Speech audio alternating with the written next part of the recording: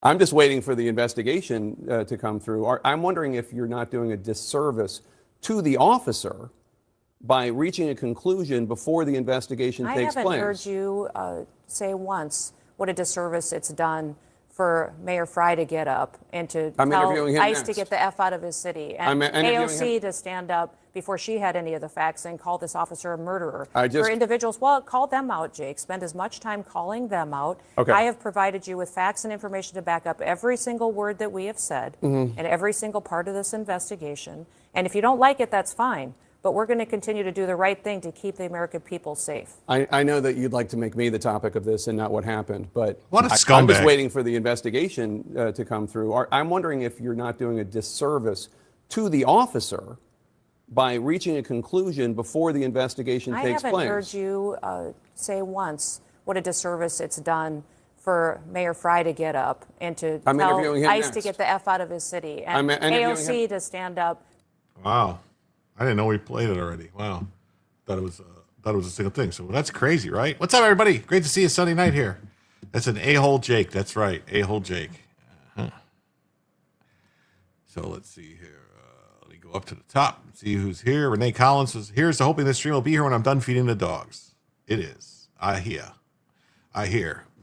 The mic looks like it's going to hit me in the head. Donk. G. Sharkman's here, which just says ... good. Renee Good is obviously a fake name. Could be. Misread something here in the chat, was dropped by to give you a like in case I missed the show. Oh. Cool. Like, not late, Iowa Backyard Farm, Cam says, and looking forward to tonight's show. Great, that's great. SB Farmer says, he's emailed your Comcast some ideas. Oh, should I bother? And I said, I don't have a Comcast email address.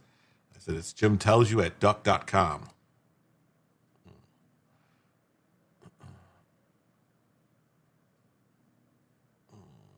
I'll keep trying to send stuff to send basically news since the start. Okay, good. Somebody was getting a bunch of emails from you. There are other people with the same name, so sure a lot of tickling going on here. There is. And OTR Smokehouse says it's been tickled. Well, thank you.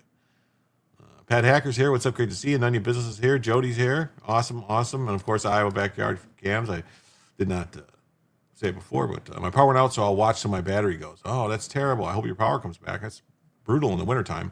HJ Remy's here. Hello, everybody. Maybe an opening or a closing. Okay, I'll take a look at that. What's up? Woodtick Mike's here. Great to see you. This is hi, Terry. Yeah, hi, everybody. And then Lisa's here. What's up? Great to see you, Lisa. Catherine Kay's here. Great to see you. Uncle Bob's here. What's up, Uncle Bob? How you doing? Lisa's here about the a-hole Jake. That's right. Pam Graham's here. Hey, what's up, Pam? Great to see you. G Sharkman, hello. Hey, great. Ank's here. Good to see you. So what's up, everybody? I'm Jim, and I'm here to tell you the news. This is Jim Tells You. Sunday night, and I didn't start the goal, so I got to do the goal. Damn it. I didn't start a goal on YouTube. So we'll set up a goal right now. Damn it. I knew I forgot something. See that? I'm off my game. I'm off my game.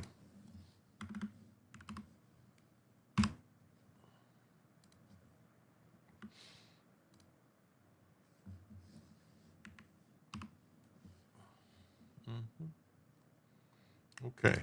So yes, as always, there is a goal for every show. The way it works is across all platforms, across all mediums.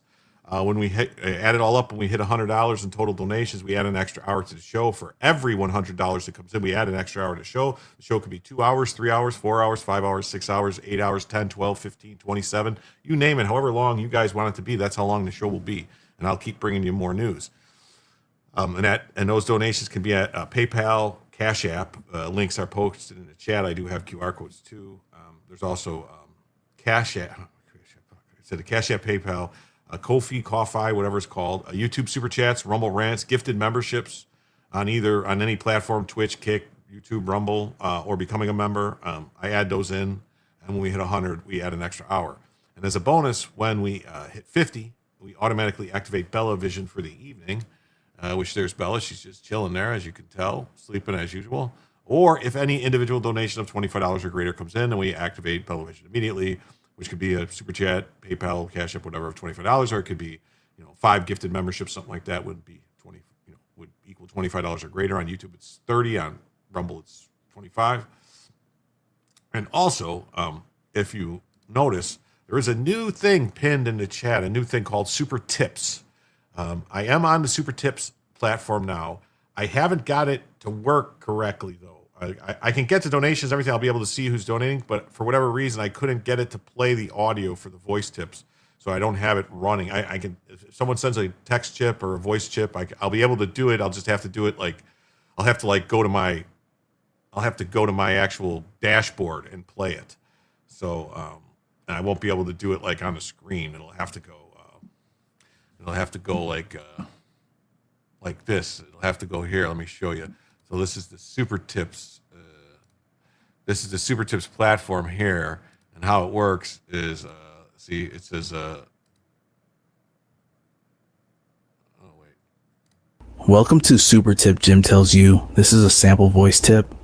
So it'll look like that and play like that, a voice tip, and then other chat tip will come in. So I'll have to do it like this if any come in. I won't be able to do it like the way it should look like if you look at other people's streams, because for whatever reason, I'm too stupid to figure out how to get it to work. I'm waiting for someone to explain it to me. I did everything the way I was told, and it comes up on the screen, but the sound don't come through, so I got to figure it out. So, and the thing about Super Tips, though, is it's that they use major credit cards for donations, and if it's through Stripe, which is the credit card processing thing, and if you give by Super Tips, they only take 10%, and 90% comes to the creator, as opposed to 40 to 50% if you send it using an app on YouTube or something like that, or other things where they take a cut. So, it's still Cash App and PayPal are still better, but Super Tips is a little more. You can actually send a message from Super Tips. So, but hopefully, I'll get it figured out. And Maureen Hooper's here. Reposted a stream on X. Thank you so much. Steve Hilliard's here. It says Jim and the Chatters, including Miss Hacker. That's great. Brian Ogden's here. Hi, sorry, walking a new job to work on my Jeep. No time or money. FYI, I've been watching the cool kids. Cool. So you've been watching Ricada. Make a super tip, put it in a folder, trigger it with a batch file and a hotkey. You got to use Anchor. You got to use like OBS, and you got to run like a virtual camera, and then you put an overlay, and it appears. The problem is the sound. For some reason the sound isn't coming through. So I'm gonna figure it out. Yeah, script, play it, delete it, maybe. I don't know how it would work. I really don't. So hey, Sunshine's here too, but I'll get it figured out. No, your stream. I don't watch Nick anymore. Oh, okay. When you said cool kids, I didn't think you were talking about me. So anyway, everybody, there we are. That's what are we talking about today? We're talking about news, Andrew. Always news. Always news.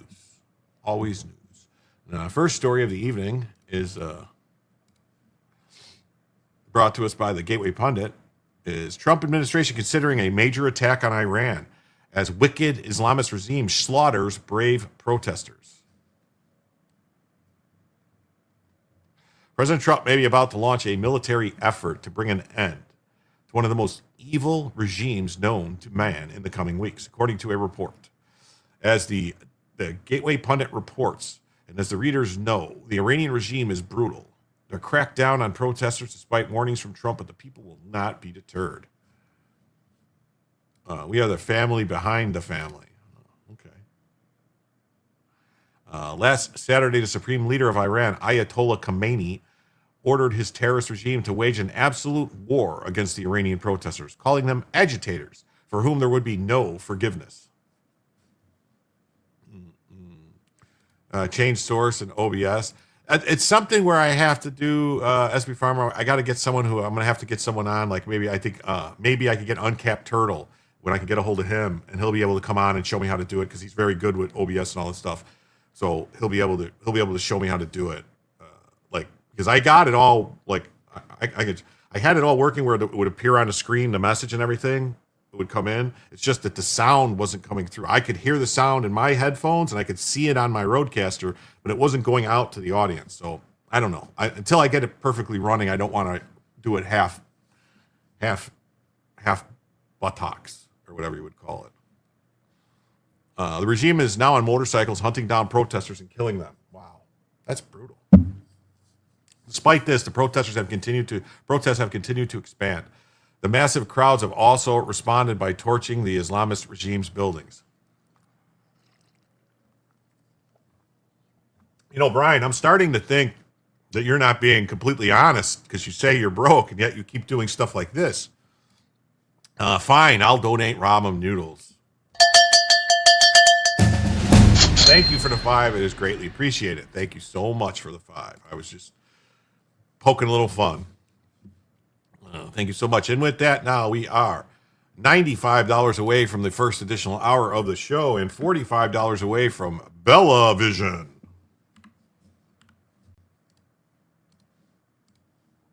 Thank you, Brian. That's a whole 10-pack of ramen. I'm actually broke until Friday. Well, don't be giving me if you're broke, don't send me money. Please. Please don't. I don't want anybody being broke because on my account. If it's the show's just 2 hours long and it's the show and everybody gets it and that's it, that's fine. I mean, it's not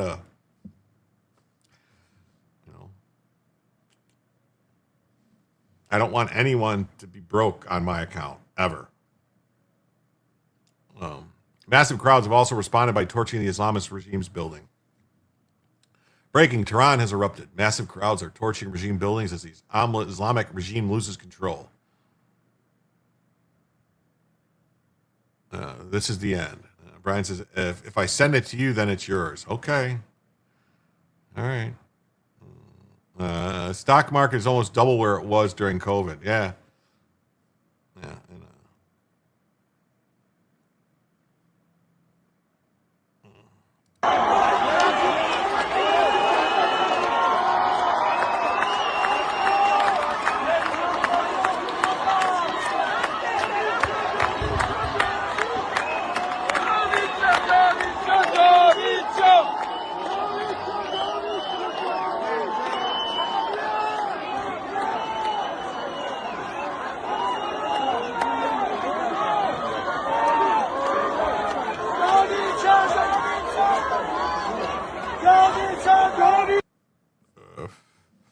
has everyone been watching 2C TV for the Iran news? No, I don't even. Is that a channel on YouTube? Or I think Jim has a little slip and said omelet instead of Islamic. Yeah, I'm thinking about breakfast already. Finally, a crowd of protesters don't have whistles. Yes. Interesting that people haven't felt any relief from it. Yeah. Yeah, right. I mean, the stock market's doubled, but yet, because honestly, it's not like, I mean, people who have retirement accounts that have 401ks and stuff like that, they're in the stock market with that. But most people aren't invested. Most normal people don't have money in the stock market. They don't. So, yes, it's a YouTube channel. All right. I don't know. I mean, I don't know.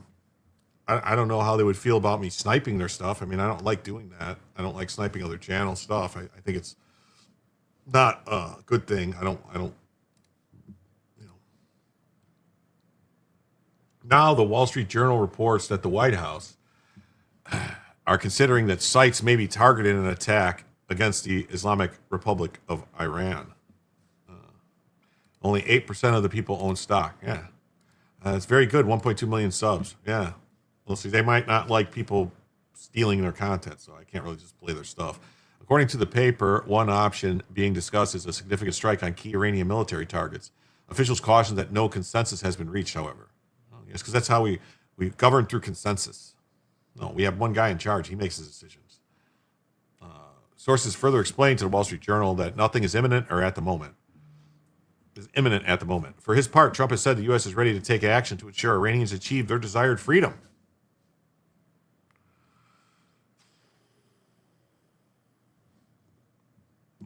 It's not so much that, but just a good source. Okay. Abby Normal. No, I don't own any stocks. 180th flyover Philadelphia playoff game. Thank you for the next $2. That's greatly appreciate, Brian Agnew. That brings us to $93 to the first additional hour and $42 away. I'm sorry, not 90, $92. Oh, that'd be 93 and 90 and 42 and 42. Wow. I almost did a terrible math thing there, but thank you so much. Thank you, Brian. No, I don't own any stocks. I don't own any stocks at this point either. I got out of the market completely when Biden won because I thought the market was I thought we were in for and I just never got back in. It's all love for my people. Thank you. Oh, Iran is looking at freedom, perhaps like never before. Trump wrote on Truth Social on Saturday, the U.S. stands ready to help. The biggest mistake the Iranian regime could make is ignoring Trump's words. Unpredictability is perhaps Trump's greatest asset in foreign policy. Venezuelan tyrant Nicolas Maduro learned the hard way when he called Trump's bluff. Yes. Hank says, my IBEW is invested in stocks, I believe. Well, yeah, they have, I don't know if you guys have pension. We had Pension Plan 5, which was stock markets, was all through Vanguard. And it was all like mutual funds and stuff like that. So it's mutual funds, which track stocks, which I don't know how it works.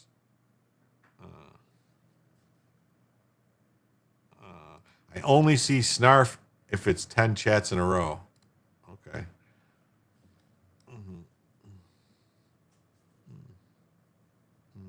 Yeah, that's not really you investing in a stock. It's them investing in your retirement. Yeah. So there's that. And then Newsmax has it as Iran warns the U.S. it will target military bases as Trump threatens intervention amid nationwide protests. So Iran is threatening us now. Iran's parliament speaker threatened to retaliate against the U.S. if President Trump followed through on his warnings to intervene as Tehran continues to crack down on protesters.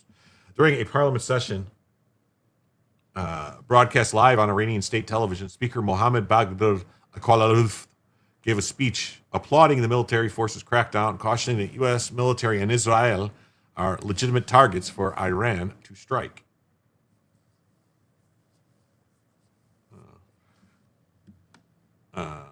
Yeah, and they never gained anything. The little money I had from Uptown.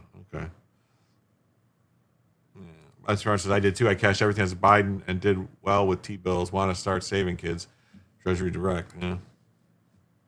Qualabuf, referring to Israel as the occupied territory, said Iran will not rule out a preemptive strike on either country.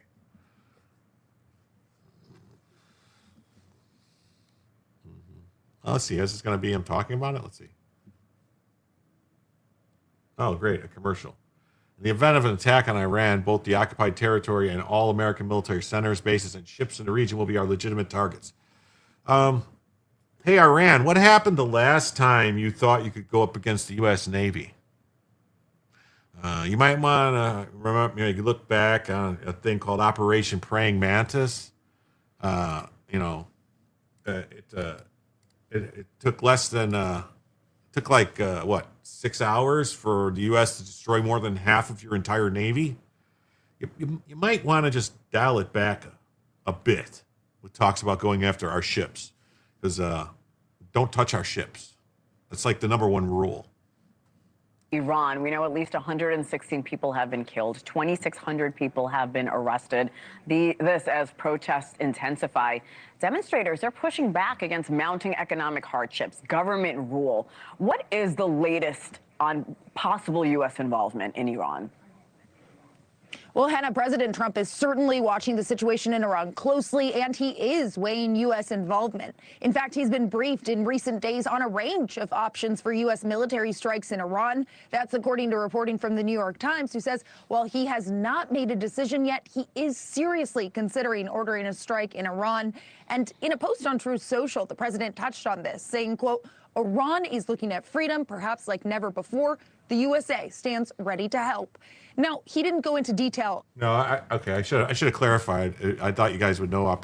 Iran is fucked. Yeah, we aren't going into Iran 100%. No, we're not going into Iran, but we might blow some shit up. Hank says I got out with a small pension and Social Security, so I'm luckier than many are. Yeah, Navy, yes. Backside of Desert Storm. No, this was in the 80s. I think it was 86. 86, 87, something like that.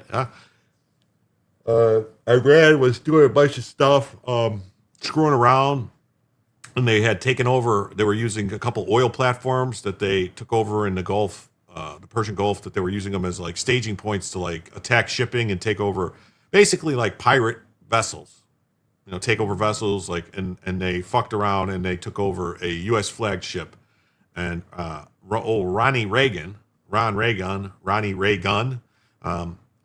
he authorized Operation Praying Mantis, which we were going to take the two oil platforms, I believe 2 or 3 oil platforms, and keep them from being used. And then they wanted to take out one of Iran's cruisers. And what ended up happening was we shot down, I think, 6 or 7 planes. We sank 2 out of the 3 cruisers they had. The other one was limped back to limp back. I think it was like before 88. Yeah, it was before 88. It was like 85, 86. I think it was Praying Mantis actually might have been before 84, 85, because it was before Grenada, I believe. But anyway, Operation Praying Mantis, check it out. It was less than 6 hours, and basically the people back in Washington had to tell them to back off, like to tell the Navy to stop, because they were getting ready to basically like take out all of Iran's Navy. It was going to be gone. Because basically they were going to do this one thing, and they said if any ships get in the way or you do this, and then ships started trying to come and attack, and basically anything they sent got sent to the bottom of Davy Jones' locker. That little old lady next door may be Mossad. She may be. You never know. Not before Challenger. I don't know. Now I got to look it up.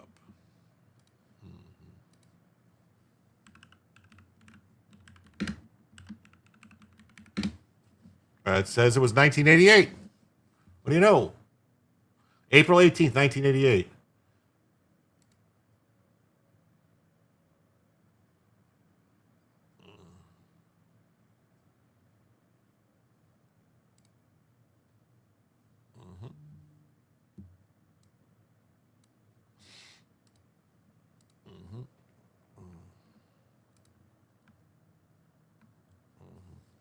some reason I thought it would have been earlier than this. The Samuel B. Roberts is underway. Oh, that's right. A ship, Samuel B. Roberts, it was a frigate, guided missile frigate, struck a mine, and it was Iranian mines. They knew it was Iranian mines, so the U.S. was like, we've had enough of them mining the Arabian Gulf or whatever, the Persian Gulf, so we're going to do something about it.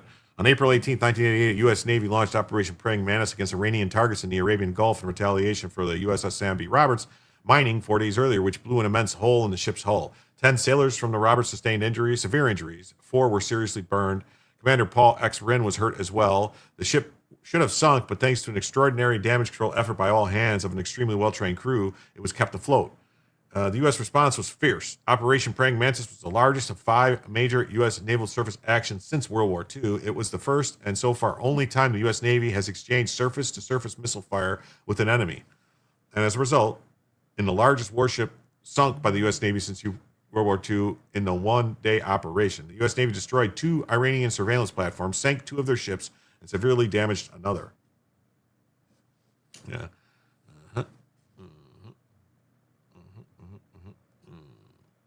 There's hull damage from Samuel Roberts. The main boarding, the Sasan oil platform burns after being hit by a tube-launched, optically tracked wire-guided tow missile from a Marine AH-1 Cobra helicopter. So Marines, I think Marines hit one platform, and I think SEALs or someone else hit another platform.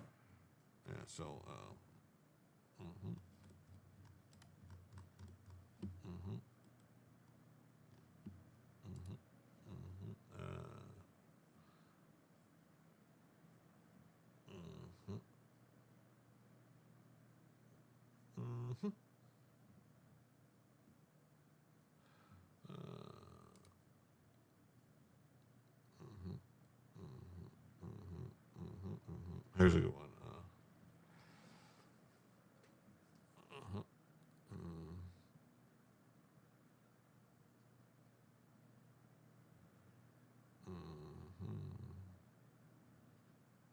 Anyway, somewhere it'll say, but anyway, there's a bunch of things you can look into it and find out about it, and then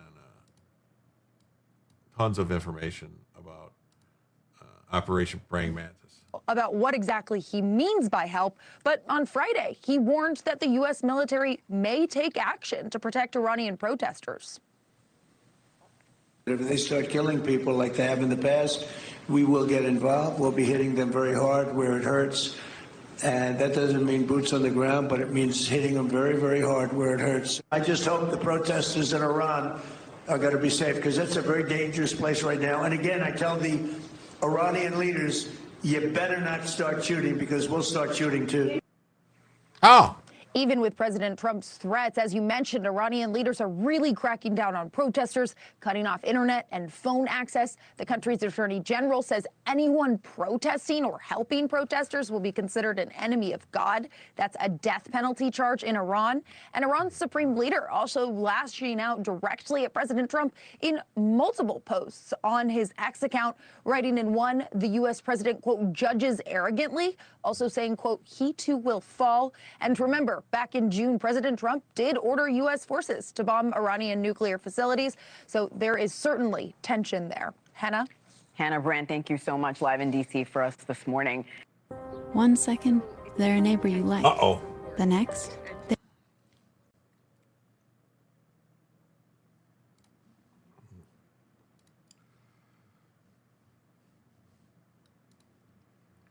In the event of an attack on Iran, both occupied territory and all American military centers, bases, and ships in the region will be our legitimate targets. Well,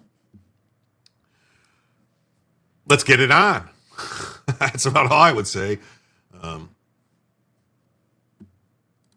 I retort, because I believe if sorties are needed, be from 40,000 feet. Yes, we're not going to be on the ground. We'll be in the air.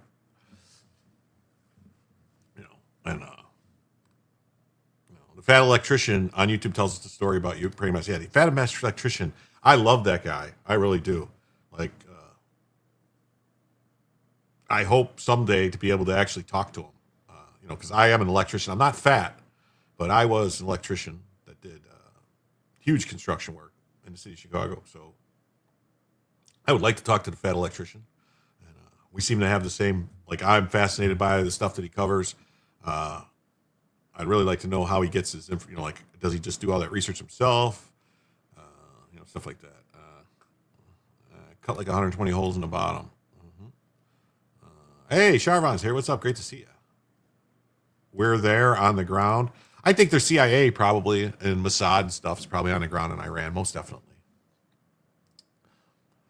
We do not consider ourselves limited to reacting after the action and will act based on any objective signs of a threat. Oh. Qualabaf, who has run for the presidency in the past, delivered the warning as fellow hardline lawmakers rushed the dais and shouted death to America. Nationwide protests challenging Iran's theocracy have roiled the country in the last couple of weeks. As Iran continues to crack down on protests, activists estimate that 116 people have died. Well, I've seen reports that it's over 538 people have been shot by them. Yes. Yeah, hit the like or you're a British cigarette. You're a bundle of sticks. Activists estimate 116 people. 2,600 have been detained. According to a U.S.-based human rights activist news agency, the exact numbers are difficult to gauge because the internet is down in the country and phone lines are cut off. Well, yeah, he calls himself the Fat Electrician. Yeah, that's his channel, the Fat Electrician. It's a great channel. Tons of stuff. And basically what you learn from the Fat Electrician is don't touch our boats. Well, thank you, Maureen Hooper, for reposting the stream again. That's awesome. Actually, if I'm not mistaken, Elon Musk has somehow gotten a bunch of Starlink equipment into Iran for them to use, for the people to use. Trump has warned the U.S. is prepared to intervene if Iran kills protesters. If Iran shoots and violently kills peaceful protesters, which is their custom, the United States of America will come to their rescue. We are locked and loaded and ready to go. There has been a lot of reports of a bunch of C5 Glowmasters. Right? I think that's what they're called, C5 Glowmasters, right? The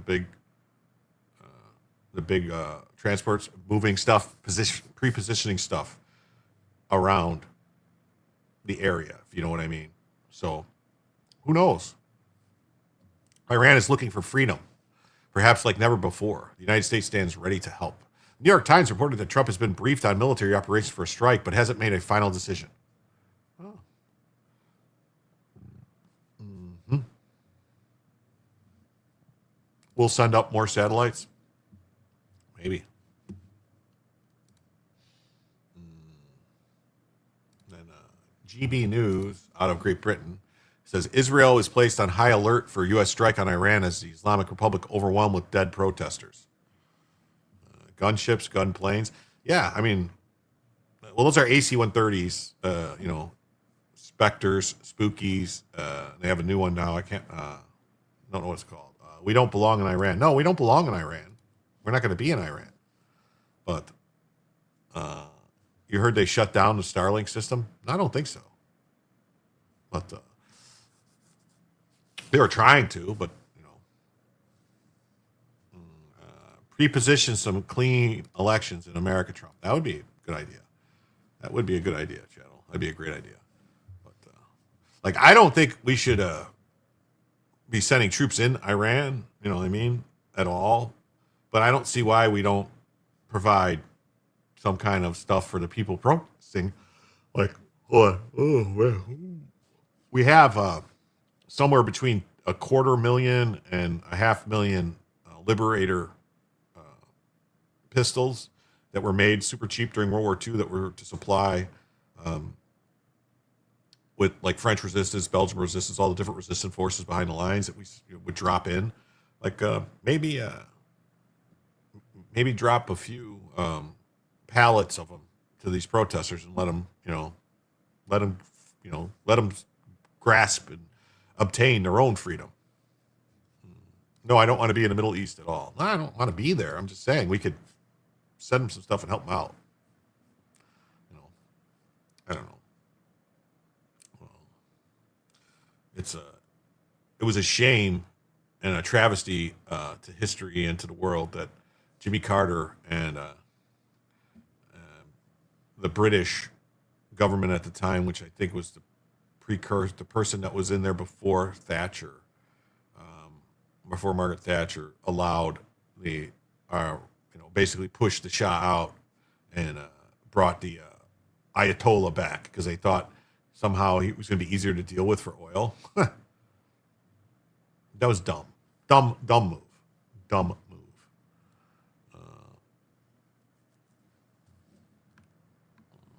Israel has been placed on high alert over a possible U.S. strike on Iran. On Sunday, Tehran's parliamentary speaker, Mohammad Bagher Ghalibaf, told lawmakers that any attack would prompt Iran to target both the Israelis and the U.S. military installations. Last night, Benjamin Netanyahu and U.S. Secretary Marco Rubio addressed the potential for Washington to take action in Iran. President Trump has also issued repeated warnings to the Iranian authorities against deploying force against the demonstrators, declaring on Saturday that America stands ready to help.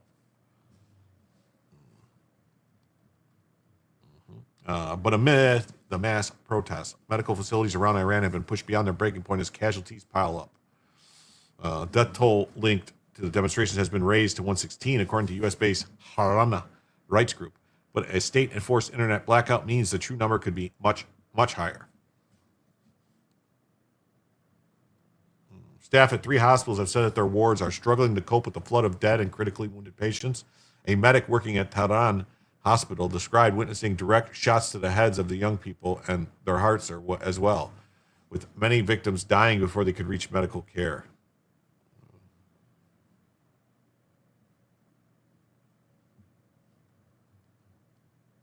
Yes, that's right. If it's not Sunni, it's Shiites.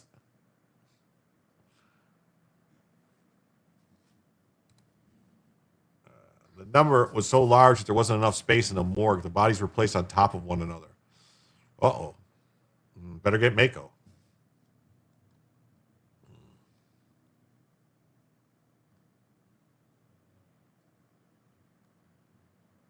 After the morgue became full, they stacked them on top of one another in the prayer room.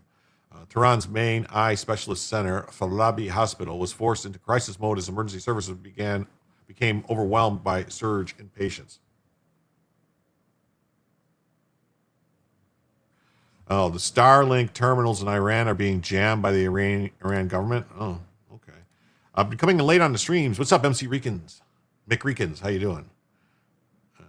I'm glad you're in a little better mood than last night, but definitely understandable. I'm feeling the same about everything going on. Yeah, I'm in a little bit of a better mood. Honestly, what put me in a better mood was hanging out, playing with my grandson all day. Just seeing, a child's wonderment and happiness and, taking them in the pool and stuff like that made me feel much better.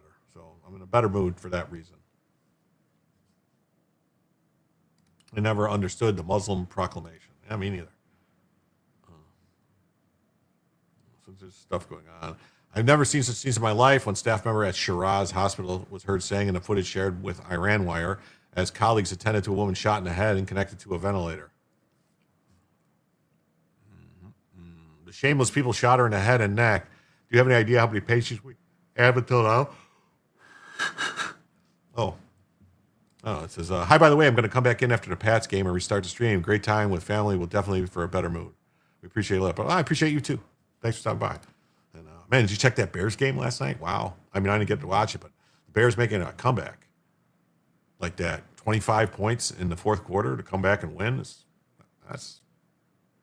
That just means the heartbreak when they eventually choke and lose, it's going to be all that much worse. Mm-hmm. Hey, family and foundation is the key. Thank you so much. So much. No wonder. I was wrong. Now I have to correct it. So with that, we are now $91 away from the first additional hour and $41 away from Bellvision.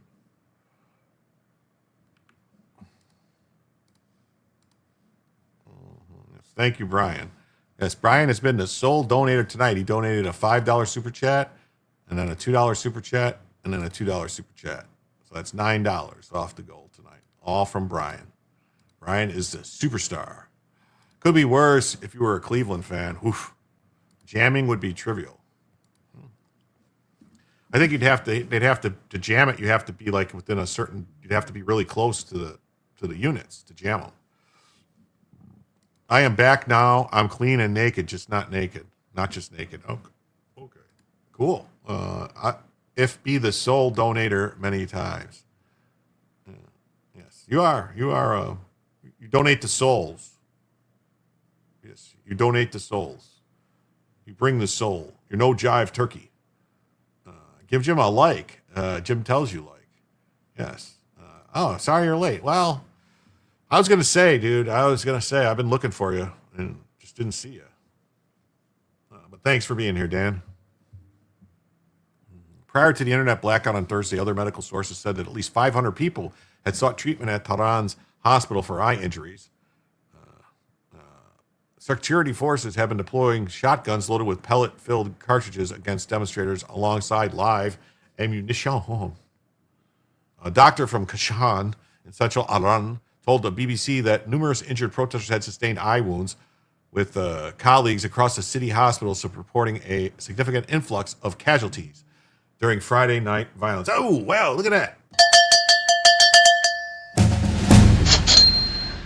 Nate Collins says, must have Bella. Must have Bella. Must have Bella. And you get Bella. Thank you so much. Wow, now that's a yes. Now that's the yes. I told him to wait till you got here, but no, I tried. Elon Musk has changed Iran's Islamic country flag on X to the previous lion flag of the free Iran. Yeah, thanks, Renee. That's awesome. Yes, Bella. Let me fix it. What are you doing? Let me fix it. Fix it.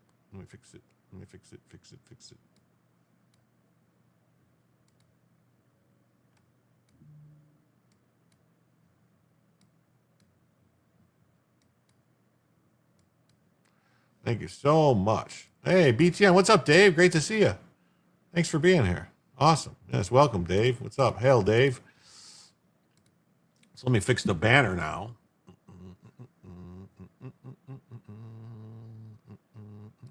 So that means we are now $66 away from the first additional hour of the show. Thank you all so much. Hey, Janet Hills here says, hello, Jim. I made it to the chat. I usually watch on TV. Well, any way you watch, we appreciate it. Any way, commenting, liking, subscribing, chatting, it all works. The mainstream media has figured out something is going on in Iran. Amazing. It is amazing. It really is. Now I have to do this. So I feel better about myself. There we go. That's better. I'm good with that. All right. Let me fix this. Do this. A couple of things here. Do that. Do this. All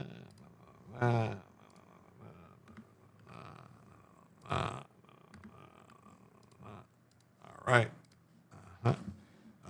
The Ayatollah had to remove the flag from his account. Wow. Oh, yeah, because he changed the flag. So a flag. Amazing. We need our Navy to cross the pond. Yes. What's up, Ghoulie? It's great to see everybody here. So demonstrations which began in Tehran a fortnight ago, which isn't that a fortnight? Is that 14 days? Right? 2 weeks, I think. Over economic hardship now spread to more than 100 cities and towns spanning all of Iran's provinces. Hundreds of protesters are believed to have been killed or wounded, with many more detained, according to the BBC Persian, which has confirmed the identities of 26 victims, including 6 children. Wow.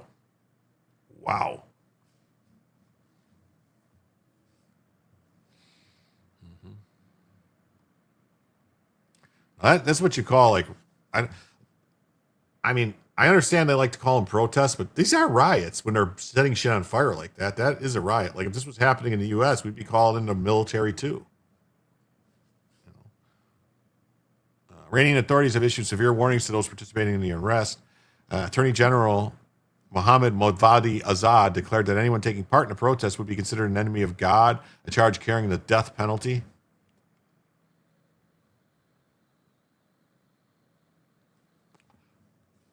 So, yes, a fortnight is 2 weeks ago.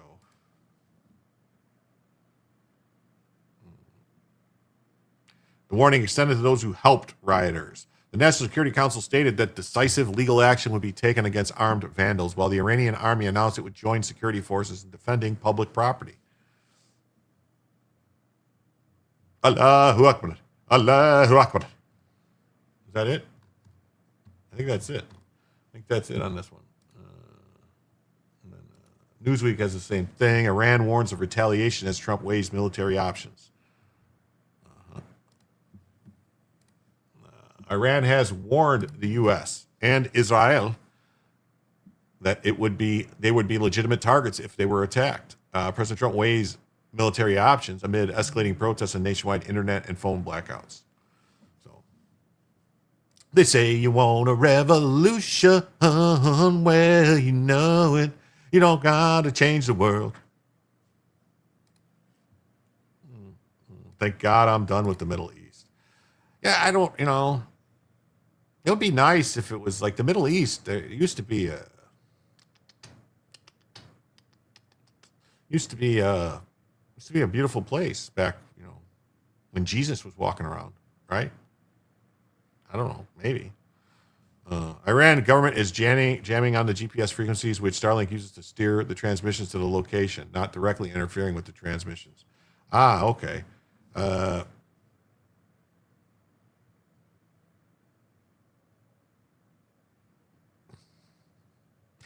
Jamming on the GPS frequencies is actually them being able to do that means that they could possibly screw up GPS guided bombs, right? Because we don't use GPS guided bombs to get them exactly where we want them to go. We can fire them and forget them because they got GPS guides on them, right? Am I wrong about that? I think I'm right. I think Brian Ogden would know, right? The Romans or the Spanish or Germans or Russians. It's difficult.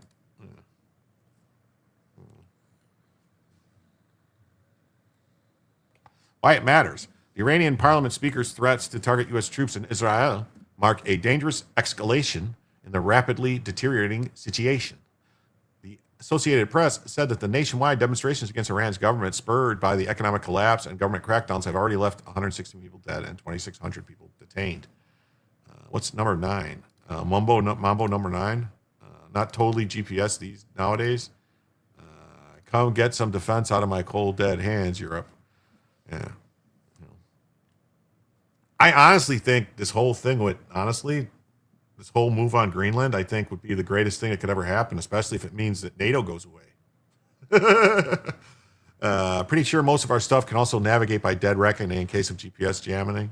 Yeah, well, I think they have multiple things on ours. I think it has GPS, and then if not, it has terrain mapping, and it also has it basically like they lock in and they know where it is, and it could just basically it's got a program route and it's going to go that way. I think, but I hope I'm not revealing anything I'm not supposed to be revealing. I'm trying to think. I don't think so. That was a long time ago, man. Long time ago when Jim was just a young man. The new technology doesn't use only GPS, inertial navigation systems. Yes. Well, I mean, we've always had inertial. We had inertial navigation during Desert Storm and stuff like that in GPS. We also had laser guided stuff and stuff like that.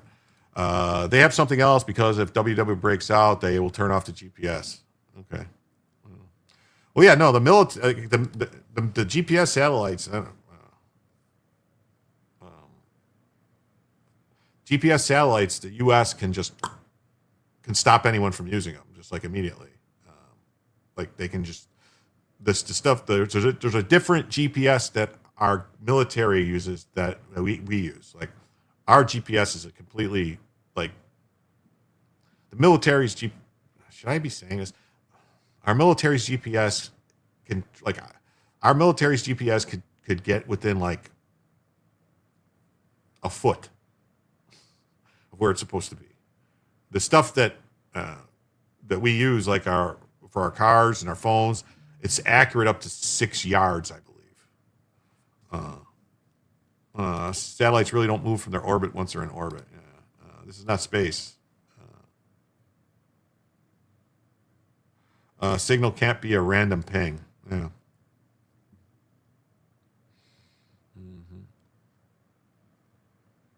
Iran's speaker issued a televised warning declaring the event of an attack. Both the the occupied territory and American military centers, bases, and ships in the region will be legitimate targets. Well, they're all legitimate targets already. I mean, let's be clear.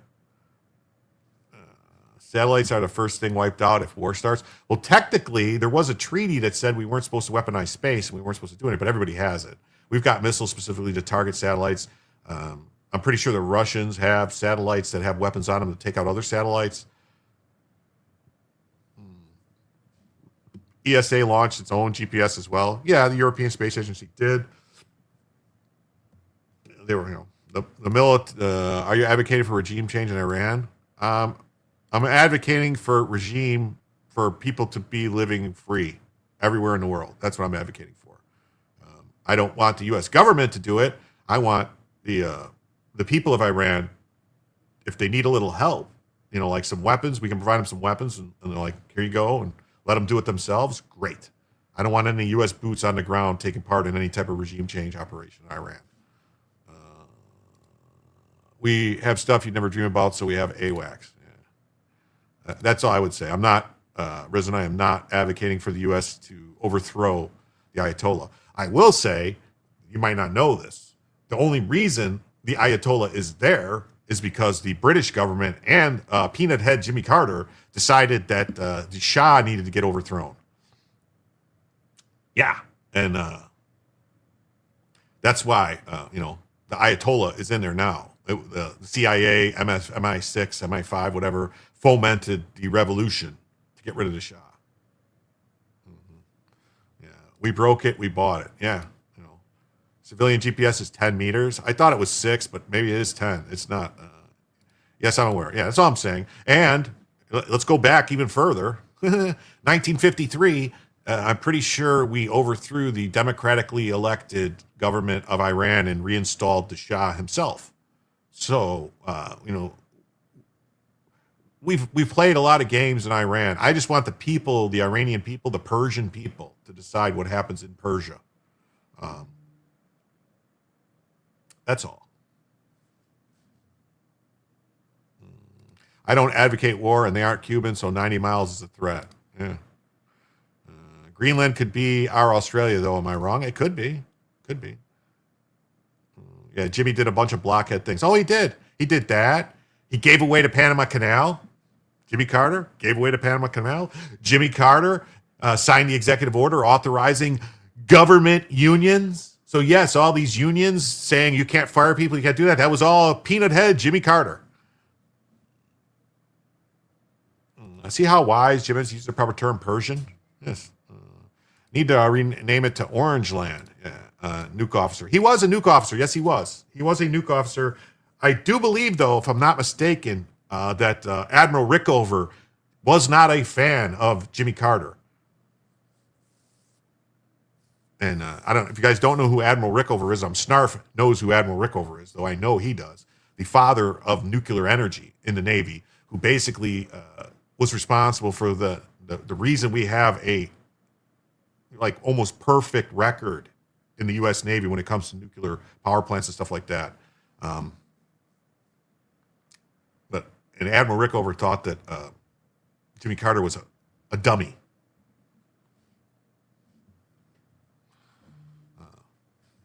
Yeah, Rickover was a badass. Yes, he was. He was not a big man. He was a smart man. And he is the father of nuclear energy in the United States. It really is. Down Panama Canal was nuclear engineer of power plants. Oh, cool. Awesome. Yes. Oh, look at this. We got a 20 coming in from John Mosley with no comment. Thank you for the 20, John. It is greatly appreciated. Fucking boomers made China. Otherwise, America is undeniably super dominant. Yeah. I don't, and let me fix that. Thank you so much for the 20. With that, we are now 46 away from the first additional hour of the show. That's the one thing, that is the one thing, that is the one thing that I think Nixon really screwed the pooch on, was this whole China stuff with the opening up China, doing all this stuff, and basically becoming the one, the start of the whole one China policy. We should have never acknowledged them and just let them suffer and let them live in we basically did this. Nixon did that. if I go to Egypt, where would you want to go and what would you want to do? Holy shit, man. If I went to Egypt, I'd love to see the pyramids, the Sphinx, all that stuff, man. I love that stuff. And I would love to look at it and see the different things, the temples, Karnak, all that stuff. Kofi, whatever it is, all the different things. I would love to see that stuff, man. I'd love to see that stuff. We repaired a nuke sub. Thank you for your support. Yes, Henry Kissinger for the gallows. Yeah, I know. They say the farthest orbit is 22,768 miles out, geostationary. Okay. Repaired to Long Beach. My brother was on the Dallas. He was a nuclear EM, I think. Electrician's mate, I think. Not an ET. It was an EM, I believe, on the Dallas. Kofefe. You taking a female? I've been around the world. We prefer for a huge amount of grift in Egypt. Yeah. I mean, I would actually, if you're going to go to Egypt, go with the the Serpent Brothers or that other guy. There's a couple, Ben something or other. These guys that have the channels.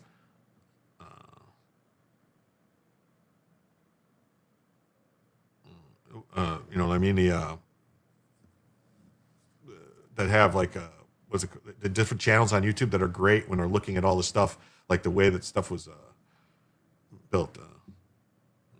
Nuke, ET, EM, and MM. Yeah, my brother was an EM. I was just a regular old ET. I wasn't a nuke ET. Your dad was a Navy radio man in World War II and machinist mate. Yeah, there's a nuclear machinist mate and a nuclear ET, and then I know there's an ET and EM, and I think a machinist mate, but yeah, that basically to work different works on the 3 different schools. Yeah, different works on the ships. They noticed the REM limit to 1/5 of what it was after it got out. Oof. The history for Granite is a great YouTube channel if you like the pyramids. For both civilians and military. Wow. Yeah. Yeah. I don't know. I had a great time in the Navy. I don't know people. I did. I enjoyed it. And believe it or not, the schooling in the Navy, I was actually very surprised how much I liked the schooling. It was actually like all focused on what you needed to learn. It was no BS about other stuff. This is what you got to learn. This is the stuff. It wasn't like going to school regularly. Yes, life is what you make it. It really is. Greece, Jordan, Egypt, Crete, Italy. Oh, some great places. I wish I stayed in for 20 years. Yeah, me too, man. I could have retired at 37 if I would have stayed in. ITT. Retire at 38. Yeah. I could have retired at 37. I went in at 17. I had to get my parents signed for me to go in. I'm thinking of the Spruance class destroyer when I was born in Norfolk, Illinois Tech. Did I get to go to Diego Garcia? No, I never did. I didn't get to travel a lot.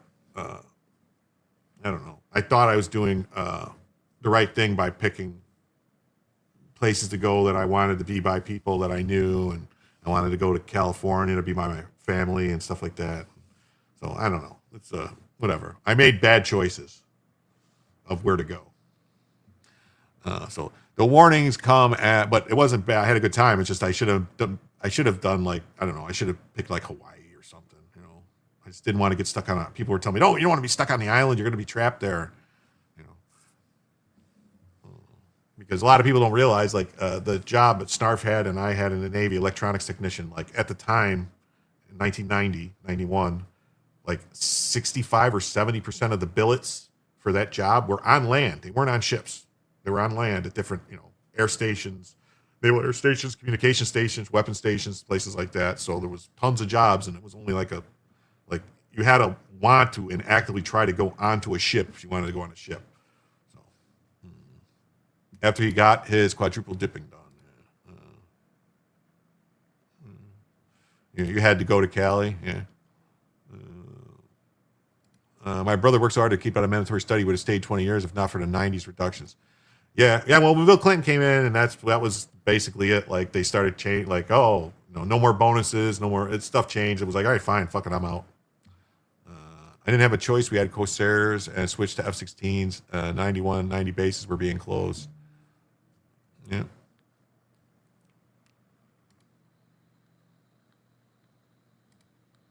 Oh, it's okay. I just wanted to know if Jim had some Egypt stuff. Well, I mean, I'm totally into my belief is that the pyramids were built by a civilization prior to any modern Egyptians. So same with the Sphinx is at least 12,000 years old from the water erosion damage. Some of the, all the older stuff is way more advanced than the newer stuff. These giant stones and stuff, there ain't no way, ain't no way that they were built. The situation was different during Nixon. We brought China into counter Russia during the Cold War. It was Clinton that fried shit up with the entry to WEO. Well, thank you. Thank you for the 5, Richard Parker. And I have to agree. I'm just saying that opening China that Nixon did, why? We could have let them be a backwater nothing. They would have never been nothings. And eventually Taiwan probably could have reinvaded and took them over. Reclaimed their rightful place as the rulers of the one China. I don't know. The Gerber built the pyramids, the giants. Well, I think so. I think maybe the giants, the Anunnaki, not the Anunnaki, but the Atlanteans. I believe Atlantis is real. Wanted to rip them from Russia. Well, that's the thing. There's always been a problem between China and Russia. They never got along. Stalin and Mao hated each other. So there was no reason for all that. And with Richard Parker's generous $5 donation, that means we are now $41 away from the first additional hour of the show. I told an Egyptian the way they built the pyramids, and he got pissed. Well, they didn't. They didn't fucking build it. No way they built it. Bronze Age was big. Yeah, I think there was something like, you can look at, there's some temples and stuff where you look at the stone and it just looks like someone took a scoop and just went and scooped the stone out. How did they drill holes, circular holes? How did they do these things that today, these vases that are older vases that they know people were buried with, these vases, like granite vases that are paper thin, that are exactly perfect, and you look at them with like modern technology, and it's like, well, I don't know, that would be hard to do with lathes and modern, CNC machining and stuff like that.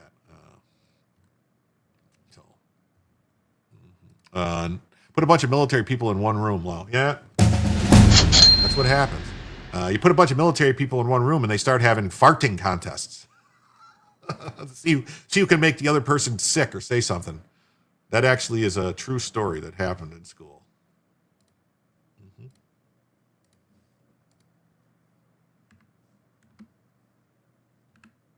With that $2, we are now $39 away, just $39 away. There's no way humans built that. It's maybe. God told Noah to take 2 of every flesh. That included the giants. I sent you a link in an email about animals being big. No reason to think humans weren't the same size. You're right. No, that's what I say. Like, something made all the animals bigger. Maybe it was the higher oxygen percentage. Maybe it was a higher percentage of oxygen, with all the trees and all the giant plant life. So maybe it was more oxygen, and because there's more oxygen, it's easier for lungs and everything to grow bigger and different bones and stuff. I don't know. Something was different. I appreciate your advice, but I'm not going to share more online. I just wanted to ask you a question. Oh, okay. All right. Is it War Stories Day? No, I don't think so. I don't know. I kind of threw a squirrel in front of myself. I do believe there's a bigger picture we don't see. Yes, there is. Big dragonflies. Earth spinning faster back then? It's possible. The rotation of the Earth does change. It does speed up and slow down. I do believe it's slowing down. Less gravity? It's possible. Maybe that's true. So internet and... Okay, let's see. The warnings come as Iran faces most widespread protests in years. Unrest began on December 28th over the collapse of the currency, the rial, which is now trades at over 1.4 million to the dollar and has since grown into open calls for regime change. Holy crap.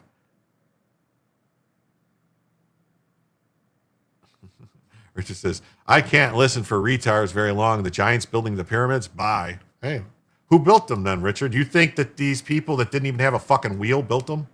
Come on. How could you have all the technology to build these pyramids and these shapes and make these perfectly stone things, but you don't have a wheel? YouTube's link, 30 videos. Random Carlson. Oh, I watch Randall Carlson. I watch Randall Carlson all the time. Love Randall Carlson. Also a big Graham Hancock fan. I know Graham Hancock's kind of out there with some stuff, but I'm a fan. His book, Fingerprints of the Gods. I'm an Art Bell guy. I like that stuff. I don't know what's true and what's not. I just go, it's fascinating. I think it's cool. And, maybe, why not? I don't know. I wasn't there. More oxygen and higher pressure. They use slaves for grease. Maybe. I retired at 39 in the Air Force. Well, that's good, Dan. Hasn't he seen the carvings of little people serving the giants? I wanted to tell war stories, and yes, we get together and we would try to make each other sick by farting. Yes. Yes. Yes, Art Bell was entertaining. The stones were floated into place. Possibly, so you believe maybe they were floated like sonic. So I'm saying they had some technology. Maybe they were using, the Egyptians had the wheel. When? They used sleds. They used giant sleds, supposedly. Just a bunch of stacked rocks. Yes. Coast to coast AM for years. Yeah. I don't know.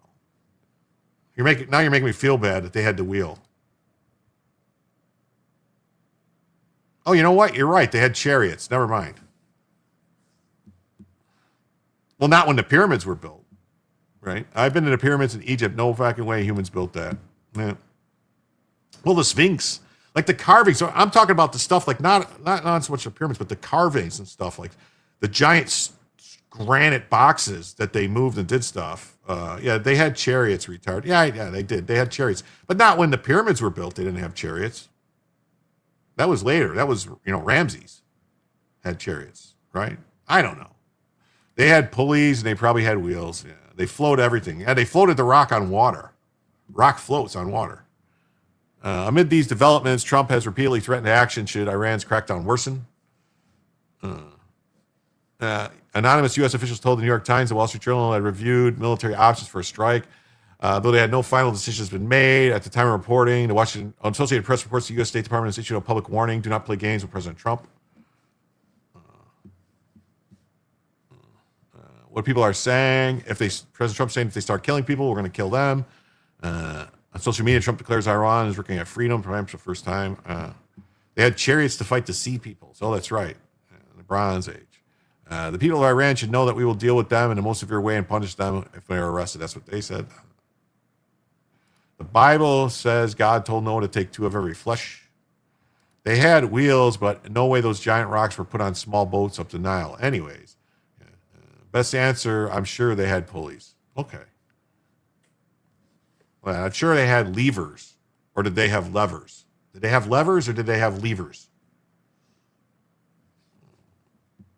That meant all races, including the Geber. What about the Nephilim? What about the Anunnaki?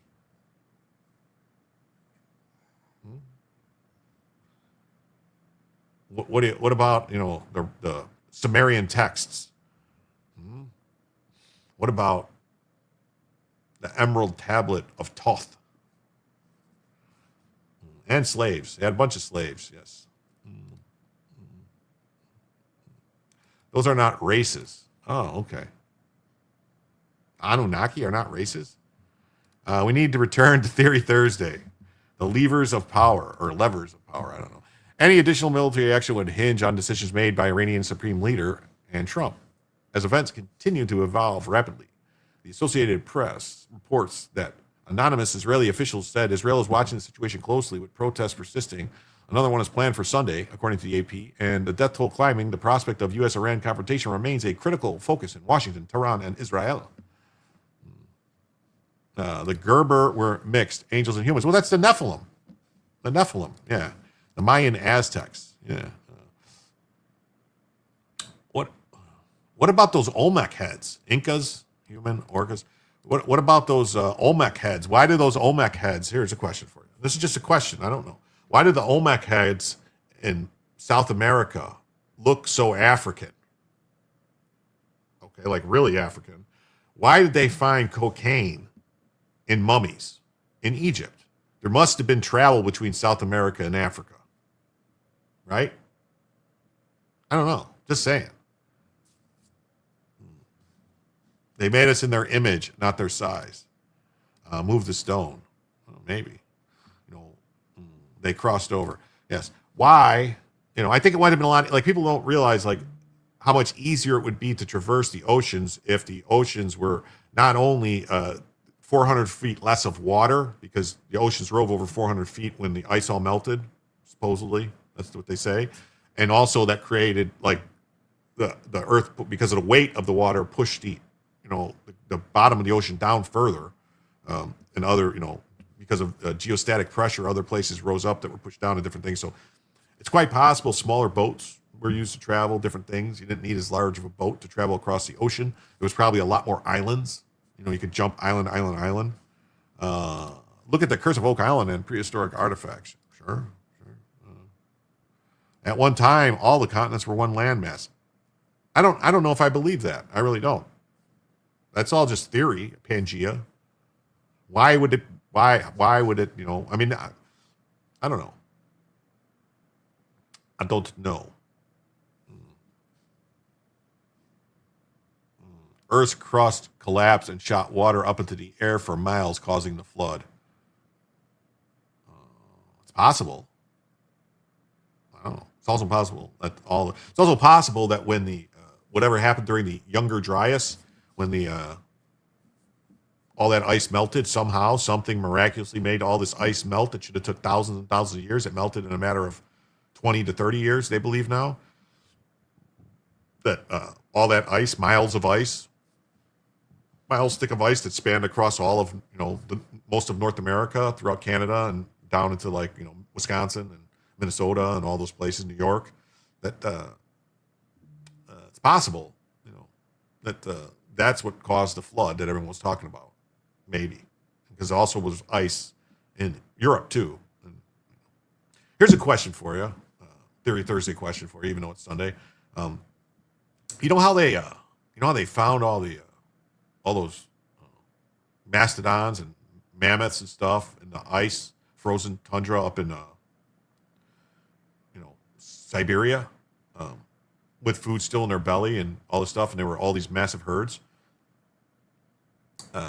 What were they eating up there during the Ice Age that they were able to get frozen like that?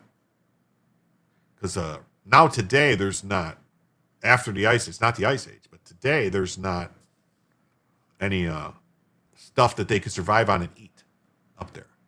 It's all frozen and shit now. So during the Ice Age, when it was colder, what was there to eat there? Or is it possible that maybe that land was in a different position at that time? Is there anything? Is there anything? Well, see, you're saying look at South America and Africa shape a connection, and if you look closely, the mountain ranges align also. Well, see, that doesn't make any sense then, because the whole reason they split apart and we have abduction and subduction, like it goes into the different plates, into the ground, and it makes new stuff. So that wouldn't explain why these things would align when it gets put back down underground. Yeah, where did all the peat in the permafrost come from? Huh? Exactly. Some of that stuff is weird, and I don't know the answer to it. The tilt of the Earth could have changed. Bingo. Yes. Maybe the whole wobble, the tilt of the Earth, maybe whatever melted the ice was like a massive thing that actually hit the Earth and changed the tilt. I don't know. Maybe. Yes, there is a bulge at the equator. It does push out.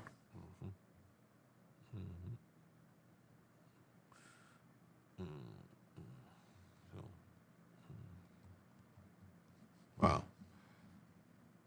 Peat of thermal nuclear energy. Yeah.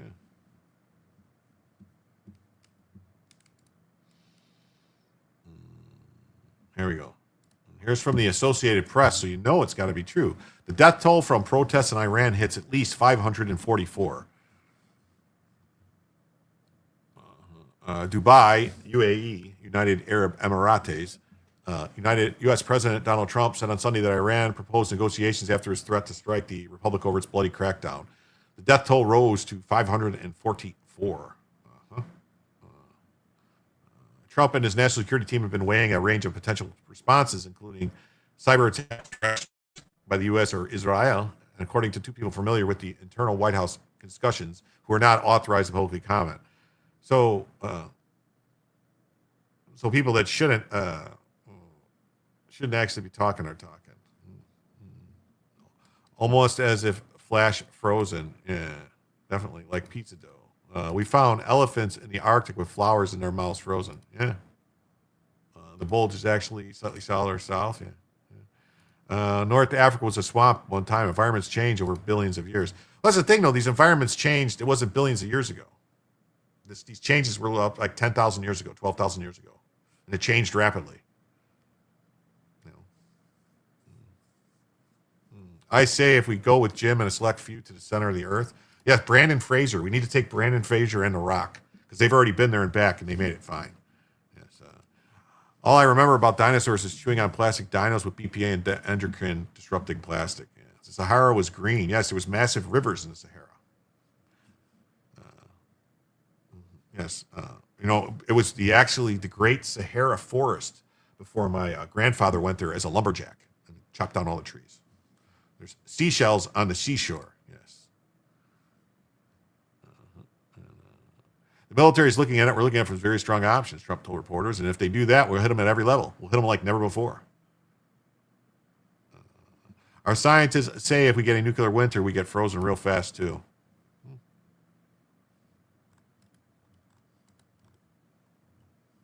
What? What is happening? Oh, okay.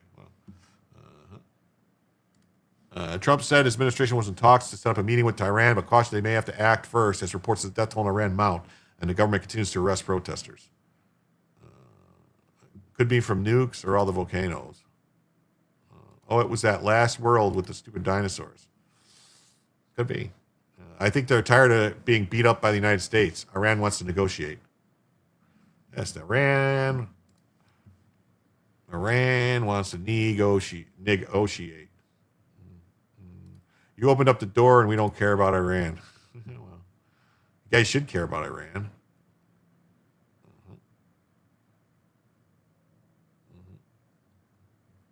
He added the meeting is being set up and we may have to act because what's happening before the meeting. So there was no media acknowledgement from Iran offering the meeting. Massive ongoing U.S. military deployment in the Caribbean is a fact that the Pentagon and Trump's national security planners must consider. Tehran also warned that U.S. would be legitimate targets.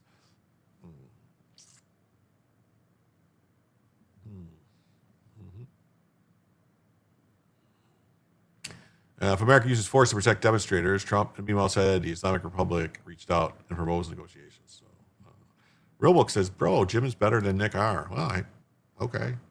I try. Heck, we could get hit by a sunspot and half of us die after our grid goes down. Yeah, see, a lot of people don't realize that.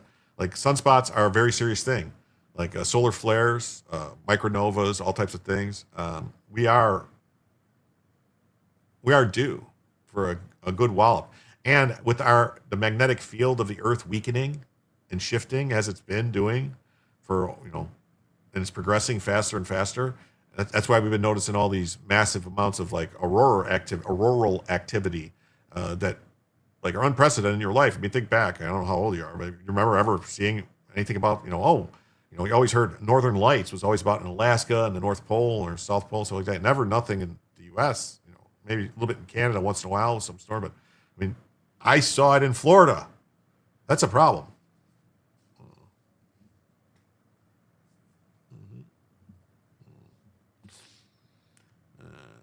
10,600 people have been detained over the 2-week protest. Wow, so that's a lot more. They said 2,600. This is 10,600. Previous unrest in recent years gave a death toll. It relies on supporters in Iran and cross-checking information. It said 496 of the dead were protesters and 48 were with security forces. Wow. With the internet down, Iran's phone lines cut off, gauging the demonstrations from abroad has grown more difficult. The AP has been unable to independently assess the toll. Iran's government has not offered overall casualty figures. Those abroad fear the informational blackout is emboldening hardliners. Wow. So, yes. Okay. Before we get there, I'm going to do this. I'm going to do this. Do this. Bookmarks.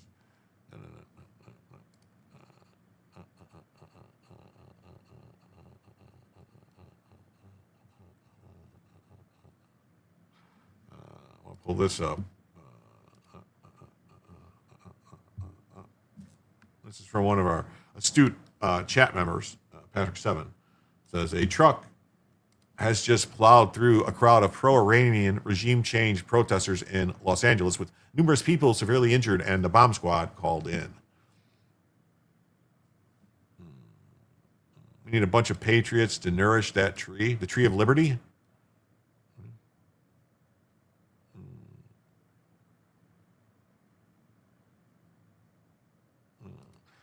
Congress gets radiated constantly from the granite the buildings are constructed of. Explains a lot.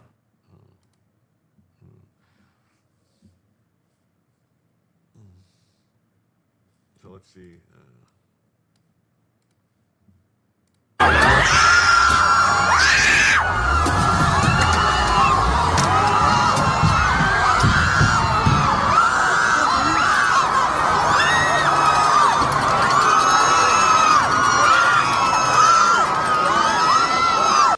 Wow.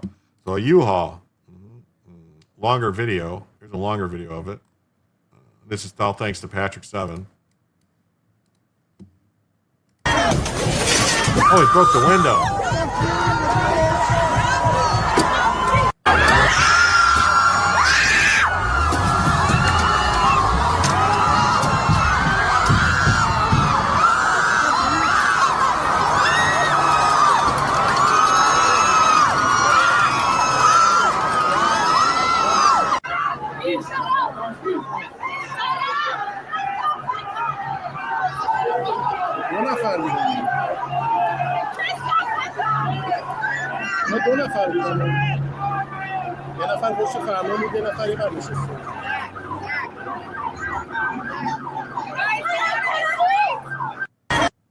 I will tell you, I mean, there's a lot of, I just see the protests continue. Patriot.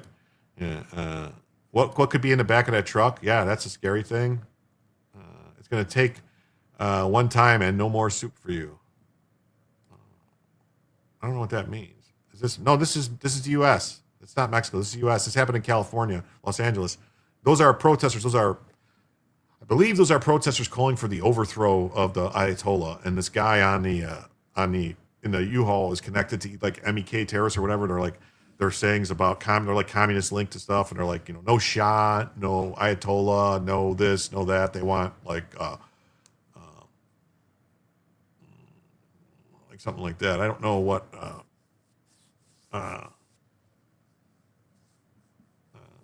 Yeah, we don't know what happened. It appears just fearing for his own life or safety. We don't know what trying to hit anyone. What happened? Yeah, we don't. Well, we see someone broke the window. Yeah, they're jihadist commies. Yes, these MEK guys. That's what I've been seeing reports. It's MEK guys. I'm not. No, it's one situation, and we have a situation. They're not waving. No, those aren't Mexican flags. Those are the lion and something, the Iranian flag prior to the fall. I guess Jim isn't a Seinfeld fan. No, I'm a Seinfeld fan. I know about the soup Nazi guy, but I don't know what that has to do with me. Yeah. Oh, no patriot, enemy. Yes, no patriot. The protesters understood the language of that truck. Yes. Lion in the sun, Persian flag. Yes, that's what I was trying to say. No, these are like lion flag, whatever. But I was going to say there's big money people that are backing this Shah dude, the Pavlati guy, the Shah's son, to go back. I don't know if you guys know who the Patrick Bet David, the PBD podcast, a billionaire dude. He's from, he says he's Armenian. He says he's some whatever it was, not Armenian, something else, some other country that was taken over by basically Iranian Persians. But no soup for you is a collective statement. Okay. PBD is from Iran. Yeah, he's behind, like his money and people with him are pushing this. He's not. He says he's. What does he say he is? He says he's. The U-Haul mom just dropped her kid off at the school. Not Azerbaijan. It's something else, like a country that doesn't exist anymore, that was taken over by Persia, basically, and that was like subsumed, and then now it's Assyrian. Yeah, Assyrian. That's right, Assyrian from the Bible. Yes, they say they're Assyrian, which is like part of Iran now.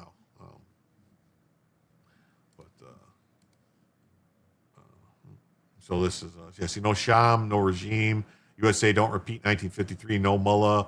So this is like they basically just want, and these flags have the lion and stuff on it that the people in the crowd are flying. Somebody did break his window. There's someone on the roof. Another angle of the U-Haul truck plowing through the anti-Islamic regime protesters in Los Angeles. Let's see, there's someone up on the roof. I mean, these people, you got to watch out. These people, like, these are all like those, see, they got the lion and stuff. They're American flags with them. These are not,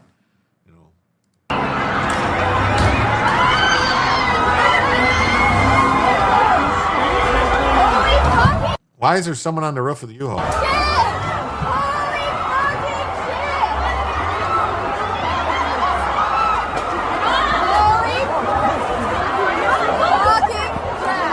Oh.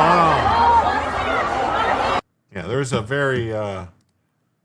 very large population of Bella Screen froze. Just kidding. No, she doesn't. Both sides can get the fuck out. Yeah, Armenian and Assyrian. Yeah. Aryan. Yeah. The roof guy is a cameraman, so they get paid. Oh wow. Bella cashed out.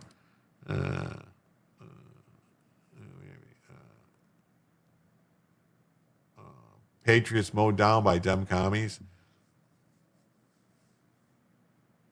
Yeah, I mean, but the people protesting in the streets are calling for U.S. intervention in Iran to overthrow I'm pretty sure that's what they're calling for. That's what they want. They want the U.S. to step in and get rid of the Ayatollah.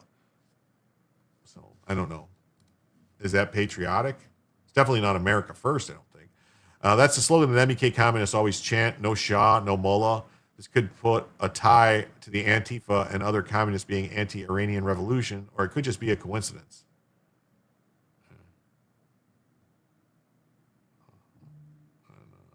The U-Haul with the anti-regime slogans drives through Westwood protests. New footage. New footage from the Westwood shows a U-Haul truck moving through a dense crowd during an Iranian pro-monarchist anti-Islamic Republic march, prompting a confrontation required intervention by the Los Angeles Police Department. Did I cover Nick Serta getting attacked by Mercado Media? I have it. I just haven't covered it yet. I'm still thinking that LA riots and Korean restaurant store people on the roof. You had roof Koreans. We need more roof Koreans. Do you feed your dog hot dogs, or is it naturally shaped that way? No hot dogs. She doesn't eat hot dogs. She eats steak. She eats, lamb and veal. And yeah. Now I see you just mentioned food. Now she wants to go out and eat. Right. The Dems installed the Islamists, and the Republicans should correct the mistake. Yeah. Okay. Protesting has become entertainment for a lot of people. Yes, it is. What the video shows, a truck moving slowly through a crowd, protesters waving pre-79 flags. LA officers in riot gear restraining protesters from reaching the driver. Damage to the vehicle, several minor injuries, no fatalities. What's written on the side of no Shah, no regime, USA don't repeat 1953, no mullah. What these slogans mean, rejects the return of Iran's former monarchy. No regime opposes the current Islamic Republic. No mullah targets the clerical rule. Don't repeat 1953 refers to the 1953 US-UK-backed coup that overthrew Iran's prime minister and restored the Shah. So, taken together, the message reflects a third position view that held by some Iranians and activists who oppose both the Islamic Republic and the return to monarchy, while warning against foreign-backed regime change. The GOP doesn't have the stomach to do that. No, they don't.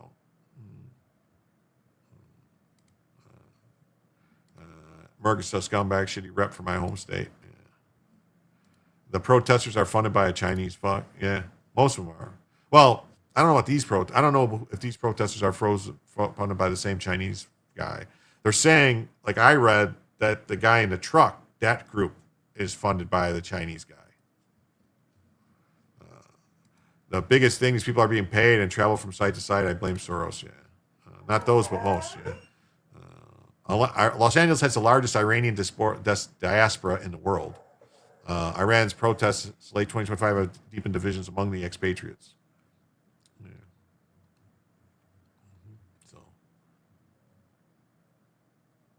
So, here's a video. Okay, that actually shows cops doing something.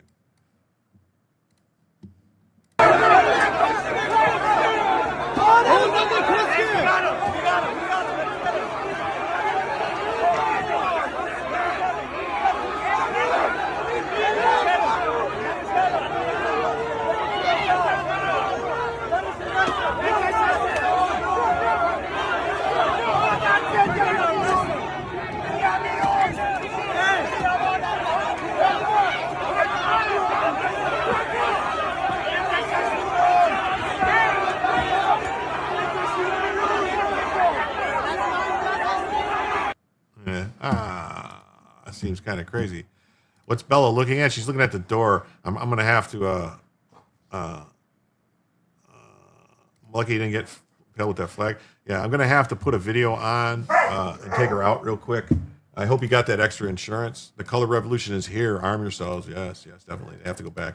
Yeah, I'm going to see if something's on I can play. I don't know. I guess. I'm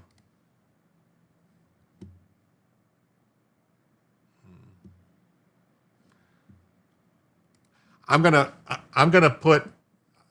take Bella out. I'm gonna play Ricada for everyone to watch just while I'm gone. So I hope that doesn't bother anybody. Just he's talking about the shooting and stuff like that. So I'm gonna put that on real quick and then. Danger here. In short, the shooting was justified at the moment. It occurred partly because of what had transpired in the preceding period. The moment of threat rule applied in the courts below prevents that sort of attention to context and thus conflicts with the court's instruction to analyze the totality of the circumstances. Recall the district court and Fifth Circuit limited their view to the 2 seconds before the shooting after Felix had stepped on the door sill. Those courts believed that under the Fifth Circuit precedent, they could not take into account anything preceding that final moment.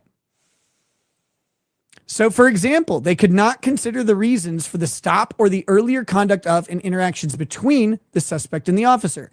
And because of that limit, they could not address whether the final 2 seconds of the encounter would look different if set within a longer time frame. It is as though the court in Plumhoff could consider only the instant when the chased car was at a near standstill and not the earlier time when it zigzagged down a busy roadway at speed, which is silly because the time that matters in Plumhoff is when the car starts moving again. That's what matters. But here we go. To be sure, historical facts will not often matter as much as they did there to the reasonableness analysis. And some of those facts may not be relevant at all. But no rule that precludes consideration of prior events in assessing a police shooting is reconcilable with the fact-dependent and context-sensitive approach we have prescribed. A court deciding a use of force case cannot review the totality of circumstances if it has been put on chronological blinders. That point is so evident that not even Felix quarrels with it. His defense of the decisions below instead relies on taking a different view of their meaning and of the question they raise. We're going to skip this part because it's not really, this doesn't matter to the case coming up. All that doctrine bars is a single kind inquiry into whether an officer's earlier error itself created the need for deadly force. And on that issue, Felix submits the Fifth Circuit is right. An officer doesn't lose his right to defend himself just because he previously made a mistake. Here we go. But whatever might be said of the Fifth Circuit law generally, the decisions below apply to rule about timing. As shown above, both lower courts took pain to explain that in evaluating the shooting's reasonableness, they could look only to a 2-second snippet of the encounter. Now, again, that's because the courts determined that that was the relevant time and that other evidence wasn't relevant. The court could have decided other time was relevant. They could have, but they didn't. And because that was the reasoning in the case before us, that is the reasoning we must address. It can make no difference to our decision here if the Fifth Circuit in other cases eschewed a strict time limit, as Felix claims. In any way, we're not sure Felix correctly describes the overall state of Fifth Circuit law. The court noted the plaintiff's recital of several historical facts, actions, both the suspect and the officer in the period prior to the shooting. And the court recognized that this court's decisions directed an inquiry into the totality of circumstances. But then came the following. This circuit, however, has narrowed that test in deadly force cases, holding that the inquiry there is confined to whether the officer was in danger at the moment of the threat that resulted in the officer's shooting. The problem with the statement is apparent. As we have explained, a court cannot thus narrow the totality of circumstances inquiry to focus on only a single moment. It must look to, in this and all excessive force cases, at any relevant events coming before. Notice the relevance keeps coming up here. Sonic2236, welcome to membership. I really appreciate that. Thank you for joining. Make sure you check out the members only show that's going to happen in a little bit when we're done here.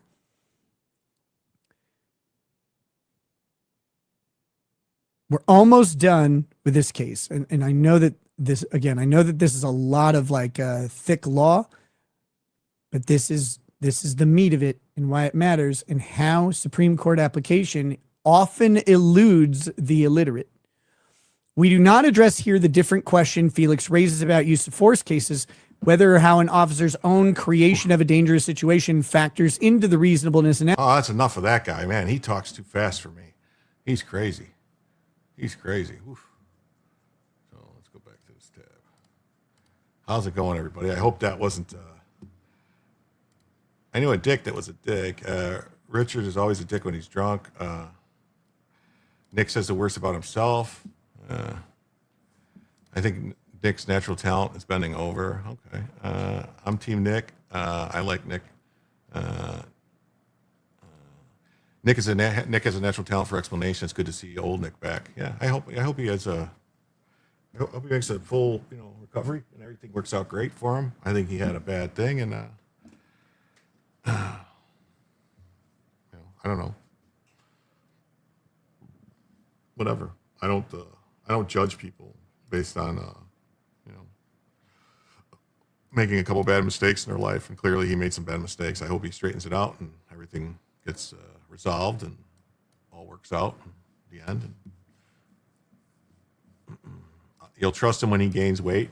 Well, he was never that big, so I don't know. Alliteration. That's me. That's what I do. Yes, I wish him the best. Yes.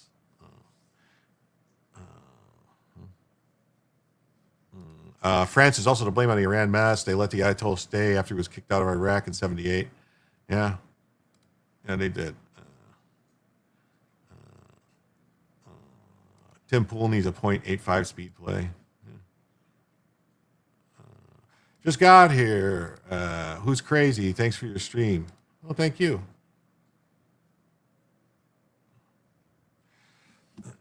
He had big shoulders before the drugs. I didn't think he had big. I don't think he's ever had big shoulders. I don't think that's true. So yeah. So this is what's going on in L.A. due to the due to this stuff. Oh, here's more video of it. Is this more video of it? Protesters now were attacked. So this is the guy being arrested now. Let's see. Okay.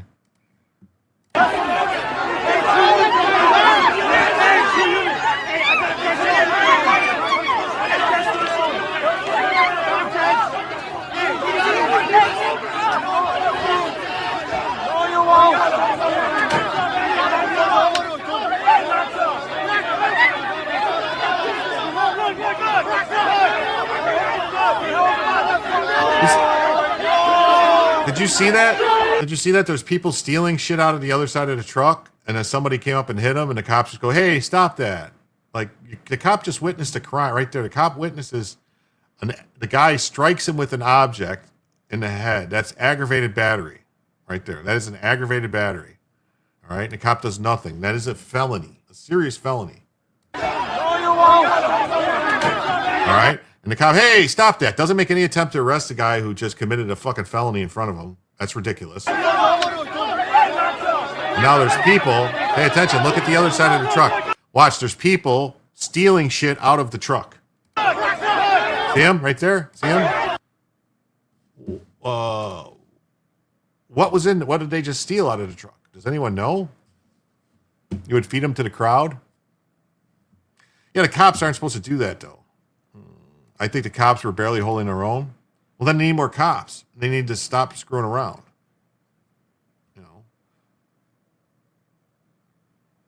I mean, yeah, the town deserves these cops.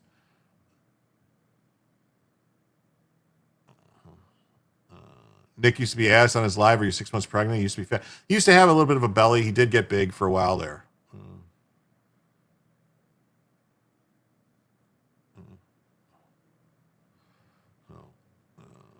They'll probably burn the truck. Probably.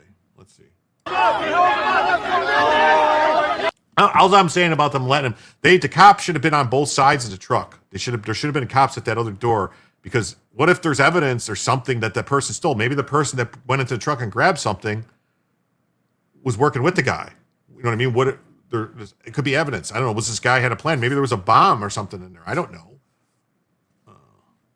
He just mowed down a bunch of people. I don't think he mowed down anybody. He was driving. I didn't see him actually drive over people. He was like doing stuff, and then they started smashing the truck, and I didn't see anybody get run over. Honestly, I didn't. If that happened, then yeah, but I didn't see any of that. I just thought he was driving, and it was like a thing, like he's doing like an anti-protest or protest thing, which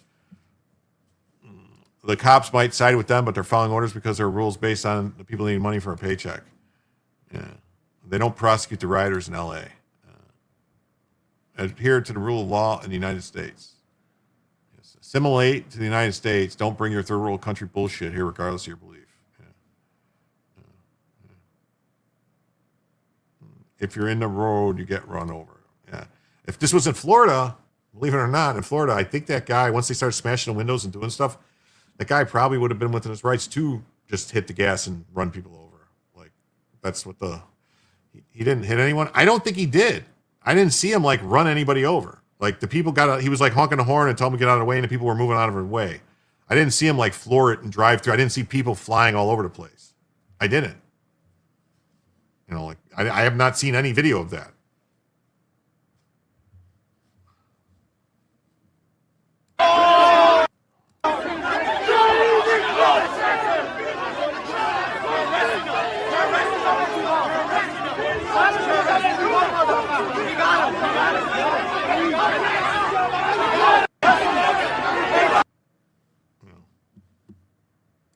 That's all I'm saying. If you're allowed the rest of the world in your country, they inevitably bring their conflicts with them. A truck is just plowed through a crowd. This was, it says, plowed through a crowd of protesters. Like, here's the thing. Let's look at this now. You tell me if he's plowing through a crowd. The people, it looks like they're off to the side and get out of the way. All right, let's look. I don't see anybody getting run over. They're jumping out of the way. He's like lurching forward. Right? There's nobody in front of the truck. They're on the side. They're bashing it. They're getting out of the way. Like I don't see him running over. The people are getting out of the way of the truck. At first he was stop and go, but then he took off. Okay. I think they're just mad at the U-Haul. Yeah, that's what he says. I think they're mad about the sign because the sign is basically the opposite of what they're saying. So this would be like if you're driving on the street and there was a crowd of Antifa on the street, and you had a Trump sign and they started attacking your vehicle. And then they're like, oh, he ran through our car. It's like, well, wait, like they're challenging the First Amendment. Yeah. Turned him into a vegetable. Yeah. I think you they just have to lock them up. Lock everybody up. Lock them all up. I don't care. Lock them all up. Yeah, go do it in Iran. Yeah. Like here. Do you see anybody on the ground? Like anybody on the ground that got run over? No, you see people coming back in. The people got out of the way. Like I don't think if he ran anybody over, he's going to go to prison for running people over. But I don't, what I'm saying? Like he's just driving through the crowd. I don't see it, honestly. I mean, these people look like they were smart enough to get out of the way of the truck. Clockwork Gordon says it depends on the state. Yeah. He went from truck driving to pumping gas in Oregon. Yeah. The sign is in reference to the CIA's involvement. Yeah. Hey, howdy. What's up, Clockwork Gordon? Great to see you.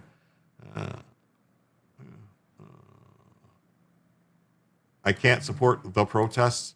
I can't support either of these protests. I mean, the people protesting for the return of the Shah to Iran, I think it's because all these people that are doing the protesting for the Shah have family that were part of that, that regime, that organization, that fled when when they came to the U.S. Because believe it or not, the Shah came to the U.S. too, and then his son, I think, went to England. I think Grounds, Daryl Brooks. Yeah, you're not too bad. 30-day ban effed you, but we back. Oh, that's cool. What does the sign on the U-Haul say? The sign on the U-Haul says no Shah, no regime, no USA, no all that stuff. So it's basically like it's the guy in the truck is connected to the MEK group, whatever that, some kind of like quad terrorist group maybe or something. And, like a different, like Kurdish, I think, Kurdish, whatever separatist movement in Iran and in Turkey and stuff like that. My Shah shoes are shot. Yeah. Paid protesters. Yeah. I don't know. I mean, I'm just going off of what I'm picking up. A new report finds that more than 600 Chicago public school employees took lavish trips to Las Vegas. Oh, this is a different report. So that's the end of that one. Well, we can look at this one. Check this out. This is a good one. This will just kind of a little palate cleanser for everybody here. A new report finds that more than 600 Chicago public school employees took lavish trips to Las Vegas using educational tax dollars. 23.6 million spent. Yes.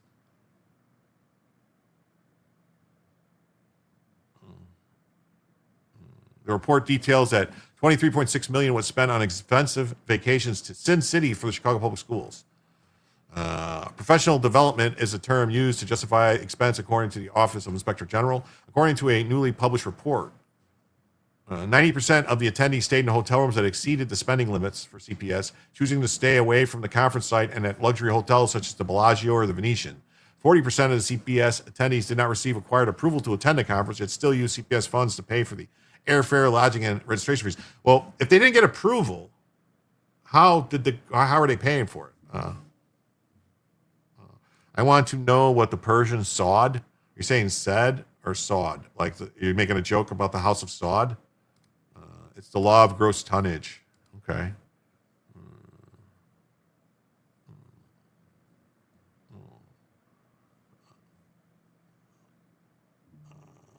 I can't pull that up, Richard. You're going to get me in trouble. Said, okay, well, I didn't know if she was making a play on words with the House of Saud type of thing. Like,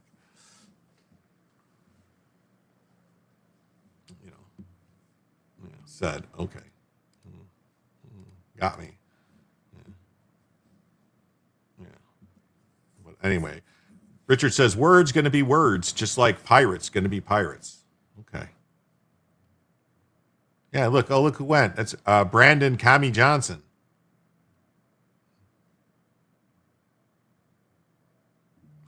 You heard the translators were paid $100 an hour, 8-hour minimum plus transportation per tax dollars.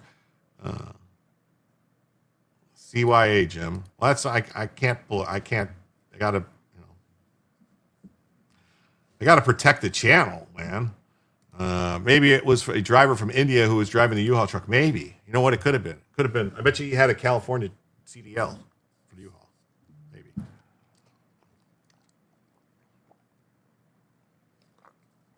Oh, Bella moved. Let me fix it. Hank says, I'm glad I'm not a humorless Democrat. I'm not either. It's just I got to be like, got to mind your P's and Q's. You know what that expression is from? You mind your P's and Q's. It's mind your pints and quarts. This means, watch your drinking.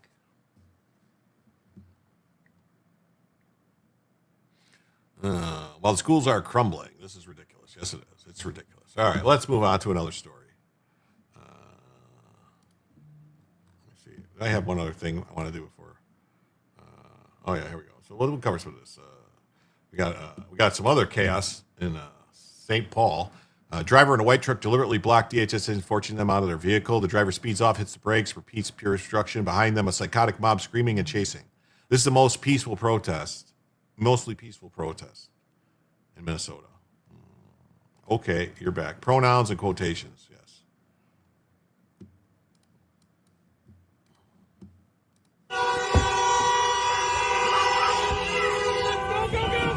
Go, go, go, go. Stop, stop, stop, stop. Go, go, go, go. Stop, stop, stop, stop.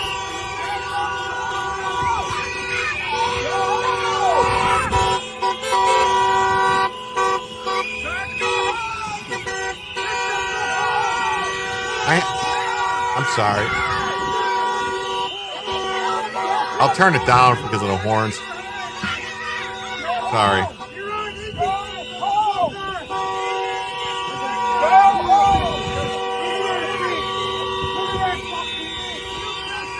Fuck you! Motherfucker! You're on easy line, motherfucker! You're on easy line! You fucking on easy line! What? Sounds like MK Ultra. You see this guy saying something, you're on some kind of something land. I can't understand what he's saying. Nikki land or Niggy, some kind of land. I don't know. Rally people for tips and likes and plus subs. I work at 5:45. I have about 15 minutes left. Okay. Yes. We are approaching the 2-hour mark, and we are currently $39 away from adding an extra hour. Eastern Oregon. Now, screw Havana on the Wilmette. Portland. Yes. Maduro's nephews who were in U.S. custody for narco-terrorism were pardoned by Biden's auto pen. Dan says, I needed to be a Chicago teacher. My last trip to Vegas cost me $4,000. Yeah, I remember back when you used to get free trips to Vegas as long as you were going to gamble. More screw tube censorship. I'm pretty sure a 9 will take out an inch of block. Need to start disabling their vehicles. I don't know. I was 2 feet away from them. Okay. I don't know if a 9 would actually penetrate. I mean, maybe if it's an aluminum block, maybe, but I don't know if it's a steel block, if a 9 would penetrate. I think you need like, I thought that's why they changed from 38 to 357. Or was that because of the door panels? I don't know.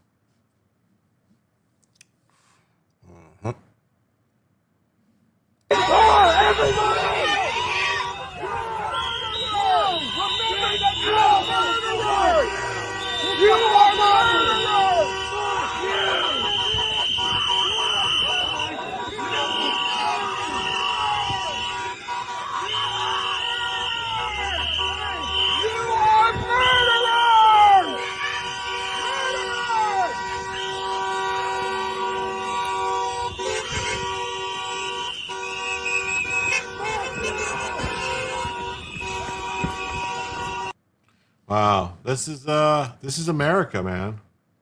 Yeah.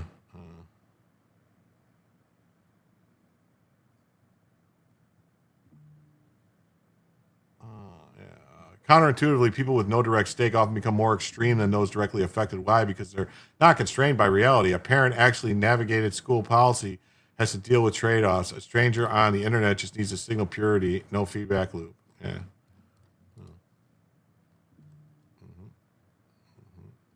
And then Scott Bessent was supposed to go, the Treasury Secretary was supposed to go to Minnesota to talk to them about all the fraud and stuff like that. And then Tim Walz pulled the security at the Capitol. So he's like, well, I ain't going if you're not going to have security for me. Sunshine comes in with a 5 for rally time. Here we go, rally time. Sunshine says. With that, we are now $34 away, just $34 away from the first additional hour of the show. Thank you all. It looks like they're chasing down their EBT cards. Yes, love you, Sunshine. You're the greatest. Coming to America. They are losing, and we are dealing with a wounded animal. Beware, danger ahead. Yes, a bunch of mentally ill idiots. Not even a deer slug on a steel block. The round 357, the round it keeps on giving. Yeah. Well, that was the old 357. You know, they actually, a lot of people don't know that.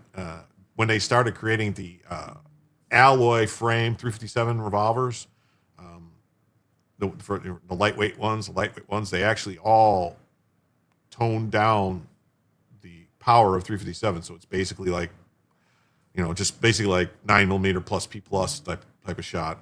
Like you can still get real 357 Magnum if you buy like Buffalo Bore. You'll get some 158 grain 357 Magnum that can travel at around 1,700 feet per second, which is smoking. Not like most of the stuff you get now, you buy it in a store, 357 is going to be like 1,200, 1,300 feet per second. So it's not really moving. But the G Sharman comes in with a 5, says, I'm in. Thank you. It's always appreciated. And with that, we are now just $29 away, $29 away from the first additional hour of the show this evening. Thank you all. Oh, no problem. It's all appreciated, Richard. Thank you very much. It's all appreciated. Your uncle blew up a pistol? Yeah. No, that's what they say. That's why they changed it. It's facts. I mean, look it up. They changed the Buffalo Boar's 180 grain hard cast kick spot. Yes, as it does. Yeah, but you can't like stuff like that. You put it in like one of those like, you have to like there's only certain guns you should really be using, and I'm pretty sure it's like the Ruger like GP100. I think it is like still a steel frame 357. Like you get like an old Colt Python, not the newer ones. Jonathan Mosley comes in with another 20. Oh, thank you. Thank you very much. Wow. With that, we are now just $9 away from the first additional hour of the show. Thank you. Thank you all so much.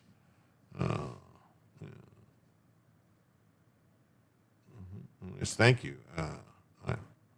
You almost offered a will be like in Death Wish. Yeah. Yeah. Thank you, John Mosley. That's 2 tonight. John Mosley gave that's $40 John Mosley gave tonight. That's very appreciated. Thank you so much. And then Doc number 47 says 27. I'm sorry, says streak. With that, we are now just $7 away from the first additional hour of the show. Moving right along. Picking up the pace. And there comes Dick after he said he gave his 5. Dick comes in with another 2 and says, all right, I'll give another 2. That means we are now just $5 away from the first additional hour of the show. Just $5. Mm-hmm. And then Spud says, sent you a dono. Okay, let's see what that is. Pull this up. And here's Spuds. Spuds for $2 says the kinetic part of the Civil War is going to be interesting. There will be an interesting foe when in combat. Yes. Thank you very much, Spuds, for the 2. And then I'm going to have to come back to over here. And because with that Spuds is 2, that brings us down to $3 away from Spuds. $3 away from the first additional hour of the show. And then Brian Ogden comes in with 5. Tactical assessment. Red Chinese victory. Impossible. America will never fall to communist invasion. Communism is the very definition of failure.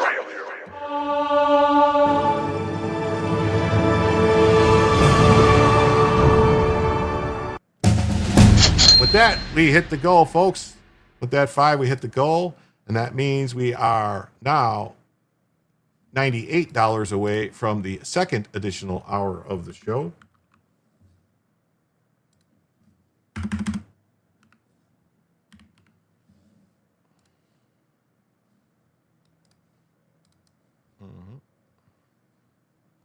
And John, very appreciated goal. Yes, we hit it. And then Dan comes in. Let's go with another 10. So with that puts us now to be $88 away. 88. That's a number that can get you in trouble. 88. $88 away from the second additional hour of the show. Thank you so much. Great rally, people. You really did it. I'll just use my machete and my Mark II. There you go. They don't have the numbers for Civil War. Sunshine, it worked.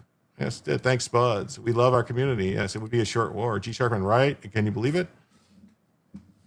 That's just awesome. Thank you all so much. And yes. So, and we still have actually 7 minutes left on the original goal. So when that expires, I'll start another for another hour. 88. Bad number tonight. Well, yeah.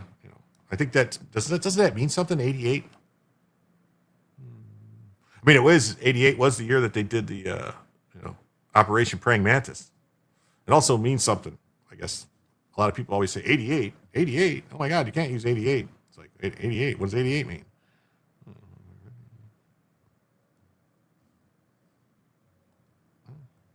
Nice. All right.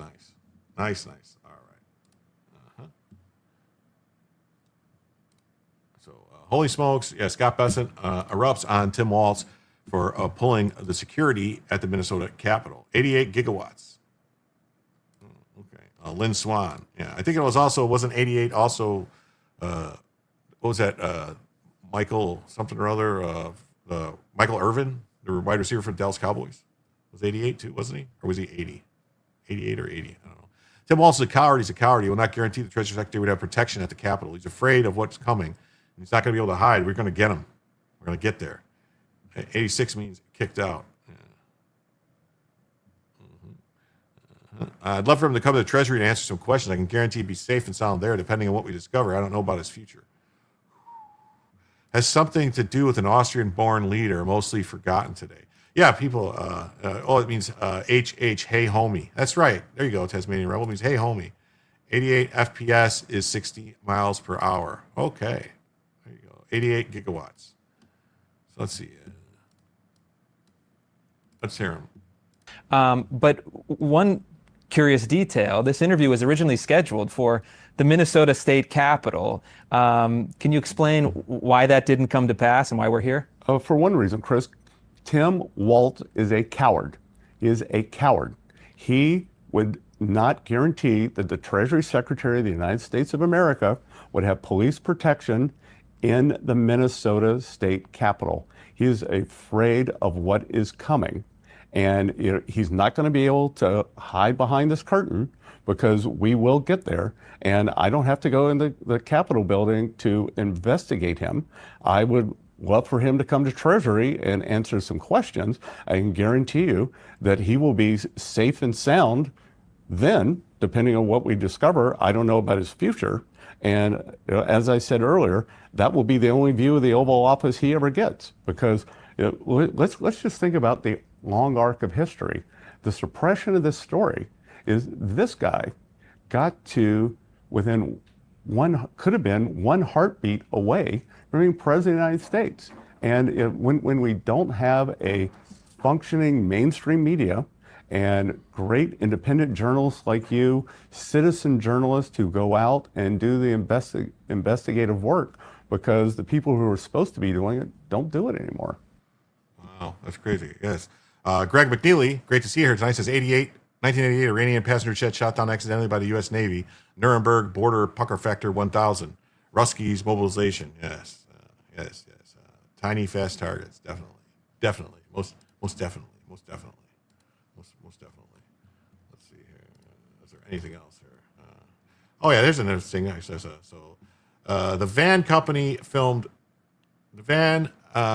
filmed dropping off at the closed Quality Leering Center holds a multi-million-dollar contract with the Minneapolis Public Schools, signed by the finance boss, now placed on leave, and that's not the only questionable deal. 2068 is the end of the 120 generations since Israel became a nation. Uh-oh. What does that mean? Brian Ogden says, my job is done. See all you fine folks tomorrow. I'll listen just in case. Greg, you have an awesome memory. Yes, you do. Jesus is supposed to come before then. Good night, Brian.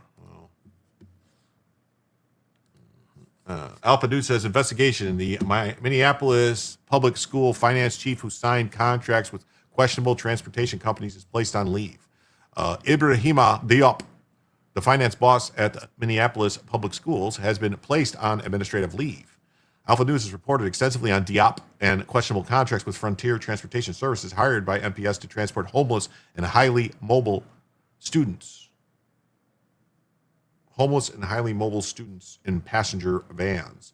Additionally, another transportation company under contract with the district was filmed dropping off children at the now closed Quality Leering Center, a moment many observers believed was staged to make the site appear active. MEISA transportation service vans were recorded outside the Minneapolis daycare, made famous in a viral Nick Shirley video for misspelling the word learning. An article from the transportation consultant Rob Carpenter first raised questions about the MISA, noting its apparent connections to Abadalahalalim Lawadabadabni and Nohad Labadolalona. In 2020, two individuals whose same names were charged in Arizona with submitting $2.75 million in fake medical trip invoices through A&N services. Prosecutors allege more than 9,000 non-emergency medical transportation rides never occurred. Court records show the case was dismissed without prejudice in September of 2020 at the request of the prosecutors. The indictment in that case says the two are brothers, reside in Fountain Hills, Arizona, and are both listed as managers with a business address showing 8441 Wayzata Boulevard, Suite 125, Golden Valley, Minnesota, 55426. I was going to send a super chat, but I see time is running out. Julio, we hit the goal, and there is another goal. We are currently $88 away from the second additional hour of the show. There'll be a new goal going up in a minute. In 1 minute and 22 seconds, the new goal will be posted for the second hour. The address is linked to MISA Transportation Services on government records. A Secretary of State filing from the company's 2009 incorporation listed Nohad Lobadea as an organizer. Additionally, he is listed as manager of a separate entity known as MISA Integrated Services, which lists as a Fountain Hills address as its mailing address. Hezlan Kagaruki is listed as manager on the Secretary of State records. Julio Scissors comes in with 10 with a YouTube thing. Let's see. For $10, I will pull that up and see what it is. Oh, this is Julio's song. Well, you guys are going to be blessed with Julio's song. Here we go.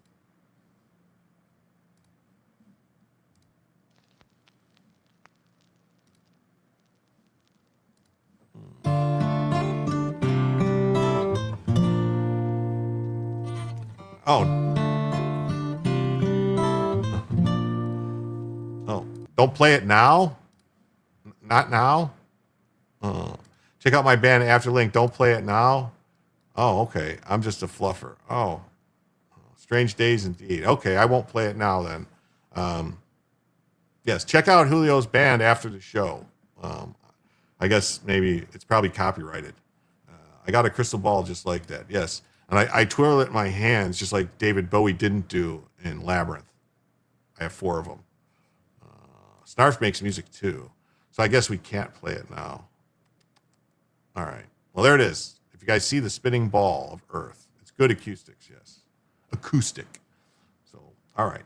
With that 10 from Julio, it takes us to $78 away from the second additional hour of the show. Just $78 away from the second additional hour of the show. Yes. So I'll have to go back to that. We'll have to figure something else out. I have a 2-inch steel ball bearing for juggling. Oh. Okay.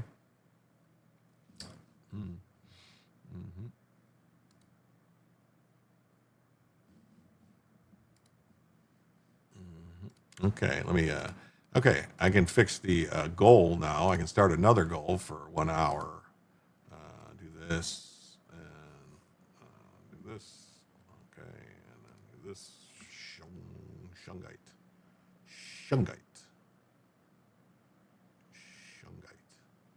You guys know what shungite is? Anyone?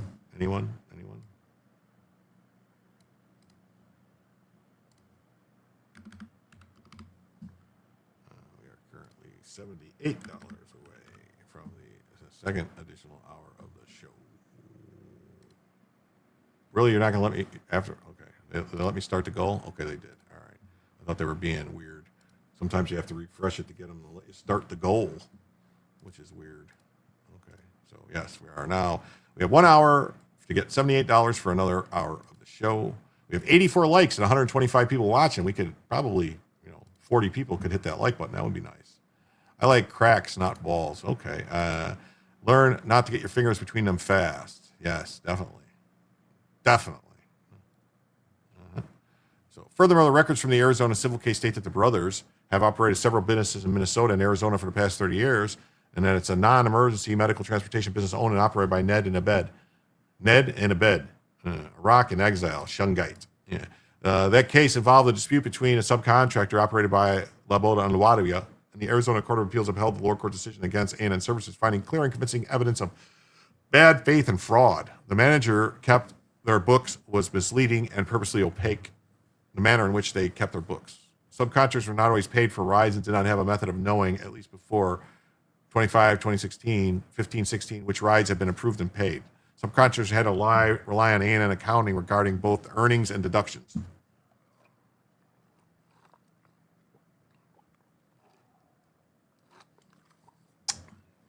Richard says, I just want to sell one invention out of the 30 I have.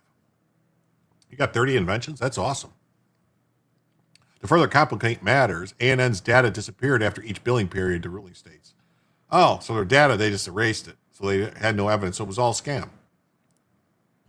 Have they bombed Iran yet? I don't know. Bomb, Iran. Bomb, Iran. Isn't that a great song? That was a good song, wasn't it? Bomb, Iran. An email to the company bounced back because the address couldn't be found. Alpha News called the company's listed number. The line rang repeatedly, never went to voicemail, then disconnected. Nevertheless, MISA Transportation Services has held a lucrative contract with the Minneapolis Public Schools for years, transporting HHM students in passenger vans to and from schools. According to records, Diop signed off on the MISA contracts increased from $1 million to $1.5 million and $500,000 in recent years. Contracts agreements also require school board approval. I gave Invent Help $2,500 and got 2 pretty books from them. When Alpha News asked the district to confirm the status and whether his leave relates in any way to transportation vendors or contracting decisions, MPS replied, due to data privacy laws, Minneapolis Public Schools cannot comment at this time. Past inquiries to Diop have gone unanswered. I had an invention I tried to market years ago. Was it Nixon and Johnson that made the GAO? Maybe. For my rake, I invented. I had an invention. It was a great invention. I thought it would be a great thing, especially it was over 20 years ago. I came up with it. A machine that, like, every time you go to the, this is, you got to remember, this was 20 years ago. A machine that you would have, older people would have at their house, and so you could get your prescriptions, and it would have, like, every prescription bottle would have, like, a chip implanted in it, like some kind of thing that could read, like a, not a micro, like a chip, a read type of reader thing, so that you could put it in the machine. The machine would know what prescription it was, when you're supposed to take it, get all the information, and that could actually, remind people and tell them what they're supposed to take. And it would actually it would have like a compartment that would hold the prescription, the drugs in them, so the people, because of older people, I thought about it, I was like, how is something that older people could use? And it would basically tell them and remind them, like an alarm would go off and tell them to take their pill. I don't know. Anyway. I was told it was stupid. And then I saw something like that after I brought it to someone. I saw something like that being marketed, and I went, oh, they stole my idea. Matthew Lesko is famous for getting free government money. Okay. Full story here. Use Alexa. Well, I know you can use, I'm talking, this was over 20 years ago. There was no Alexa. This was before, 20 years ago, the internet was in its infancy. Well, actually, no, it was more than, actually, I take that back.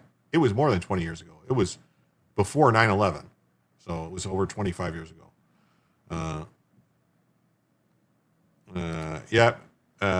But they come out with those mail out packets now of prescriptions. Yeah, I was told lots of things like, oh, you need to get someone like a Walgreens or someone on board, and they would have to be able to put the things on your, on your prescriptions and stuff like that. I was using a Lynx and a Shell account back then. It was like it was 99 or 2000 or something like that. But the pharmacies use huge machines now to dispense prescriptions. Yeah. The finance chief was signing contracts placed on leave. The finance boss at the Minneapolis Public Schools has been placed on administrative leave. Alpha News reported extensively on Diop and questionable contracts with Frontier Transportation Services. Additionally, another transportation company filmed dropping the people off at the Leering Center. 2022 individually. Okay, read all this. Okay, I read all that. They kept their books with Shady.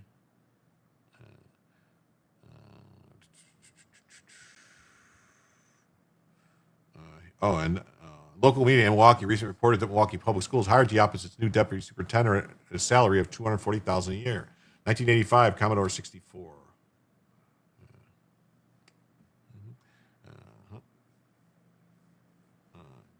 You had the VIC-20 with the cassette loader. I had a computer way back in the 80s called, I think it was the 80s, like called the, it was a ColecoVision computer. I don't remember what it was exactly. It was like a Coleco Atom. It was called Atom computer, and it had cassette tape drives. VIC-20. To submit necessary paperwork, the district faces a $25 million budget shortfall. Okay, before he was placed on administrative leave for allegedly failing to submit necessary financial paperwork to the state. Wow. Coleco. Yeah. I load Jim's show with punch cards and get the transcript on dot matrix. Yeah, it had a dot matrix printer, the printer. Commodore 64, 5200, 2600. You're talking about, no, that's Atari. It was 2600 and 5200 was Atari. And ColecoVision was the one that had like Punch Out originally. It was the original one, Punch Out, ColecoVision. And then Turbo, had Donkey Kong, and stuff like that. It was a lot of good games, a lot of fun, a lot of wasted hours playing ColecoVision in the 80s. Now we learn he's on administrative leave for failing to file required paperwork. Let's see. We needed to be more transparent, and we did that. That's Ibrahima Diop, a name unfamiliar here in Milwaukee. For the last decade, Diop has served as the senior financial officer for Minneapolis Public Schools. 3 weeks ago, Diop was hired by the Milwaukee Public School District as the Deputy Superintendent of Operations, serving under Superintendent Brenda Casilius with an annual salary of $240,000. This past Friday, the Minnesota Reformer reports Diop and 2 other senior leaders in Minneapolis were put on administrative leave. That's after the school board learned they failed to submit necessary financial paperwork to the state as the district faces a $25 million budget shortfall. Sound familiar? It might. I've been reporting on Milwaukee Public Schools' own financial missteps for the last year and a half. In May 2024, we learned MPS also failed to submit its own financial records to the state, and the state threatened to withhold tens of millions of dollars.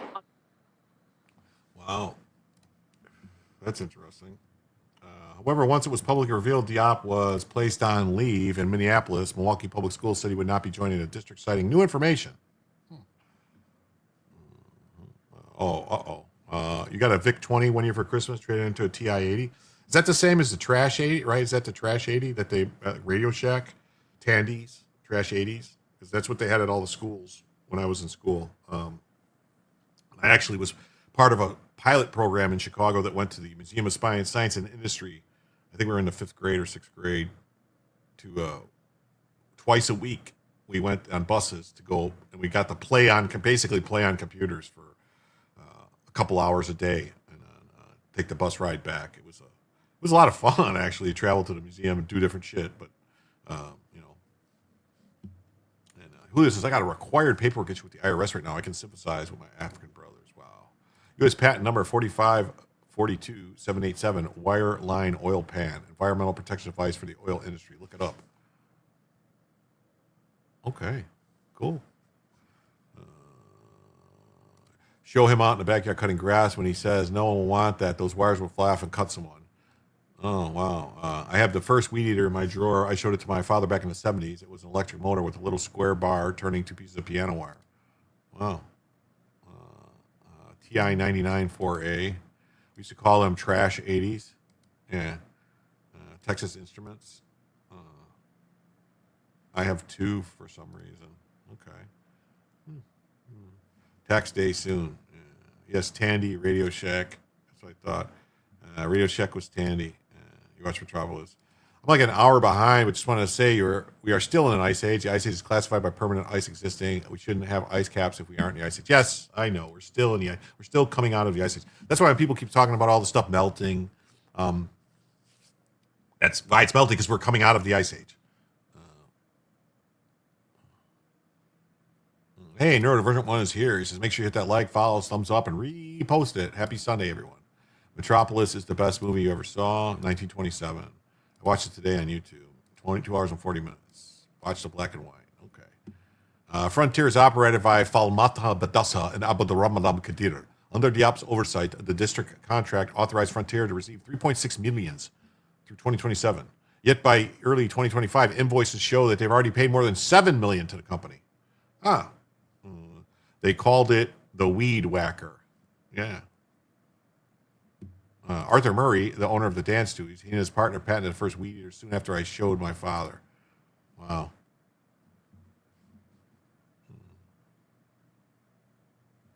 What's after the Ice Age seems like a reasonable follow-up. I don't know. If you look at history and you look at the graphs, the stuff that they show, it seems like we go back and forth between Ice Age and not Ice Age. Like, Full ice age, not full, not like this whole cycle. So I don't know. Maybe this is normal. I don't know. MPS admitted through a public data request that it does not have any copies or vehicle inventories provided by Frontier, despite the contract requiring a vehicle inventory of all vehicles planned to be used as private service. Currently working on AVR, augmented virtual reality. I think it's worth billions. Well, that's awesome, Richard. Wow. Last year, Alpha News reported that Liz Collin and Jenna Globe visited Frontier's listed office in Roseville, where the office appeared mostly vacant. An individual at the location said Badassa was not there. Reporters observed about a dozen minivans bearing Frontier transportation signage in a parking lot that appears covered in snow and ice. The Earth is 80% water. The Earth has been fully frozen twice. No, I don't think the Earth was ever fully frozen. Like snowball Earth type of thing. I thought they said if... I thought that was said that if it ever got fully frozen, that it would never come back, that everything would be dead and life wouldn't come back. There has to be some life for it to keep going. I thought that's what I read. I have won an argument with AI. Well, yes, awesome.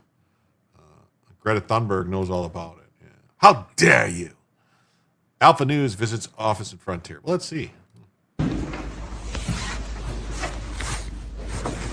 Hi there. We're looking for Mr. Badasso. Is he here by chance?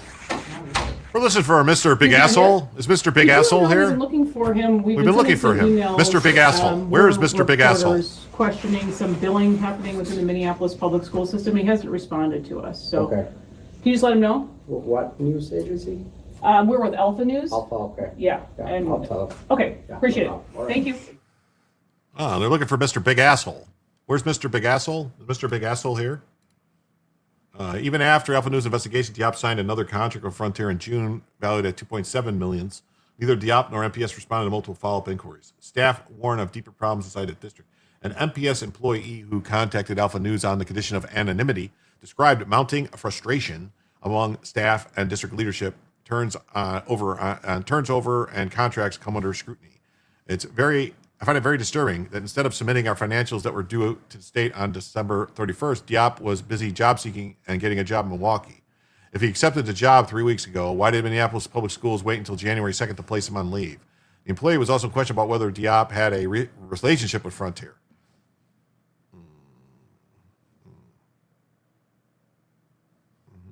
I would like to know if there's any personal connection or mismanagement that contributed to Frontier being overpaid by $4 million.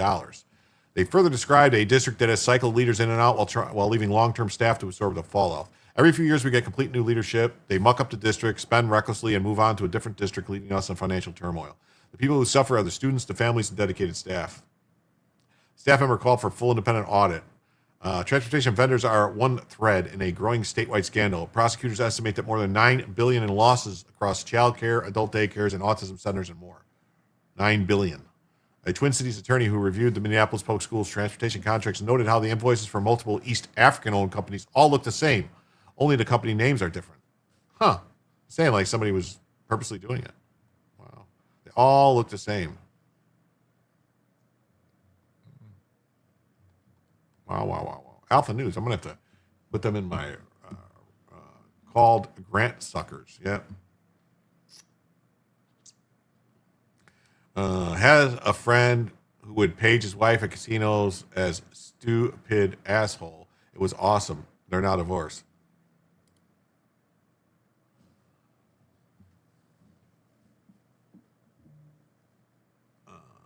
That's just BAU, business as usual. Yeah. Hey, Cool Frog is rated to stream. Well, thank you, Cool Frog. Thank you. Yeah, it agreed. Yes. What the F? Awesome. So, all right. Okay. We got the. Some U.S. senators are skeptical about military options for Iran. Some U.S. lawmakers of both major parties on Sunday. I'll give you guys a hint. Who do you think is the Republican senator that's questioning it? His name rhyme with Schman Schmal?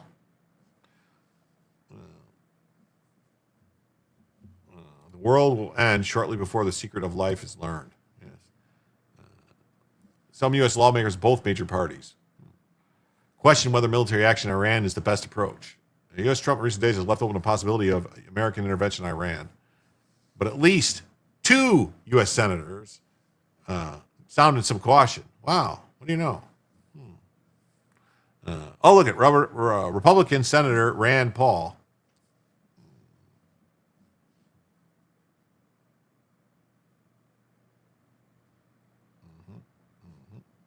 Thank you, Rumble Frog, Cool Frog, for being here. Thank you. Thank you very much. I don't know that bombing Iran will have the effect that is intended, said Rand Paul. Well, what would the world ends at 7:30, news at 11. Yeah. Rather than undermining the regime, a military attack on Iran could rally the people against an outside enemy. And then Mark Warner appeared on Fox News Sunday and warned that a military strike could risk uniting Iranians against the United States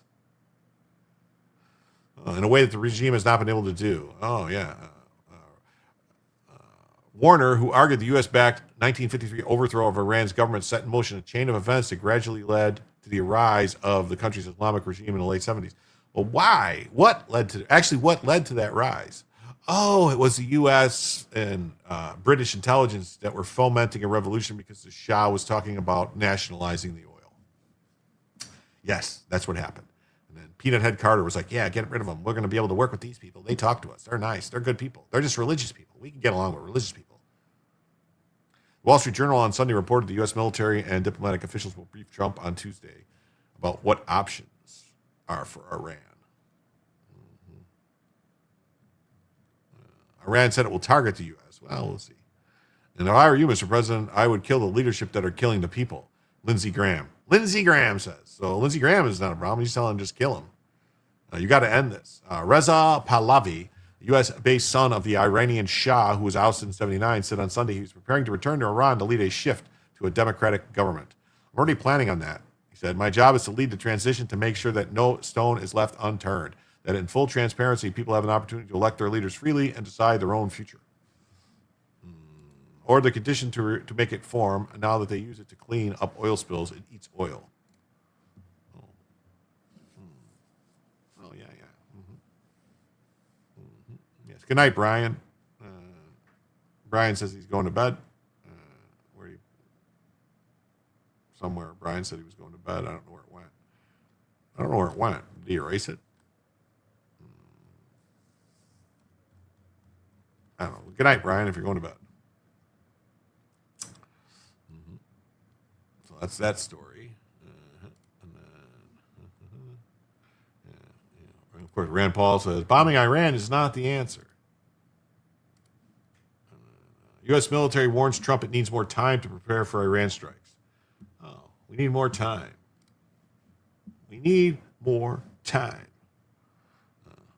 Senior U.S. defense officials warned Trump that more time is needed to prepare for the strikes on Iran.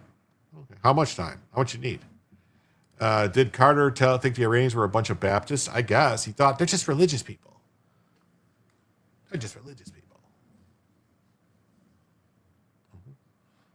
Senior officials in the U.S. Department of Defense have warned the president that the military needs more time to prepare. This comes as protests escalated in recent days. Yes, check out Cool Frog. Yes, very sus. Trump is reportedly contemplating military action, including being presented with a range of targets, including leaders of Iran's security services. He's already been responsible for clamping down on protesters. However, regional commanders reportedly told officials that they have consolidate U.S. military positions and prepare defenses for Washington to carry out any airstrikes intense enough to trigger Iranian retaliation. Trump threatened to get involved with the protests, which are threatening to topple the regime, warning that it could hit Iran very, very hard, where it hurts. Generally, when people say they're going to hit you very hard where it hurts, that's usually in the pocketbook. We're going to hit them where it hurts, the pocketbook. If they keep killing protesters. Okay. Trump has been briefed on the options, including striking non-military targets within the capital city of Tehran, targeting elements of the Islamic Republic security apparatus. Trump briefed on Iran options planned for Tuesday. Trump is scheduled to be briefed by senior officials in the administration on Tuesday on specific options to respond to the protests in Iran. Oh, okay. Bella moved again. Sorry.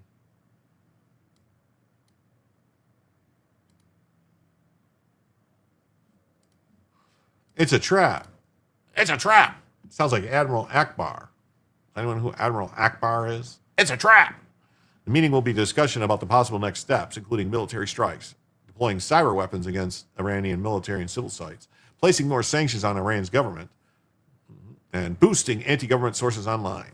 How about just drop that's right, Star Wars. Trump was repeatedly threatened to intervene in recent days, posted on social media. Iran is looking at freedom, perhaps like never before. Meanwhile, some U.S. lawmakers in both major parties questioned whether military action. Well, it's two senators questioned. Mark Warner, Rand Paul.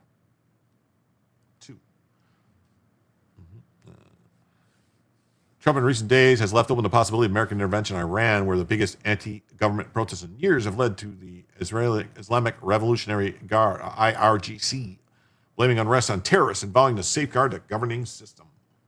At least 2 U.S. senators sounded notes of caution. Yeah, so just 2. Rand Paul and Mark Warner. Iran has said it will target U.S. bases. And Lindsey Graham said, we need to embolden the protesters, scare the hell out of the Iranian regime. We got to do something. We got to go in and hit them where it hurts. If I was you, Mr. President, I'd kill the leadership. They're killing the people. Not just Ladybug Lindsey. That's me. Reza Pahlavi, he's going to return. He's planning on doing that. So that's that.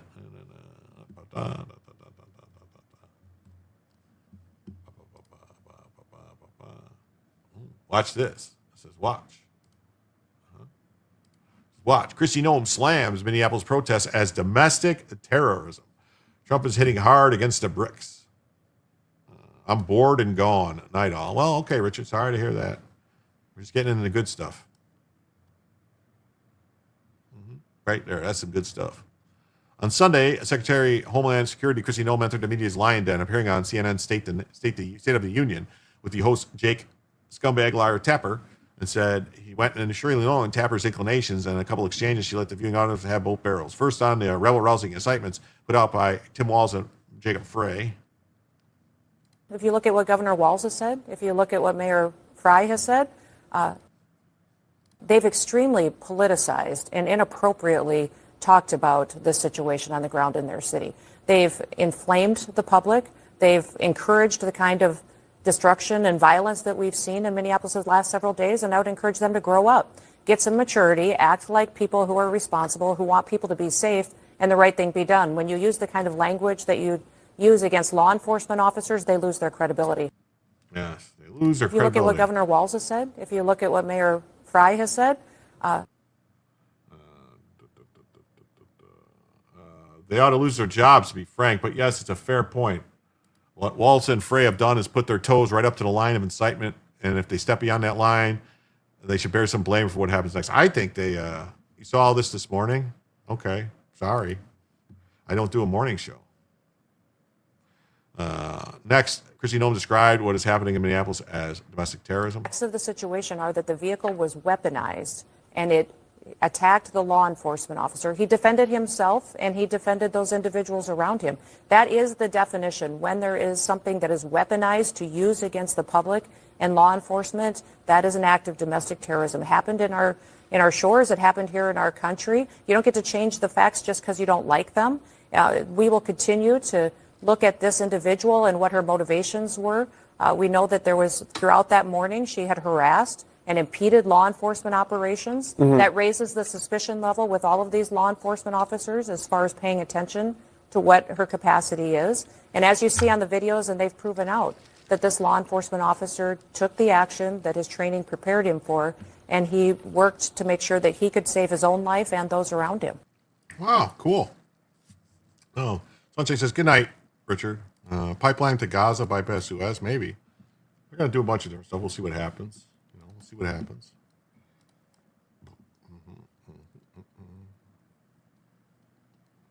Here's a hint for rioters, protesters, whatever. Don't try to run over the cops. Yeah, don't try to run over the cops. That's crazy. Don't interfere with federal law enforcement or any other law enforcement trying to carry out their legal duties. Stand on the sidewalk, wave signs all you want, but don't interfere. Look, nobody should be happy or even satisfied with life on it, but the fact remains too many people, not only in Minneapolis, but in other sanctuary jurisdictions around the country, are taking on themselves to override federal law, interfere with badged federal law enforcement, sworn officers of the law, who are carrying out their duties, enforcing laws that were legally passed and enacted in our constitutional republic.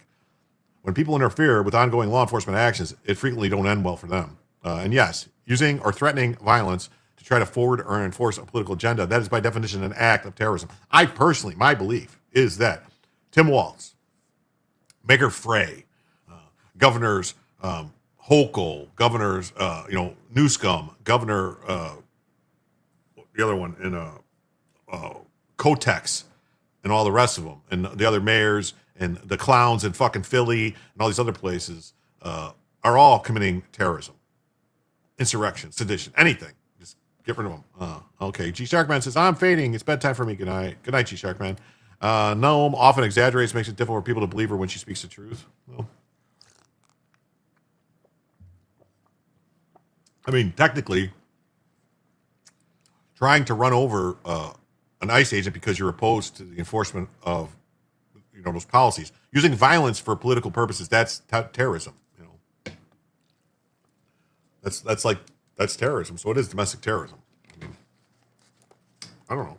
You don't have to agree, but that's kind of the definition if you look it up. In its appearance, though, Noam laid out all the very plainly. CNN's audience can assimilate those facts, though, is another matter. Dick says he's trying not to leave. He's hoping Jim will tell me something I don't know. Have you heard the good word?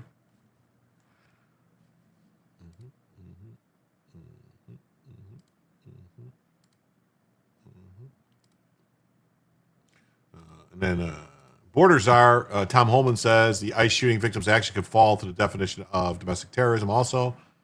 So let's see. We'll see Tom Holman real quick. And then we'll move on to the next story. Again here today said you want the investigation to play out. This is something you said in the immediate aftermath of this shooting. Homeland Security Secretary Kristi Noem called this a, quote, act of domestic terrorism. President Trump said Renee Good, quote, violently, willfully, and viciously ran over the ICE officer. How can the public trust the investigation when there has already been this judgment passed down by the president and some of his top officials? You know about the word. Everybody knows that the bird is a word. Again, no one knows what's in that surfing bird. You don't, I don't, no one does. But we're going to let the investigation play out. But bottom line is, why are we even there? Why are we in Minneapolis? Because it's a sanctuary city, a sanctuary state. Bill Maloogian from Fox News just put out a list of like 18 people, dangerous, worst of the worst that ICE is taking into custody. Many of them, child sodomy, child rape. ICE is out looking for dangerous people. It's not okay to impede and interfere with an officer. Would it be okay if a citizen impeded and interfered with a U.S. Marshal arresting a fugitive? No. Is it okay if they stood in before the FBI when they're going to arrest a terrorist? No. These are targeted enforcement operations. They're arresting bad people. And it's illegal. Let's remember, what she did was a crime. It's illegal to interfere and impede with ICE law enforcement officers. That's why we're there. And yet what Minneapolis officials are arguing is that the way that ICE officials are carrying out their duties may be adding to the tension. Secretary Noem labeled this an act of domestic terrorism. What's the evidence for that allegation, Mr. Harmon? Bottom line is, again, why we're in Minneapolis. If they didn't have the sanctuary policies they had. But do you have evidence that she's a domestic terrorist? Let me finish this, because this is important. Her actions, the whole group is domestic terrorists. In the community if we were in the jail. Bottom line, we are forced into the community because the governor of that state and the mayor support sanctuary cities, where child rapists are released back in the community that create a huge public safety threat. So if you want less officers in the street, then let us into jail. And I'm going to talk to Mayor Frey about the sanctuary city policies there, but I want to stay on this question, which is about the way in which the woman who was shot and killed is being labeled as a domestic terrorist. Just to be clear, is anyone who protests ICE a domestic terrorist in the eyes of the administration? I can't say that. It's a case-by-case basis. But, if you look up the definition of terrorism, is there violence? Is there threat of violence based on an ideology that wants to change the way the government does what we do? Look up the definition of terrorism. But was Secretary Noem correct to label her a domestic terrorist, Mr. Homan? Look, we don't know what, I don't know what Secretary Noem knows and what I know. I can tell you is what they did is illegal. And if you look up this definition of terrorism, it certainly could fall within that definition if you look at the definition of terrorism. But you don't have evidence. Pardon me? You don't have evidence that she's a domestic terrorist. I don't know what secretary has that I don't. I'm not going to judge what the secretary says, but if you look up the definition of terrorism, it certainly can fall within that. But I think we all got to agree there was no reason. You should have said the evidence is what she did. Her actions make her a domestic terrorist. You know, you could have someone could just show up somewhere and blow something up, and they go, well, you don't have any evidence he's a domestic terrorist. You don't know anything. You don't know anything about him. It's like, no, what he did, what they did. That's the actions make you domestic terrorist, not some, what do you mean, what evidence? Well, you don't have like things that they said. Actually, I think you find a bunch of stuff that they,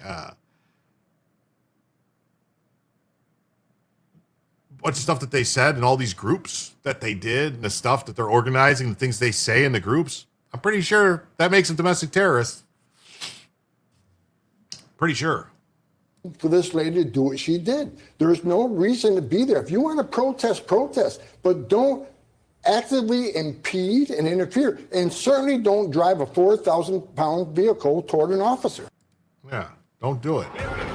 Don't do it. So, yeah, so that's what Border Czar Tom Holman had to say, you know, and then...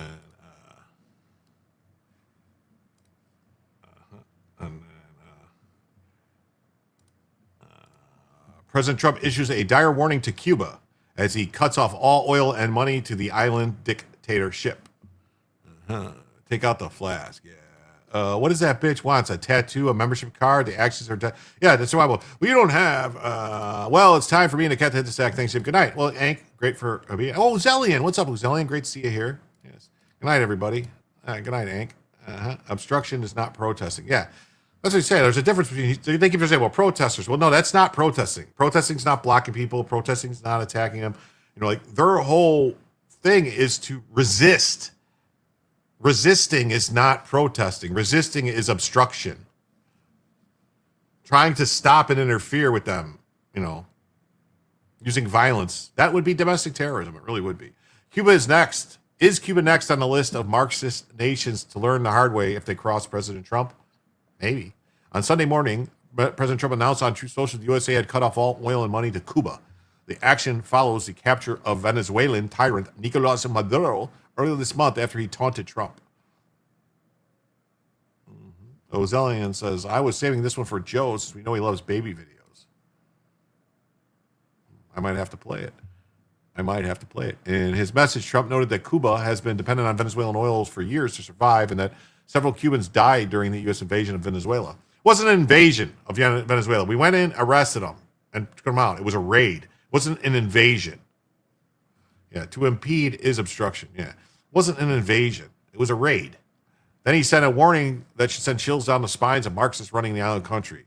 Here's Cuba's full message. Cuba lived for many years on large amounts of oil and money from Venezuela. In return, Cuba provided security services for the last two dictators. No more. Most of those Cubans are dead. And Venezuelans don't need protection anymore from thugs and extortionists who held them hostage for so many years. Venezuela now has the United States of America, the most powerful military in the world, by far, to protect them, and to protect them we will. There will be no more oil or money going to Cuba. I strongly suggest they make a deal before it's too late. Thank you for your attention to this matter. Wow, that's what Trump says. Trump then raised a few eyebrows by backing a certain man with Cuban ancestry to run. It was a joke, man. Yeah, protesting is legal. Obstruction is a felony. Yeah, that's right. It's only an invasion if they do it to us. Yeah, well, no, I mean, was it an arrest or an extraction where the Cubans were holding him hostage? Yeah, we don't know. Maybe the Cubans were holding him hostage, or maybe. I mean, the difference between an invasion is when you go in and you invade, like, and you're going to invade and stay. It's, you know, it's not a raid when you go in and get out. That's like, you know, that's not an invasion. An invasion is going in with the intent to stay and take over. That's invading.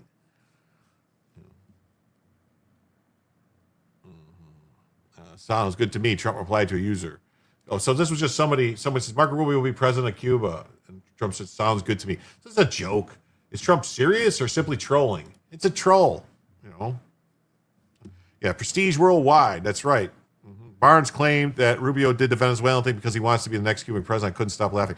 Fucking Barnes, man. I don't know, man. Barnes, to me, I don't know what's going on with him. You know.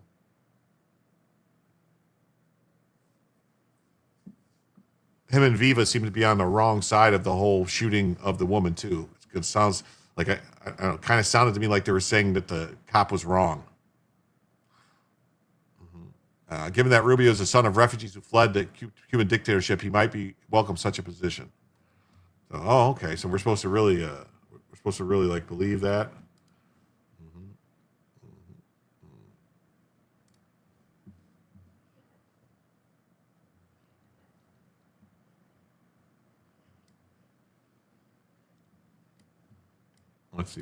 Let's see this video that Uzelian posted. Little series, Minnesota, inspired by Polk County Sheriff. Oh, this is good. This will be good. Hello, everyone. Sheriff Grady Judd here. I've been asked by media outlets and several people to comment on the event that occurred in Minneapolis yesterday. Let me make one thing abundantly clear.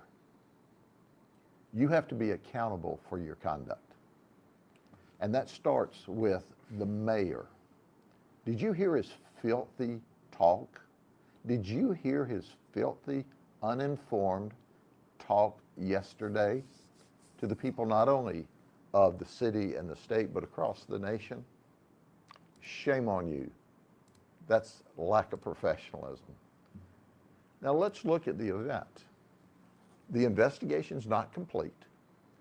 I am giving you context on the video clip that I saw.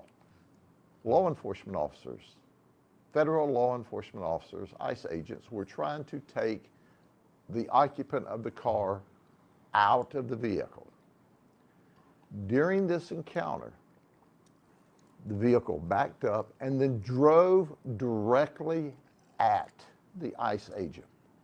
That is a deadly weapon, a 2-ton deadly weapon. So what did the occupant expect? They should have expected to be shot when you commit a deadly assault on a law enforcement officer. So let's do this. Let's send out the message loud and clear. And it should start with the mayor, the police chief, the local sheriff, and the governor of Minnesota. Cooperate with law enforcement officers. Don't resist them. Don't violently resist them. If you do violently resist them, if you do felonious assaults with 2-ton weapons, expect to be shot. Expect to be shot. That's right. Expect to be shot. That's what he says. Expect. Richard says the Cubans were security because the Venezuelans hate him. Yeah, I think there were minders. They were watching them, different things. Barnes turned into quite the sad sack. What about President Ted Cruz? Maybe. Barnes does whatever makes Barnes money. I protest with velocity. I don't like this. The babies are the best means out there. He's so cute as a baby. Have you or anyone seen the chatter about the new weapon used in Maduro's arrest? Surviving guards are saying they became violently nauseous and spit up blood when it was aimed at them. I don't think it's a new weapon. We've had sonic weapons for a long time. Directed energy, sonic weapons, stuff like that. So I think it's nothing new. They just played the brown note. And I think it's been around for a while. Barnes doesn't like Trump, but doesn't want to lose viewers, so he says all the negative crap and then says he still likes Trump. I say I can't tell, calling Massey a great representative. I prefer keeping it serious. It is a serious matter. Okay. Well, I think Grady Judd has some of the kind of procedure to make him look younger. Yeah, right? Massey is a rhino. Yeah, I don't know. Massey's changed a lot since this new wife thing. When his wife died, something happened. Late, but always straight. See the Nick Sorter stuff? Yeah, I'm going to show it in a second. Grady Judd will probably be in Congress at some point. He might be even Massey. Yeah, Massey. I know Massey's a rhino. I got it right. Grady Judd, ultimate redneck name. Yeah. Havana syndrome type stuff. Yes. That's bullshit about the new weapons. I don't think they're new weapons. I think I don't know. Maybe they had some kind of sonic noise stuff or something. Microwave cannon, something. I don't know. Bells and whistles. Who knows? So yeah, let me do this. Let me do this before I forget. That way I'll get it. I have the stuff. I don't want to miss it. So let me pull my bookmarks. We'll do this real quick. a couple of these real quick. 40-year-old Mexican Hernando Garcia Morales arrested for throwing a rock through a school bus window on the Jersey Turnpike, fracturing an 8-year-old girl's skull. If I'm not mistaken, this 8-year-old girl they were going was a Jewish thing, and they were attacking a Jewish school. Arrest tonight after a rock the size of a baseball was thrown into a school bus in New Jersey, injuring an 8-year-old girl. That rock shattered a window on the bus as it traveled down the New Jersey Turnpike in Teaneck Wednesday afternoon, hitting the child's head, fracturing her skull. 40-year-old Hernando Garcia Morales of Palisades Park now faces charges, including aggravated assault. Arrest tonight after a rock. Oh, what do you know? Another DNC import. You better start removing the brown people from your life right now. Oh. Oof. And then the insurrectionists just vandalized Nick Sorter's vehicle and held him hostage before escape. He escaped by making one a hood ornament. The left has completely seized control of Minneapolis because the police only showed up after he fled. Yes. I know it was electronic jamming, no different than your cell phone output. Okay. Yeah, it could have been. Hey, Ben Togel, what's up, man? Long time no see. How you doing? How you doing, Ben? How's everything where you're at? It says energy weapon from Ducey, Fox 2013. Okay. Microwave technology exists, but I don't recall hearing about it being used until the Pakistan rescue mission utilized it. What a contribution to society. Yeah. You're good. Well, that's great. Glad you're good, Ben. It's always great to see you. Let's see here. This is Nick Sorter stuff. He's hitting protesters. Shit. Whoa.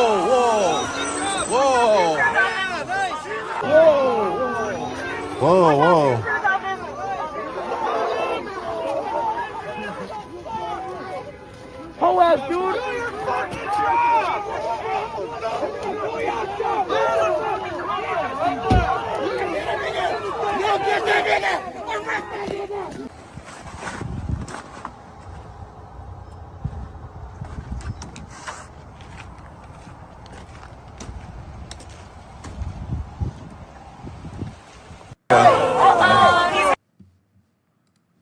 Ben Togel says the ICE shooting is still a hot topic in Austria and Greenland.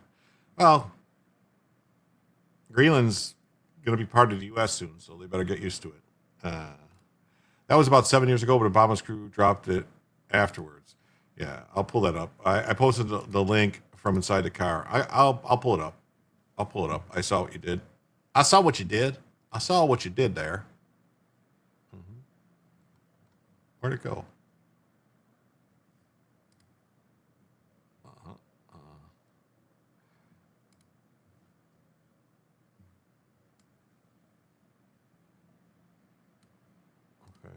So that's stuff from Nick Sorter, Gunther Eagleman, and then lunatics, they beg for it. Yeah, see? Feeling cute might be an accessory later. I don't know. So yeah, leftist, the Van Company film. Okay, we saw this one, the Van Company film dropping off the kids. Is that it? Yeah, that's it. I don't think I had anything else. Wait, where'd it go? Oh, we got this one. This is Wow, the journalist interviews an Ohio resident who immediately points out a daycare he identifies as a front for money laundering with no kids.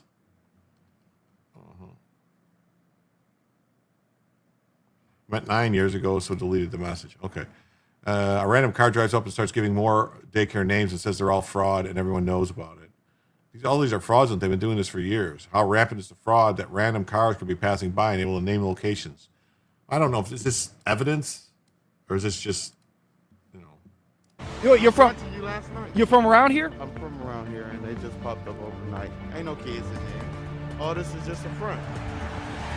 Wait, so you're from Ohio? For many years you lived here? Yeah, I've been living here for 20 years. These just became like daycare this summer, but I never seen kids. You know what they're doing? It's no joke. So what do you think this is then? This is a front. It's a scam. It's the Commerce Daycare on Cleveland Avenue. Whoa, what'd you say? Commerce Daycare on Cleveland Wait, can we talk to you real quick? I'm just telling you, go to Commerce on Cleveland. Is it fraudulent? You think it's fraudulent? All of these are fraudulent. They've been doing this for years. Whoa! For years. Whoa! Please. You do not have a permission to do this. Of course we do. Of course the we First do. Amendment. Every individual whether a daycare owner or not, you're doing this? You standing here? We're asking questions. Why specifically and selectively going to Somalia? Well, I'm going to tell you why. Because Why? You got to let me answer. Why?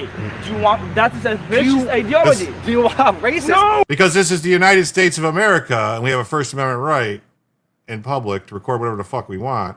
And if you don't like it, go back to where the fuck you came from. Get the fuck out of our country. Do you want me to selectively? Do you want me to answer or not? You do not have a Just permission. answer. Here's the situation. Please. There's all of these reports of fraud. Not terrorize the community. Nobody's terrorizing anybody. Am I a terrorist? I'm going to sue you, to be honest. You're going to sue me for what? For what you're doing. I'm surrounded by military installations in Northwest Arizona. I see the craziest. Most people call them UFOs. I just call them our military outplaying. Yeah, I don't know if you guys don't remember, like back in the 80s, there was all these reports about weird triangle-shaped UFOs. It was the F-117 Nighthawk. That's what it was. They were seeing, and they were, and they thought it was UFOs, but it was just the stealth fighters. That's all it was. I'm going to sue you from the Somali guy at the end. Yeah, taxpayers not welcome. Yes. Yes. Okay, that one we saw. Rigorous news report about education. Oh yeah, that one saw. Nick Shirley's right-hand man just confirmed even more about to come out. Yeah. Nick Shirley's right-hand man confirmed even more about to come out about the Somali fraud, 10 times worse. We got a second video is coming out Monday. It's 10 times worse. We'll release it now, man. Don't make us mate. The deportation is the only thing that will fix this. Yes. A 5-year recap of all the CCAP money going to 84. The top 102 recipients, 84 are Somali owned. SR-71 Blackbird, well, that's been around for a long time. I'm talking about the stealth fighter that nobody knew about until Desert Storm, basically. You know how many children are seen at those daycare centers? 0. Wow. Here we go. I got another one here too that's good. I know. So I've been researching this issue of fraud, and most specifically Somali fraud, because it is so gargantuan for the past 7 years. Many of you are familiar with the video that Nick Shirley and I made. We have a second video that's coming out Monday that is 10 times worse than the original video. It's going to be pretty shocking and it's pretty graphic. So what I have here is a 5-year recap of all of the CCAP money, that's child care assistance payments, for the last 5 years. The top 102 recipients of that, 84 of them are Somali owned. You know how many children I've seen at those child care centers over the last 7 years? 0, not 1. There's another pile of money, and it's called Great Start. And that money is given to the facility to train their staff. Well, if you don't have any kids, you don't need any staff. Then what I believe is the core of all this, is this non-emergency medical transportation. So a search showed that Minnesota recognizes 1,020 NEMT companies. Almost 900 of them are Somali owned. So in the second video, Nick Shirley and I went to 16 of them. I've actually been to about 70 of them. They don't exist. They're in an apartment building. One of them's a liquor store. Another one's a wire transfer. Another one is something totally unreal. It's a grocery store. There are no vehicles. And the average NEMT company in the United States has 20 vehicles, and each vehicle generates about $70,000 a year. So you run those numbers, 800 companies, 20 vehicles, $70,000 a year, and it's an enormous sum of money that's going out. So my feeling is that chasing the money transfers and the wires and the SARS is great, but you got to drop like Batman on Minnesota DHS, because they're the ones who are writing the checks. They're the ones allowing the fraud to happen. Look, you can blame the Somalis, but if you stick your hand out and someone puts $100 in it, yet you're going to stick your hand out again and keep the people who are putting the $100 in have got to stop doing it. They got to get out of their office and go out and look at these facilities and say, this is an apartment building. You can't have a transportation company in an apartment building. And the vast majority of these companies exist on paper only. They're not real. They have no assets, no office, and no vehicles. The other thing is that when child care facility receives federal funds, they must abide by Civil Rights Act of 1964, Title VI, which says that you cannot be exclusive to one ethnic group in your child care facility. It's discrimination. So when DHS goes out and does these inspections, they always do them announced. So they call ahead to let them know they're coming. So of course, you stockpile the kids in there and everything looks great. But do they actually count the number of kids that are there? Because some of these facilities are licensed for 120 kids and they don't have any kids. And even if they do load kids in, they got 10 of them. But DHS doesn't go with 10 kids. Wait a minute, you're licensed for 120. What's going on here? They have no sign in or sign out sheet like a normal daycare is. So there's no way to track if there are any kids there, who they are, what race they are, any of that. So I'm asking for the Fed's help to come in and get to DHS and tell them get their act together. Thank you. Yeah, definitely. That's what we want to happen. Let's see. And then G. Sharkman says, no, I saw the triangle UFO, not the stealth bomber. Not the stealth bomber, the stealth fighter. Much smaller. It was the one with the weird, the weird shapes because it was weirdly shaped because for the radar. And actually, it's an older plane. It's the original, it was the first.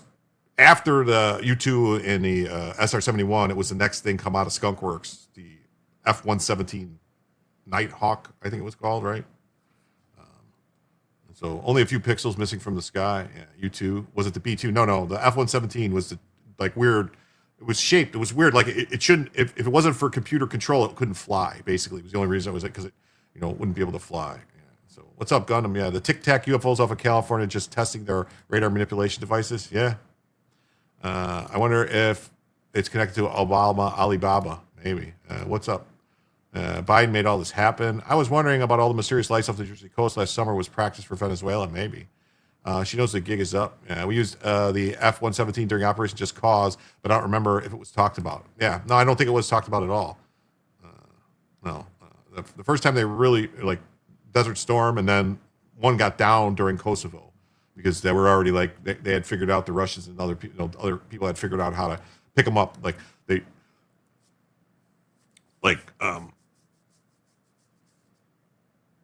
don't they're not completely invisible to radar. They just come up with something a lot smaller. Yes, this man needs a ton of serious help investigating these fraudsters. He's right. They don't even go out and look. They don't care.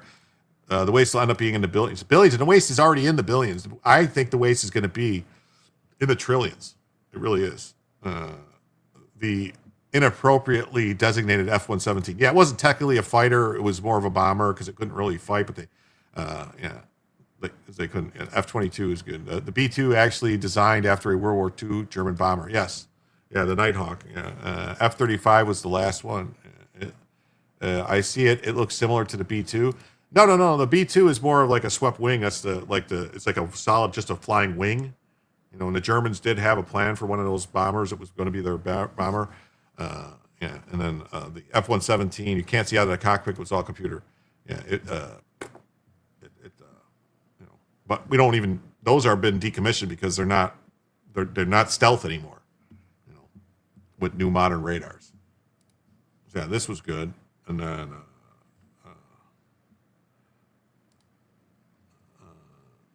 this man with a cane. Oh, this is a good one. Yeah, so this guy with the cane. You're gonna see this guy with the cane limping and doing all this stuff, and then federal agents doing this. And hold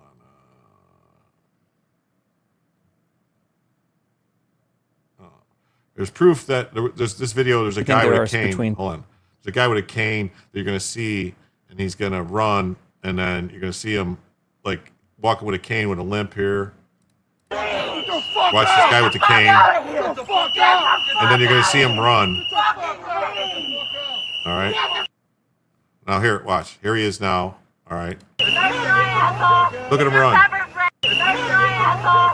So, that's probably a guy collecting disability payments from the government. So here's the scene. Watch, it's the whole scene. He's probably on disability, Social Security disability. And so someone should find out who it is, because that's definitely not somebody who's disabled. Go the fuck home! Get the fuck out of here! We hate you! Fucking leave! Get the fuck out! Get the fuck out of here! Get the fuck out! Get the fuck out of here! fucking hate! Get the fuck out of here! Get the fuck out of here! We hate you! We hate you! We hate you. Wait, I thought they said that no hate. Hate has no home here. Remember that? That hate has no home here. Wow. Why are people so retarded? I don't know. These people, look at them. So whoever this person is with the fake cane pretending to be, I guarantee he's got a bogus disability claim, and somebody needs to find out who he is and track it down. All right. Here's proof that the left-wing riots and protests nationwide are coordinated and financially backed. A woman caught at an Atlanta riot has been showing up at protests across the city again and again. Journalist David Kate identified her as anti-ICE protester and found her at the May Day, pro-Iran rallies, anti-Trump demonstrations outside Atlanta's office. She admitted she's with the Party for Socialism and Liberation. She traced the operation, and the PSL sends money to chapters nationwide. Activists are paid to organize and attend protests. The same group is tied to the unrest in Atlanta and Los Angeles. It's all organized and funded. This person. Right here. Who's this woman in the red shirt coordinating with local Atlanta police at an anti-ICE protest that escalated into a riot with tear gas and riot police deployed? For every new 100 followers, I'll expose the new group. She's a professional paid protester. Let me show you how. Here she is at the International Workers' Day protest. Here she is again at a pro-Iran rally, at an anti-Trump demonstration, and leading a protest outside Atlanta's ICE field office. And she's never alone. Always accompanied by the same woman who I've nicknamed Crazy Babushka. Here they are together at multiple Atlanta protests. So here's footage of me asking them what group are they affiliated with. What does your shirt say? It says Party for Socialism and Liberation. I'm an organizer with the PSL. Okay. Liberation for what? Liberation for all oppressed nations and all nations fighting against U.S. imperialism. Their highly organized and coordinated efforts prompted me to investigate their funding. And what I uncovered is a scary foreign influence campaign. The Party for Socialism and Liberation distributes funds to its chapters across the country, including those in Atlanta and Los Angeles. These funds are used to pay protesters like the woman in the red shirt to organize and attend demonstrations. This is the same group that is behind the recent LA riots. Notice the red shirts in LA matching those I filmed in Atlanta? Their funding comes from a $20 million donation by a nonprofit run by Nival Roy Singham, whose wife serves as a board member of that nonprofit. Yeah. It's Code Pink. That's why I'm so pissed about Marjorie Taylor Greene butting up to Code Pink. These are the people funding this. Code Pink. Nivelle Singham's wife runs Code Pink, and she's with Code Pink. And Singham is tied to the CCP. This is why it's a problem.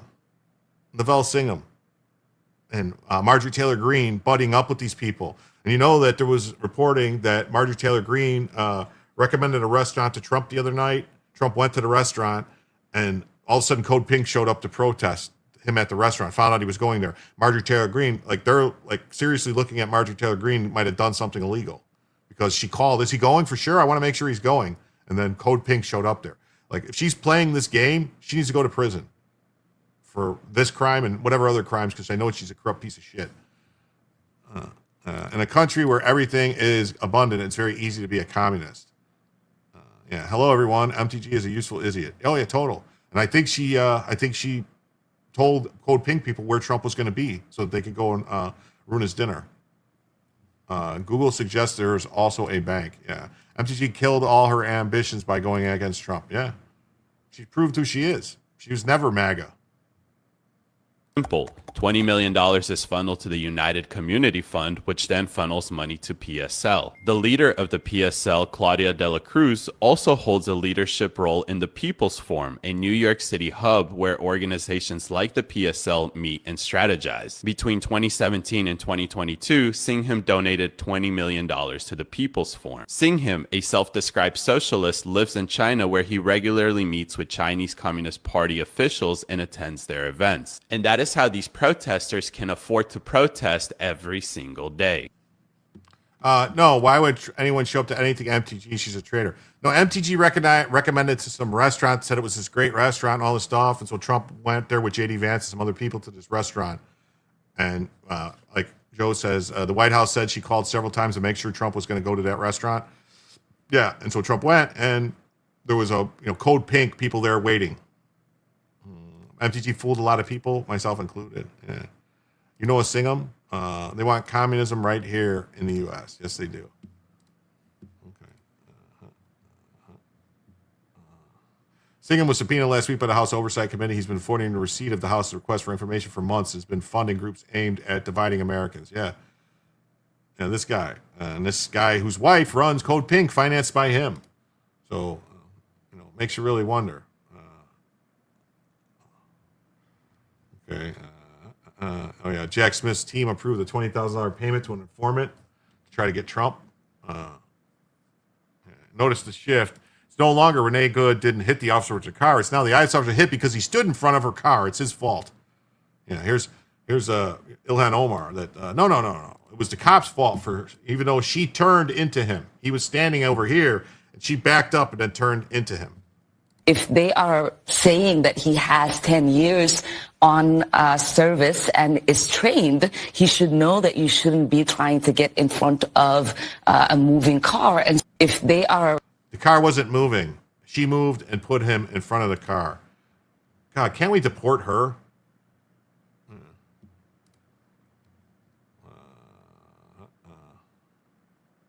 Yeah. That's the same thing. This is what you're defending, Mayor Frey. Sexual assault against a child, sexual assault, carnal abuse, 4 DUIs. Yeah, this guy. Mayor Frey's defending this guy.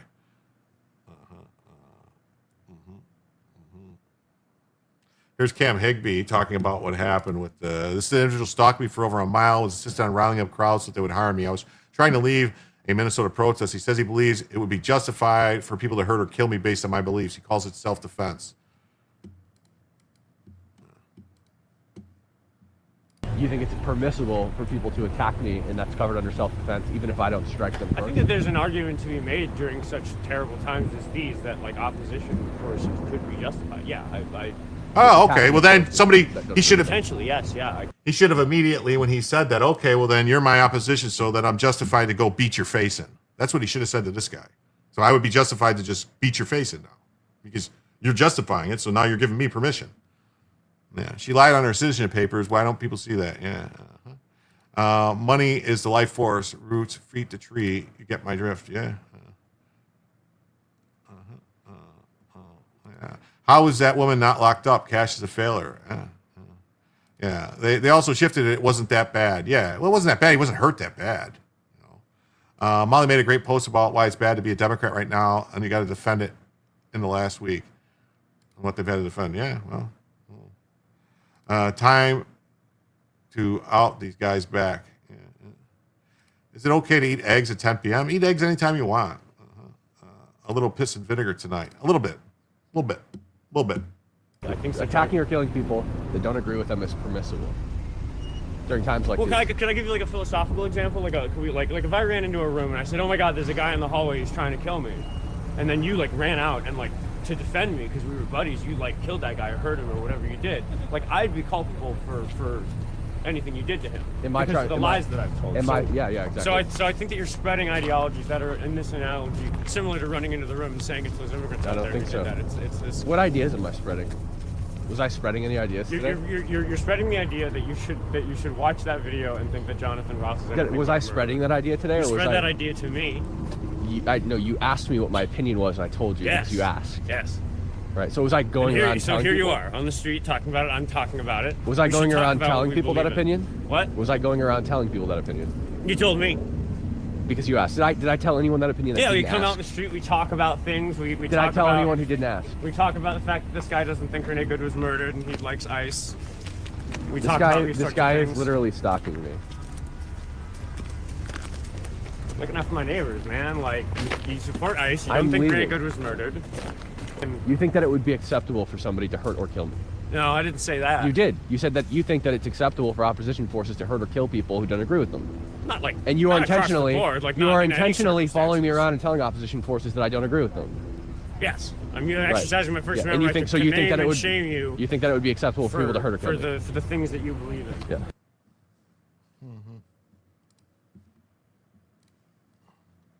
The tragic result of adult American male midwit who never got in a fight as a boy. Yeah. The clowning, the clown. Yeah, he should have done something. Here's another Max spoke at a vigil representing Maxine Dexter of Oregon. This crazy lady, the one who went down to El Salvador, for what's his face for Abrego Garcia. She says that she's upset because she supports the Tren de Aragua people who were killed or were shot. They weren't killed. The Tren de Aragua people. Not lose our compassion, our souls, our understanding that we all are each other's keeper, that we all have to stand together. And those of us who have privilege due to the whiteness of our skin or the speech that we speak, the language that we speak, that we must be courageous.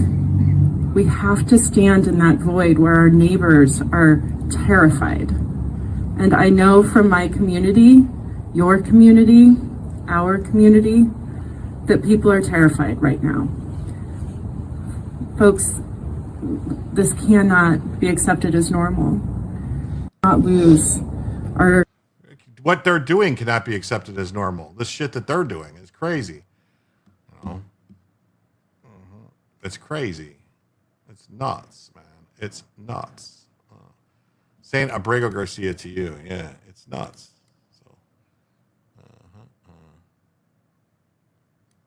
So this is the stuff we were talking about earlier about the sonic weapon. The sonic weapon used on Venezuelan troops reminded Peter of a similar weapon he encountered at Quantico. At one point, they launched something. I don't know how to describe it. It was like a very intense sound wave. Suddenly, I felt like my head was exploding from the inside. At one point, they launched something. I don't know how to describe it, he said. It was like a very intense sound wave. Suddenly, I felt like my head was exploding from the inside. The Pentagon is not yet saying exactly what weapon was used, but it sounds a lot like something this reporter got hit with at Quantico in this piece from 2013. The military says the active denial system is not radioactive, it's not a microwave, and it's not a laser beam. It's instead a man-sized beam of millimeter waves that can be fired from up to 1,000 meters away that are designed to get the subject, whoever's standing on this X, really, really hot so that they move.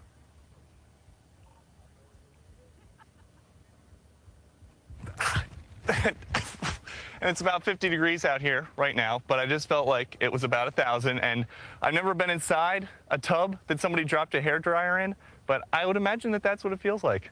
At one point, they launched something. I don't know how to describe it, he said. That's interesting, right?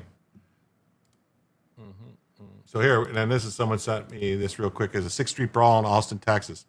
So I don't think we can show this actually. Never mind. I can't show that. It looks like somebody might get their clothes taken off, and that'll get me kicked off. I just finished a bead belugi rice bowl with a fried egg sriracha. Okay, cool. It would have affected everyone. I don't know. So you're saying that was fake? No, it's okay. Someone sent me there was a fight in Austin, but I don't want to get. I don't know. Let me look real quick. Let me scrub through it.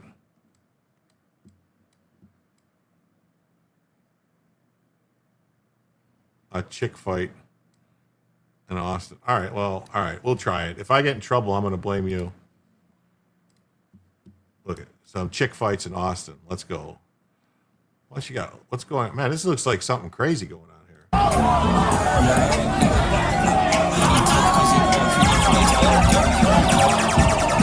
I don't know, that music might be a problem. So look at them. Oh, I don't know, man.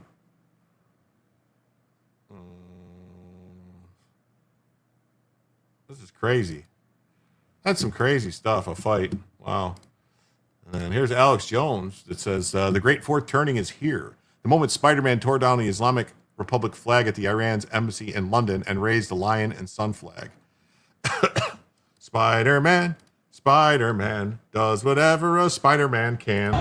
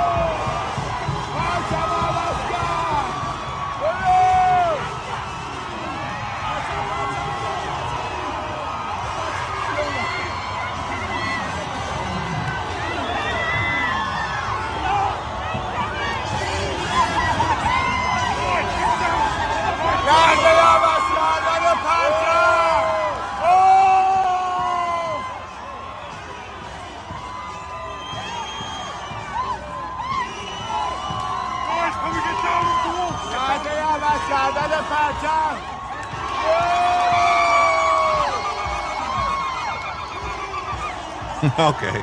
I saw the comment, so I'll check it out later. Wow. Lubba, lubba, lubba, lubba, lubba.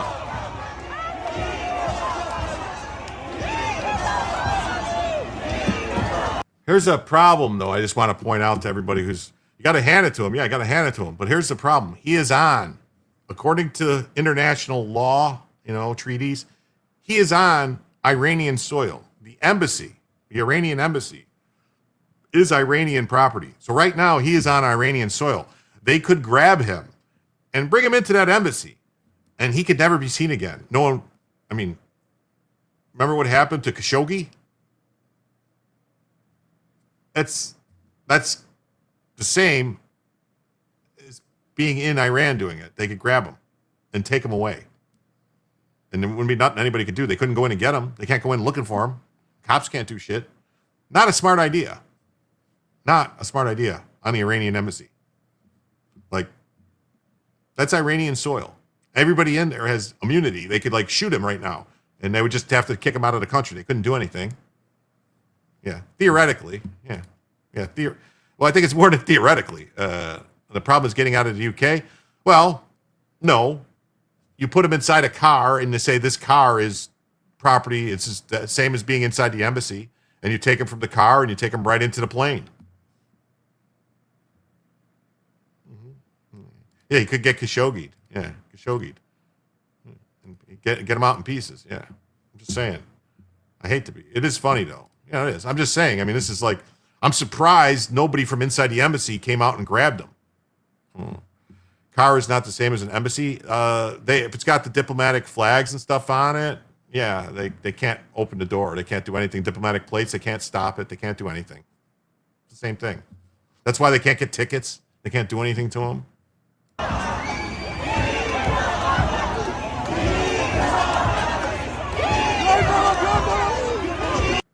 So, they could come out this door right now and grab them and pull them in.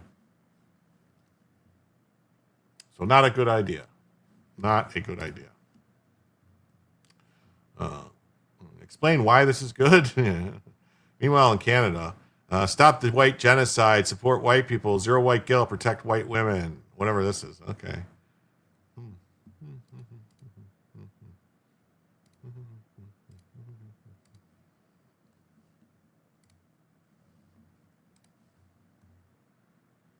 Oh, here. This is the last one on Minnesota, I think, for a while. I don't know. Let's see. The Minnesota Legislative Auditor confirms that Tim Walt's employees fabricated records to cover up the fraud. They did 0 site visits. This is criminal. So here's this woman in an interview talking about it. Ready? We saw her speak the other night in a board, but this is an interview. This was definitely the most egregious thing I have seen, maybe in my whole time working at OLA. Office of the Legislative Auditor released a damning report finding state employees fabricating records to cover up mismanagement of money, tax money. It's another black eye for the State Department of Human Services. 27 years with the Office of the Legislative Auditor, a statement like that from Judy Randall means something. After past suspicions, she says her most recent audit proved state workers were fabricating documents to cover up mismanagement of taxpayer money. So these documents should exist. They didn't. We asked for them. All of a sudden, they now exist. And in at least one case, it was created wholesale and backdated by 2 years to give the impression that it had always been there and been done on time. The OLA audited the Behavioral Health Administration within the Department of Human Services, which issues grants, nearly $200 million of taxpayer money each year to addiction and mental health service providers. But the audit found BHA was not making sure those providers were doing the work. BHA didn't conduct the site visits. Our auditors went and conducted the site visits that BHA should have done. And we identified serious concerns that services weren't being provided. One of the grants examined by OLA was $1.6 million issued to the Wellness Collaborative through Zion Baptist Church in North Minneapolis. According to the OLA report, BHA didn't have documentation to give auditors to show that the services were rendered. What's more, the audit says the grant manager directly profited by leaving BHA and months later providing consulting services to the Wellness Collaborative for the grant she managed, which Randall says is not illegal. But I think it raises a bunch of ethical questions at the very least. Representatives at Zion strongly dispute what BHA and DHS told the auditors. They tell KARE 11 DHS sought them out for the grant. They provided services which DHS workers witnessed. They gave DHS documentation, and they say now they believe they're being scapegoated. The former grant manager told KARE 11 any wrongdoing falls squarely on DHS. Conduct a monitoring visit to make sure the services are actually being provided. These aren't rocket science types of things. Perhaps most frustrating, this was the second audit of the Behavioral Health Administration, and many of the problems found were repeat problems. What is it like to see these problems, make these recommendations, and nothing is done to fix it? It's exhausting. It's exhausting. Governor Tim Walz's office says they're grateful for the auditor for her work and for identifying these serious issues. And Democratic Senator Melissa Wickland, who chairs the Health and Human Services Committee, says that it's clear that DHS has not taken actions to fix these problems as they had portrayed to the senator. Wow. Oh, Richard says, yes, Jim, cowards like you shouldn't do brave shit like that. All I'm saying is it's not very smart. All right. You're on Iranian land, according to the law. And the embassy property is Iran, just like the U.S. embassy. That's an Iranian embassy in London. That is Iranian property. So they could have done just about anything to him, and nobody could do anything. The most that could happen is they could expel them from the country. That's it. Yes, it is the same. He's like, oh, they're on a public road. It's not sovereign land. The car is sovereign when when the flag goes on it and it's embassy flag, it's the ambassador or the flag or whatever, that becomes sovereign property. They cannot open the car. They cannot look in it. Just like diplomatic bags, they can't open them. It's the same thing. That's all I'm saying. The RGC are scared rats right now. Well, that's an embassy inside there. Scared people. So you're saying that scared rats don't lash out and do things irrational. That's the embassy's deal. Marines that do embassy duty are literal experts on that kind of law. Yeah. Is that this reporter related to MSNBC's Mad Cow? I don't know.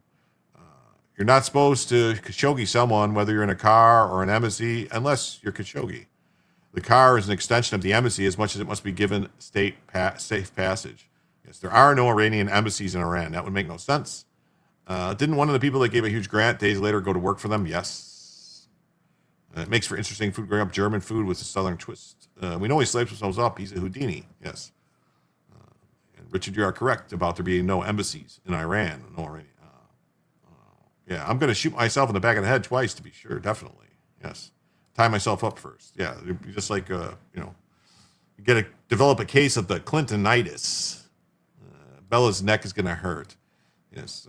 Joe, that is normal, but if you kidnap a citizen of a host country, it would cause diplomatic problems. Yes, it's going to cause diplomatic problems, but the worst thing I could do is expel them from the country. That's it. If you start doing anything besides that, then all of a sudden other people start getting jammed up and other people get grabbed. Once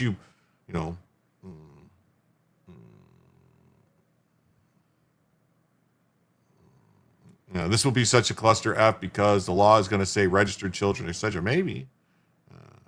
Jim didn't care. I don't care. If they did anything against him, it wouldn't be very smart either. Well, not saying smart. I'm talking about, diplomatic immunity.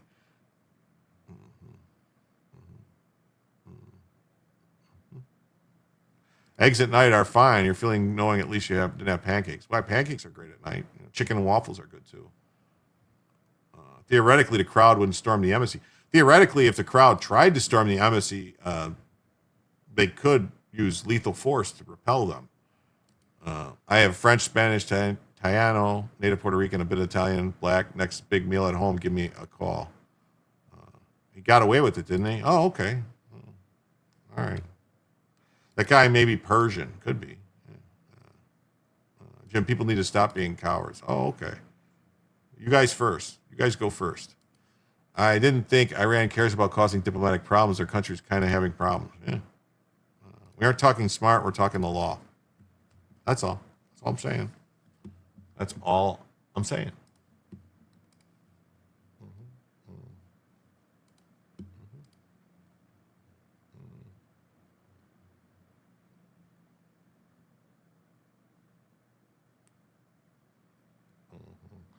Yeah, so this is the other interview. Remember when Kristen Welker, after talking to Tom Holman, said, well, I'm going to have Jacob Fry on. So here's her talking to Jacob Fry. And just check it out. Dozens of people in Minnesota have been charged and convicted with stealing millions of dollars of taxpayer money for government programs. Do you think Governor Walz did enough to stop the fraud in your state? And do you support his decision not to run for re-election?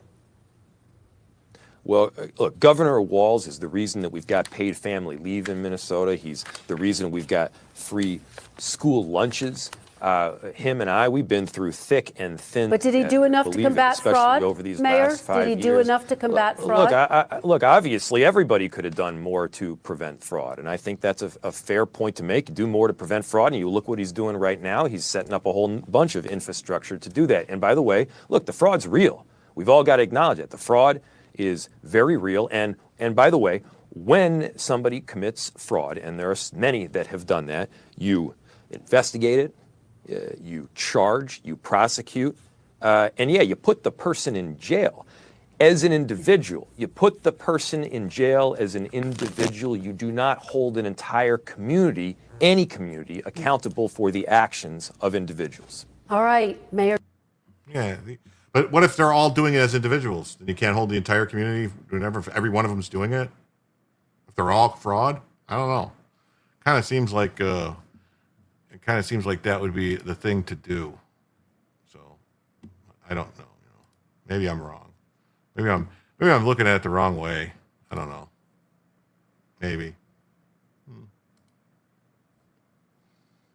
So I don't know. Maybe I don't know. I'm looking for something else.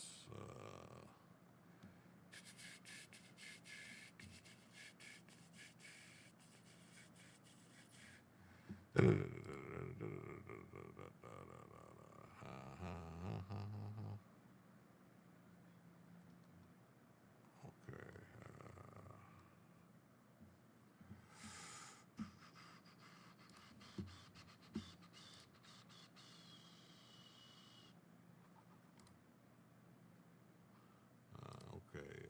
got this. U.S. launches large-scale strikes on ISIS targets in Syria. Isn't a gang technically a community? Yeah. That dude is a closet homosexual. Not that there's anything wrong with that. Ask him how was his Somali meal. Rand Paul shares his barber. There are thousands of dead in Iran right now by not doing the safe thing for comparison. Yeah, well, okay.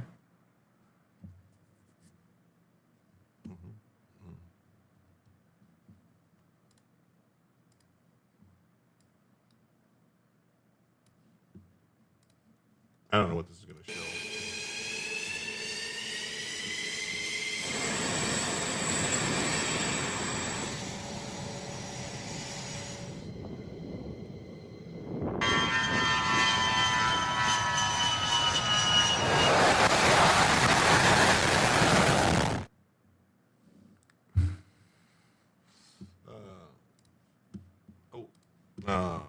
Sunshine says, Jim, where are we on time and the goal? Well, we are long past time, actually, and we are still 78 away from a second hour, but we are well past that time. I was just going to finish them. The new DOJ office they set up needs to be more than Office of Fraud, maybe Office of Fraud and Corruption. They go hand in hand. There already is offices on corruption. I don't know, public corruption offices, but I don't know if they're actually doing anything. The problem is when 30% of the community has committed fraud, you're being told to shut up. It's their culture. You must expel the community. Well, yeah, when you ask about the fraud and they immediately say you're racist for asking about the fraud. Yeah.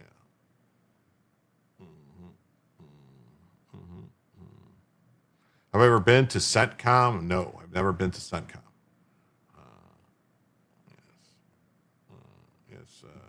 Being closeted as gays, they should announce their homosexuality so that the other homosexuals can harvest their gayness.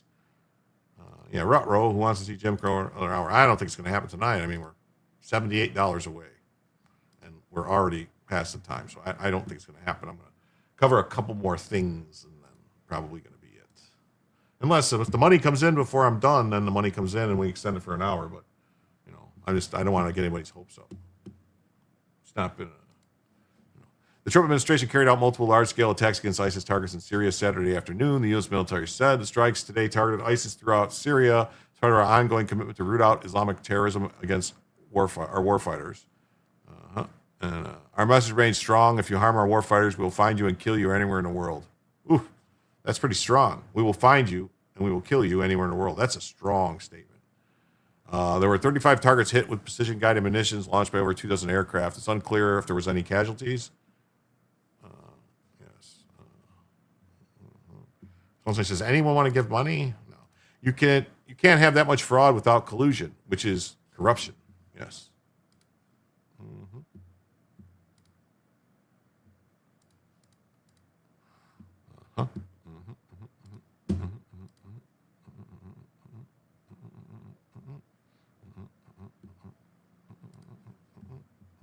That's true.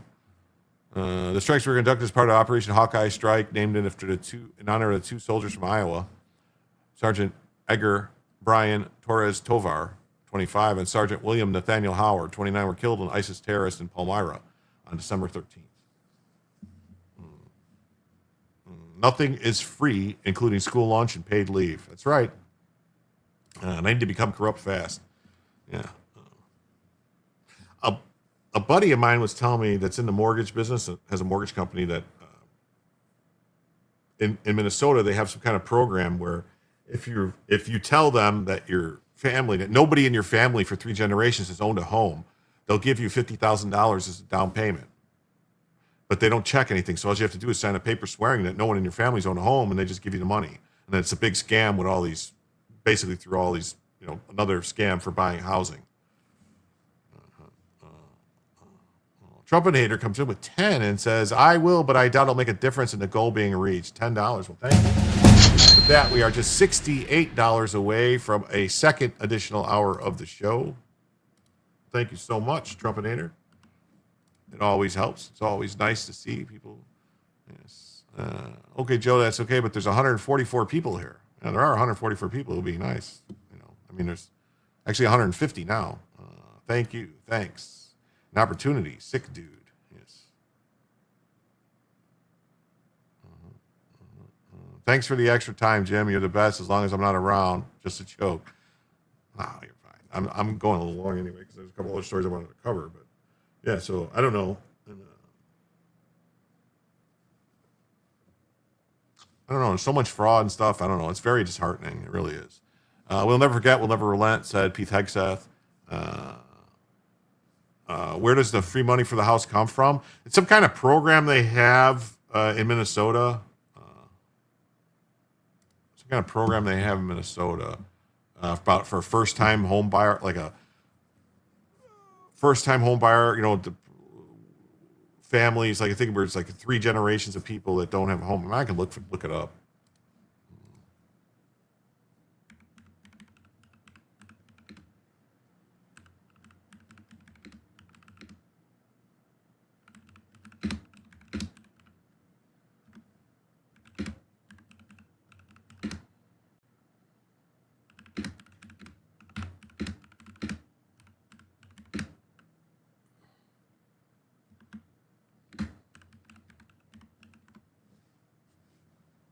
Yeah, here it is. It's called First Generation Homebuyer Loan Program.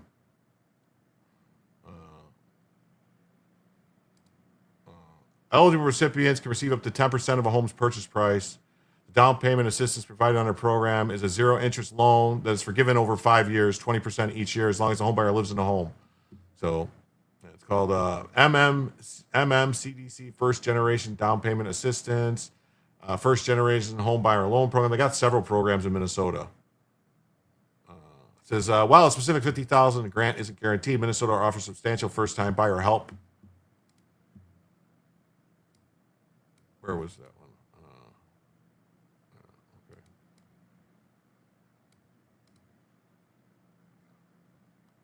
Okay. So here it is.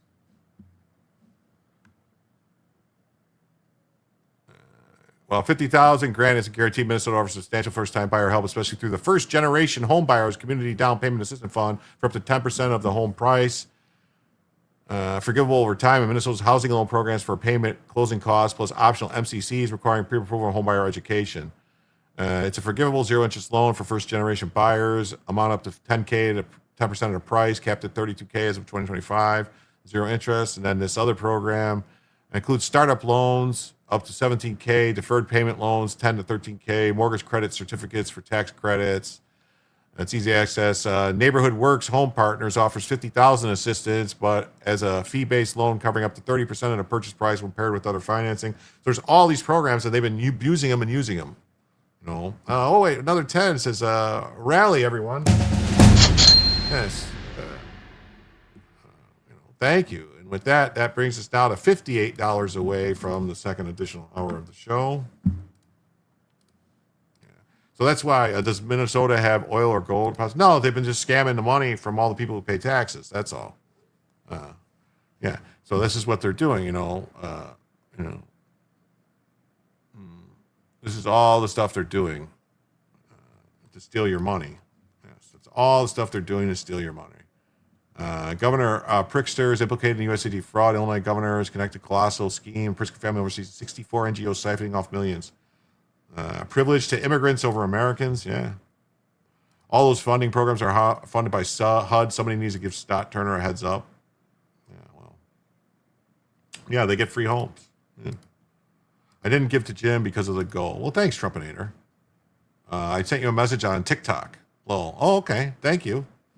TikTok won't let me. I have to have a certain number of followers on TikTok before they'll let me stream live on TikTok. Yeah, 20% of the loan is forgiven each year. Yeah. I can't imagine paying much for a house in Minnesota. Oh, wow. And then, yeah, a G Sharkman comes in. Dang it, sunshine, let's roll. Thank you for the 5. Immigrants will be automatically eligible as first-time free money. Yeah, that's right. Automatically eligible. But he's saying, too, that they don't, my buddy was saying they don't check. He said there's tons of other stuff, too. So now we're 53 away from the second additional hour of the show. Thank you all so much. Pritzker Farmer, Cricket. Yeah. Amazing. Yeah. Was there another? I thought there was another. SB Farmer did have another thing to look at. Let me see.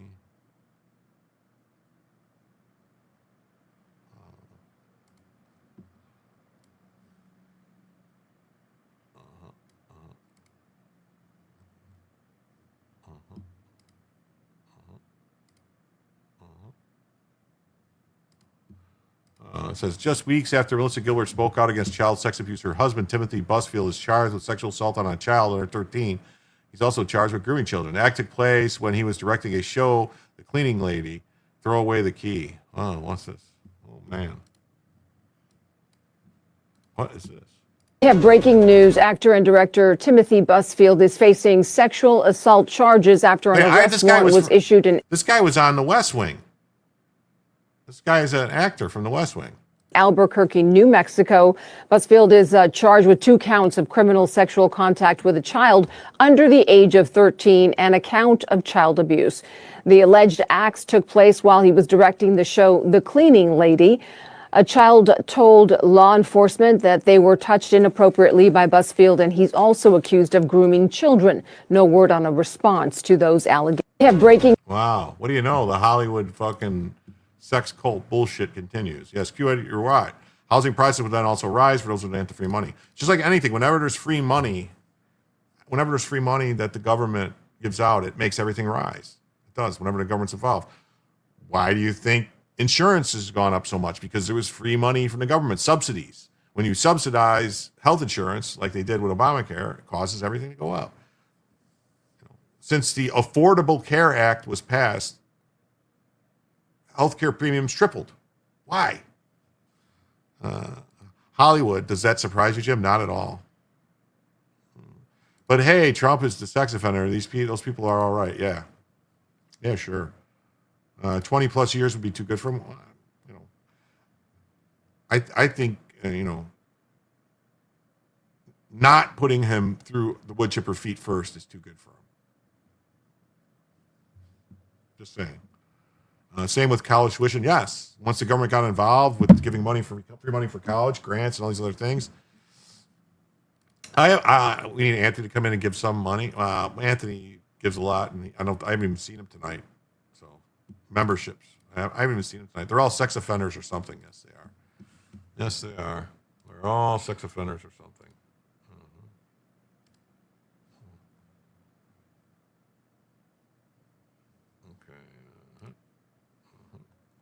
This. Oh, here we go. Let's get into this one. So we got the far left Oregon governor Tina Kotek is shaken and outraged at shooting Trendy Araga gang members. Yeah, 15 gets you 20. That's right. That's how the system works.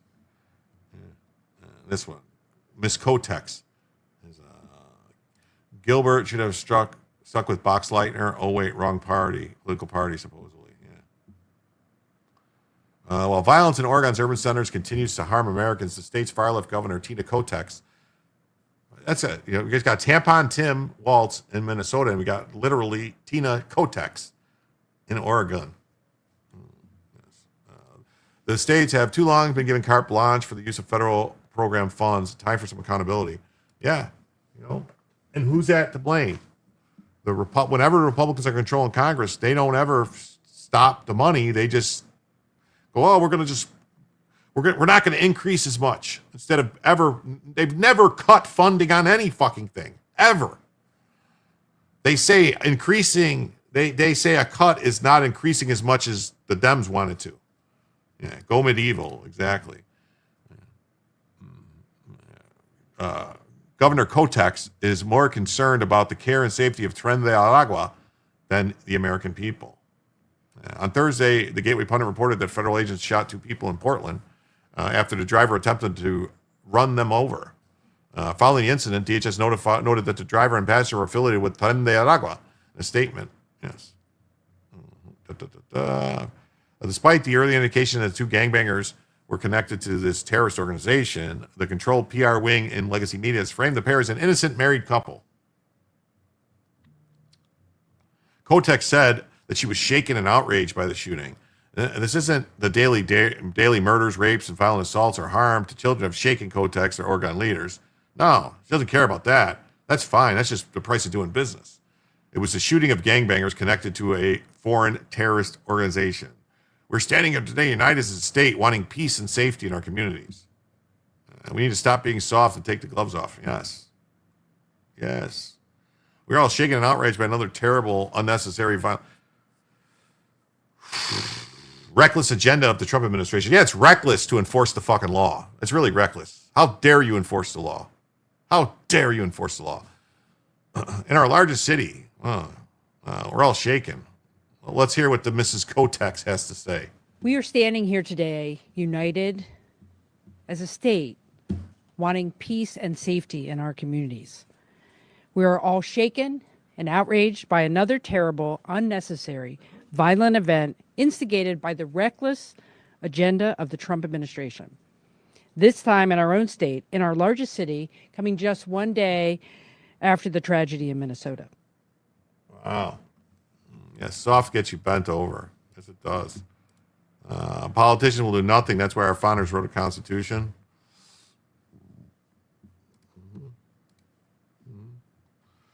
In January, President Trump signed an executive order designating cartels and other organizations as FTOs, foreign terrorist organizations. So there's that.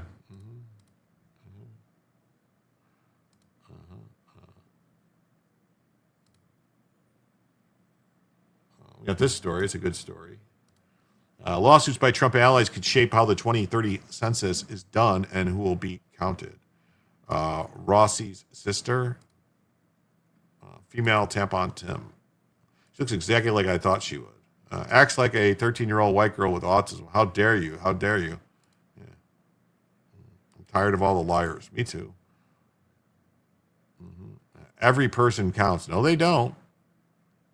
Yeah, immigration activists. So illegal immigration activists are complaining. The next U.S. Census is 4 years away, but 2 lawsuits playing out this year could affect how it's done and who will be counted. Allies of President Trump are behind the federal lawsuits challenging various aspects of the once-a-decade count by U.S. Census. It's used to determine Congressional Rosie O'Donnell's sister. Oh. Tina Kotex is Rosie O'Donnell's sister? Really? That's an angry human mad at the world because she wasn't born with a swinging appendage. Maybe she has one. It's used to determine congressional representation and how much aid is sent to the states. Challenge the line with Trump's agenda, even as the Republican administration must defend the agency in court. Democrat law firms representing efforts to intervene in both cases because of concerns over whether the U.S. Justice Department will defend the Bureau vigorously. There have been no indications so far the government attorneys are doing otherwise, and department lawyers have asked that one case be dismissed.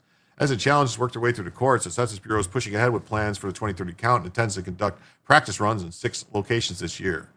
The America First Legal, co-founded by Stephen Miller, Trump's deputy chief of staff, is leading one of the lawsuits filed in Florida. It contests methods the Bureau used to protect participants' privacy and ensure that people in the group living facilities such as dorms and nursing homes will be counted. The lawsuit intended to prevent those methods from being used in 2030 and have the 2020 figures revised. The case is about stopping illegal methods that undermine equal representation, ensuring the next census complies with the Constitution. The other lawsuit was filed in federal court in Louisiana by 4 Republican state attorney generals and the Federation for American Immigration Reform, which opposes illegal immigrants and supports reducing legal immigration. No, Jim, she has a gash and a large one at that. Oh, my God. How do you know?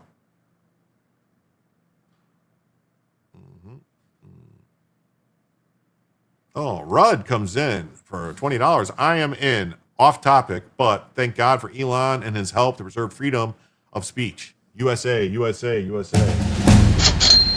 Thank you so much. And with that, we are now just $33 away. Just $33 away from a second additional hour of the show. I don't know. You guys might make it before I give up. Massive gash. Yes. Thank you so much, Rudd. Thank you. Thank you. You're restoring my faith in the chat. He's been up in it. Well, from the Elon is not to be trusted. I don't know, man. I don't trust anybody, but as long as he's doing stuff that helps freedom, helps the American people, I have no problem with it. You know, if he does something bad, I'll tell him he's done something bad. In both cases, outside groups representing the Elias Group have sought to intervene over concerns that the Justice Department would reach friendly settlements with the challengers. Oh, wow. Those Lisbos go hard on the gash. Oh, my God. Colfie comes in with 5 intelligent memberships. Oh, Lord. Uh-oh. Let's see who got those memberships. It says that Wraithchild 78 received a gift of membership. Stephen Parks, Marjorie, Mama Pillow, and Jay Marco all received gifted memberships from Kofi 2A. Wow. Thank you so much. And with that, folks, that means we are now just $3 away. Just $3 away from a second additional hour of the show. Thank you so much. Let's go. Jim worked so hard. Yes. What's the balance, Jim? $3. $3 hairs. $3 away. Thank you. Nice. Yes. Thank you so much. Yaka, yaka, yaka. So, I don't know. I can end right now. I'm going to give you guys 5 minutes. Maybe a little longer. We'll see what happens. So, in a Florida case, judge allows a retiree association and 2 university students to join the defense as interveners. Justice Department lawyers have asked the case be dismissed. In the Louisiana lawsuit, government lawyers said 3 League of Women Voters chapters in Santa Clara County, California, have not shown any proof the department attorneys would do anything other than robustly defend the Census Bureau. A judge has let the rule on their request to join the case. I don't think they can technically do this. I don't think they're allowed to just join the case like that. Hey, Richard comes in for $1. Thank you, Richard. Oh, with that, we are just $2 away. Just $2 away from a second additional hour of the show. I have a feeling if I stick around long enough, it'll eventually come in. Or I just do the second hour and call it that. We'll see what happens. But thank you, Richard. And here's Richard with another $2. There you go. So tactical assessment. Red Chinese victory. Impossible. America will never fall to communist invasion. Communism is the very definition of failure.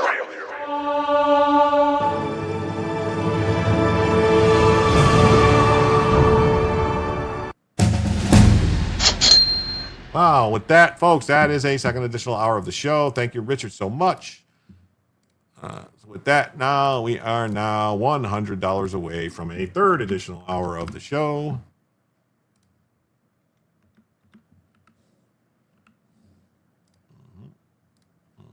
I will update.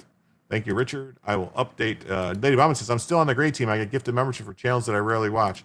I don't know how it works. I really don't. I hate seeing a man work for free. Well, thank you, Richard, for contributing. Yes, thank you all for your wonderful donations and help tonight. It's been a great show. Jim's going to give you all a free hour on a 2-hour show. Yeah, well, pretty much. So we'll see. Do this, close this out, live chat. Do this, start another goal. 20 super chats for 1 hour.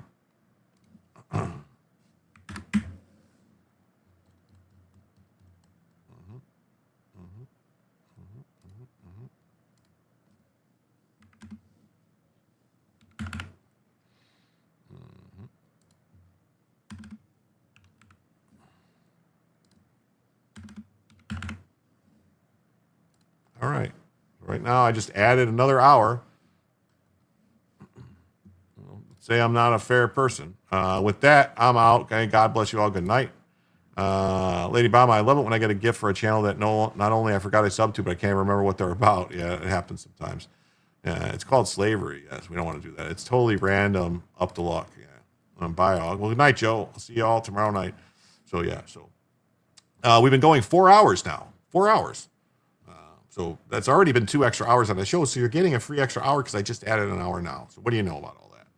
So I hope you're all happy with that. I have to end on the Instagram right now because I'm saying goodbye to anybody on Instagram. If you're on Instagram, come over to Twitch, come over to Twitter, X, Twitter, come over to YouTube, come over to Rumble, come over to Facebook, come over everywhere.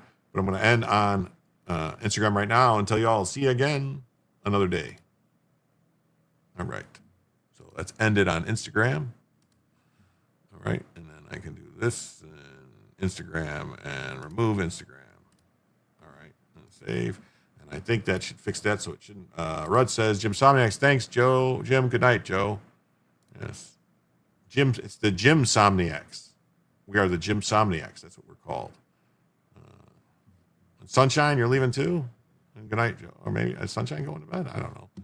So we'll have to see what happens there. Peaked at 112. Let's see what's that. Oh, we peaked at 150. No, we lost down to 130. Wow, we were up at 150. That's crazy. Wow. Good stream. Good stream. Good stream.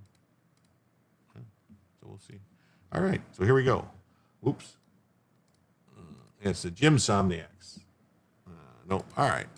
A spokesman for the Elias Group, Blake McCarron, referred to in an email to a motion to dismiss the Florida case, warning of a needlessly chaotic and disruptive effect on the electoral process if the conservative legal groups were to prevail, and all 50 states had to redraw political districts. Oh, whatever. Dick's leaving. Oh, you're going? All right. Good night. Oh, well, thank you. The goals of the lawsuits, particularly in the Louisiana case, align with the core part of Trump's agenda. Although the 2030 census will be conducted under a different president because of his second term will have ended in January 2029, during his first term for the 2020 census, Trump tried to prevent those who were illegally in the country from being used in apportionment numbers, which determine how many congressional representatives the Electoral College votes for each state receives. He also sought to have citizenship data collected through administrative records.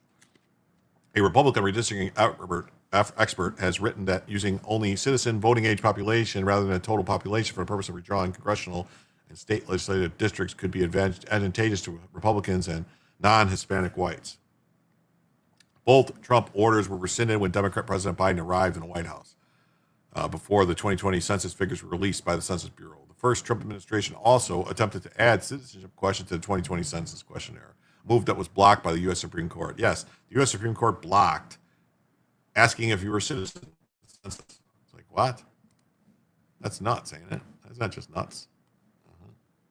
In August, Trump instructed U.S. Commerce Department to change the way the census collects data, seeking to exclude immigrants who are in the U.S. illegally. Neither officials at the White House nor the Commerce Department, which oversees the Census Bureau, explain what actions were being taken. No, that was for Joe. Bye, Richard. Glad you're not leaving, Sunshine. Congressional Republicans introduced legislation to exclude non-citizens from the apportionment process that could shrink the head count in both red and blue states, because states with the most people in the U.S. illegally include California, Texas, Florida, and New York. The Constitution's 14th Amendment said the whole number of persons in each state should be counted for the number used for apportionment. The numbers also guide the distribution of $2.8 trillion in federal dollars to the states for roads, healthcare, and other programs. So it's 2.8. I mean, isn't the budget like $7 trillion every year? So where's that other $5 trillion going? Like $8 trillion a year? Where's it going? I mean, they only take in $4 trillion a year. Defending the Census Bureau. The Louisiana lawsuit was filed at the end of the Biden administration and put on hold in March at the request of the Commerce Department. Justice Department lawyers representing the cabinet agency, they need time to consider the position of new leadership in the second Trump administration. State's attorney generals in December asked for a hold to be lifted. So far, the court record, there's nothing to suggest the government attorneys have done anything to undermine the Census Bureau's defense of both cases. In the Louisiana case, Justice Department lawyers argued against lifting the hold, saying the Census Bureau was in the middle of planning for 2030. At this stage of such preparations, lifting the stay is not appropriate. So, there's only one white, Hispanic, Spanish. Why do they get special exclusion? I don't know.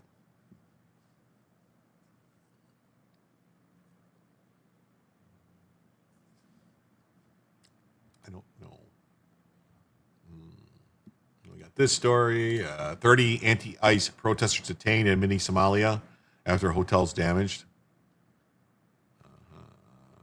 Law enforcement officers detained 30 protesters. Well, they wouldn't be protesters if they went inside a business and damaged it. Wouldn't that be rioters then? Thousands of rioters demonstrated against U.S. Immigration and Customs Enforcement, filled downtown mini Somalia on Friday night, blocked roadways, damaged hotels, and targeted local police, according to a preliminary report and statement from the MPD provided to the Epoch Times. Tension started at 8 p.m. Central when anti-ICE rioters targeted a series of hotels they suspected immigration agents were staying at, such as the Depot, Renaissance Hotel, and Canopy Hotel, which is located one block from the U.S. Bank Stadium in downtown mini Somalia. Nearly 38 minutes later, MPD officers responded to the area to investigate a report of vehicles being driven towards the building. So it took them 30 minutes to show up to a riot at a fucking hotel. 30 minutes to show up. 30 minutes. When they arrived, they did not find visible damage regarding the alleged vehicle incident. Instead, they were circled by a crowd of protesters who yelled slurs and insults them. Some people threw snow and ice and rocks at the officers and police vehicles. Well, that's a riot then. One officer sustained injuries and did not seek medical treatment. Lawful assembly declared. Arrest made. This prompted deployment of 200 additional officers, including state troopers and conservation officers, to respond to the scene. MPD declared an unlawful assembly at 10:30. So it took them 2.5 hours to declare an unlawful assembly. So 2.5 hours of breaking windows and making noise and, attacking shit. Protesters continued to move through the area despite the freezing temperatures and snowfall until early morning hours, prompting unlawful assembly to be called multiple times. I thought once you called an unlawful assembly, that was it. Why would you have to call it multiple times? The protesters were detained, were cited, and released. Oh, yeah, so that's going to stop them. Friday night's demonstration was the third night locals have hit the streets, demanding ICE leave Minneapolis. The Epoch Times reached out to the Department of Homeland Security and ICE for comment. Despite Walz preparing the National Guard for deployment, the Epoch Times confirmed troops were not requested to support civil authorities. Double overtime pay. Yeah, probably. Mini Somalia Mayor Jacob Fry, who's been critical of the Trump administration's immigration enforcement, urged demonstrators to remain peaceful. I'm just picturing Fry standing out there like at the end of Animal House going, "Remain calm, all is well. Nothing to panic. If anyone causes property damage or puts others in danger, they will be arrested." Were they? They weren't arrested. They were given a ticket and let go to keep doing it. We are standing up to President Trump's chaos, not with our own brand of chaos, but with care and unity. Well, that's a bunch of BS. Demonstrators forced themselves into the Canopy Hotel. Well, that would mean they forced themselves. That's like breaking and entering. That's trespassing. That's an invasion. They caused $6,000 worth of damage to the windows and walls. To the windows and walls. To the ball. So, yeah, I would say that's not necessarily what you would call peaceful protesting. Same thing from the Post says 30 protesters arrested, cop injured, and more chaotic mini Somalia protests after Nicole shooting.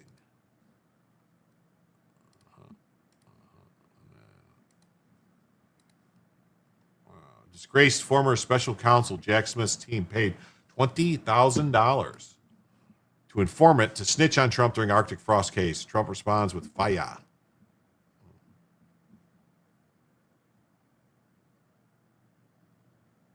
A damning new revelation in the Arctic frost case has raised calls for the imprisonment of he wasn't special. Why do you keep calling him former special counsel? Because a judge said he's not special counsel. So why does he get to call himself special counsel? I mean, we had a judge say that Lindsey Halligan wasn't U.S. attorney, and now the judge is saying, come in and demand why you're still calling yourself U.S. attorney.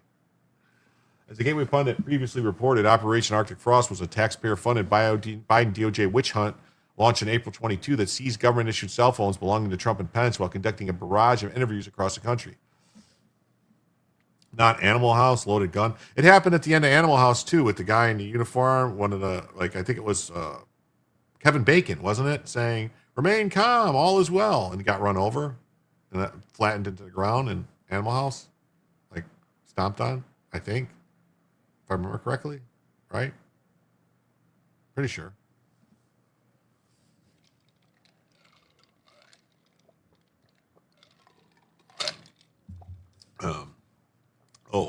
Yeah. Niederlander took out a bullet and shot at someone. But I could swear it was Kevin Bacon telling everybody, remain calm. In the ramming speed when that happened. Tall, skinny military guy. I thought it was Kevin Bacon. I could swear it's Kevin Bacon. Thank you, sir. May I have another? Kevin Bacon is hard to avoid. The 2020 Trump alternative electors prompted the Biden administration to open Arctic frost into Trump and hundreds of other individuals and organizations. Do the Bluto. Do the Bluto.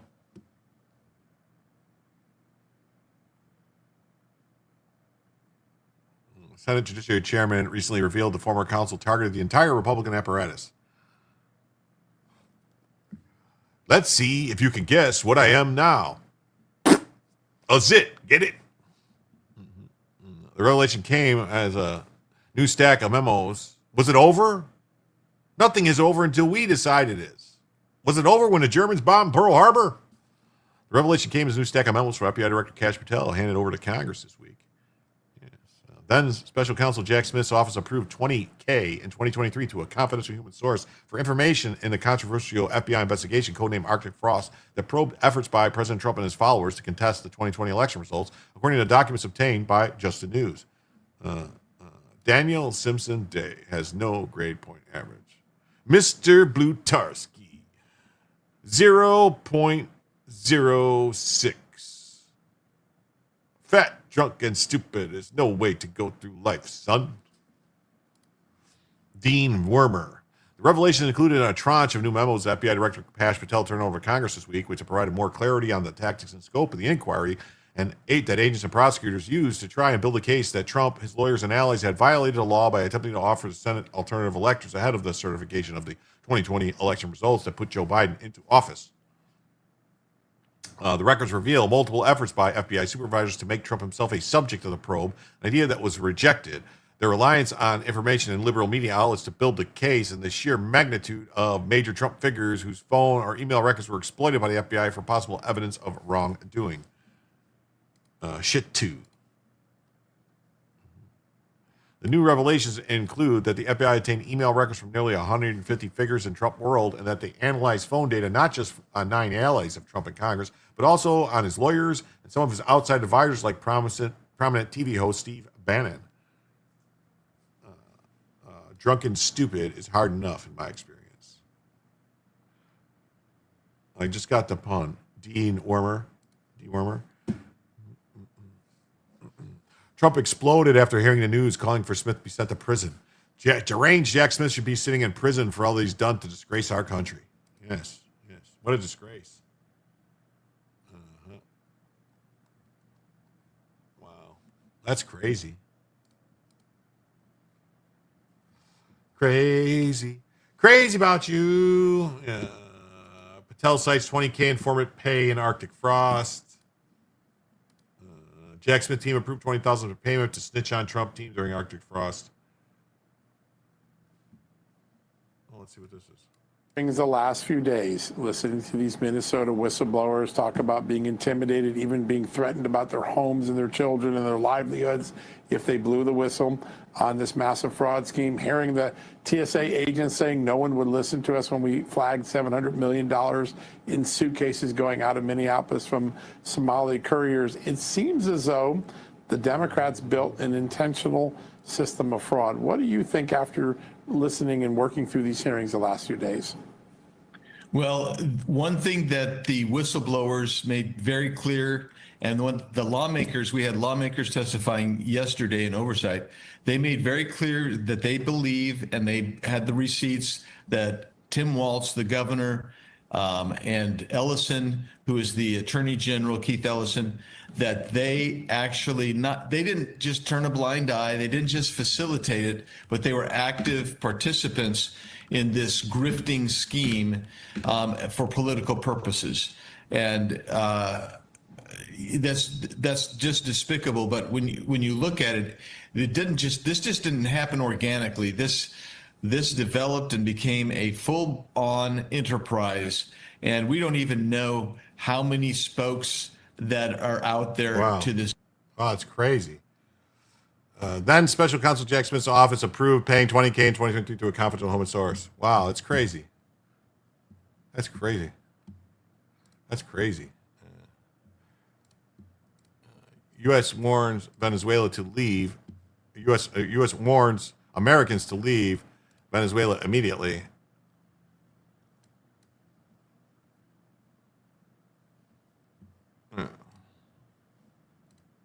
Wow. Wow. An advisory comes a week after American military forces conducted a mission to capture Venezuelan leader Nicolas Maduro. American citizens are advised to leave Venezuela as soon as possible due to the fluid security situation in the South American country, a U.S. Department of State Consular Affairs ex-post stated. Tim and Tina to resign to go to work for Tampax, Justin Lal. Yeah. Isn't it Tim and Tina's wedding or something like that? Or wasn't it, wasn't that a play, Tim and Tina's wedding or something thing that they did? The warning comes a week after the forces conducted a mission in the city to capture Nicolas Maduro. The pair has since pleaded not guilty. Although the international flights to and from Venezuela have resumed, the United States is warning all Americans in the country to take precautions, be aware of the surroundings, remain vigilant when traveling by road. There are reports of groups of armed militias known as collectivos setting up roadblocks and searching vehicles for evidence of U.S. citizenship or support for the United States. Citizens still in the country should frequently check flight information in order to leave the country as quickly as possible, establish multiple ways to communicate with friends and family outside of Venezuela, and prepare contingency plans for emergency situations if they choose to stay, the warning says. The United States stated it remains unable to provide any emergency help to Americans in Venezuela. South American countries listed as a level 4 do not travel, the highest advisory. The rating is because of severe risks to Americans, including wrongful detention, torture and detention, terrorism, kidnapping, arbitrary enforcement of local laws, crime, civil unrest, and poor health infrastructure. Sounds pretty bad. The United States has warned against travel to Venezuela since 2019. In March of that year, the State Department suspended operations and withdrew all diplomatic personnel from the embassy in the capital city of Caracas. Since President Trump took office a year ago, he has ramped up the pressure on drug cartels and the socialist regime in Venezuela as part of Operation Southern Spear, which began in September 2025. The United States has launched dozens of strikes against both boats. U.S. officials said were confirmed to be transporting drugs in the Pacific Ocean and Caribbean. Well, over 100 alleged narco-terrorists have been killed in the initiative to halt illegal drug trafficking. On January 3rd, Operation Absolute Resolve, a calculated overnight raid on Venezuela's capital city, resulted in Maduro and his wife's capture with no American casualties. Right, none. Trump also ordered sanctions on the oil tankers arriving and departing from the Venezuela as part of the pressure campaign against former leader's regime.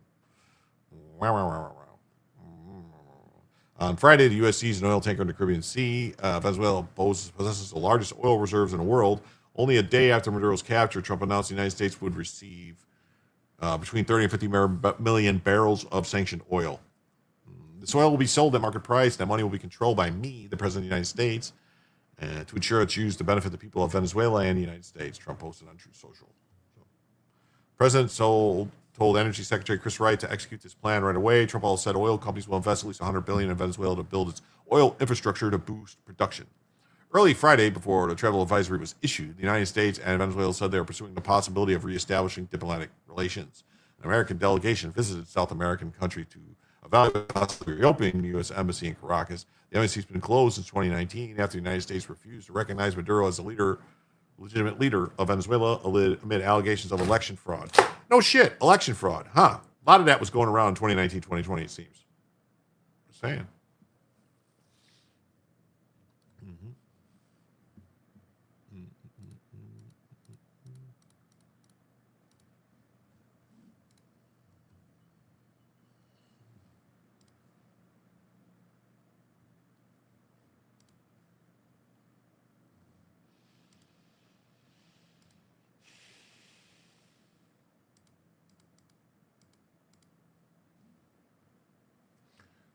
Treasury Secretary says the U.S. may lift additional sanctions against Venezuela as soon as next week, which is okay.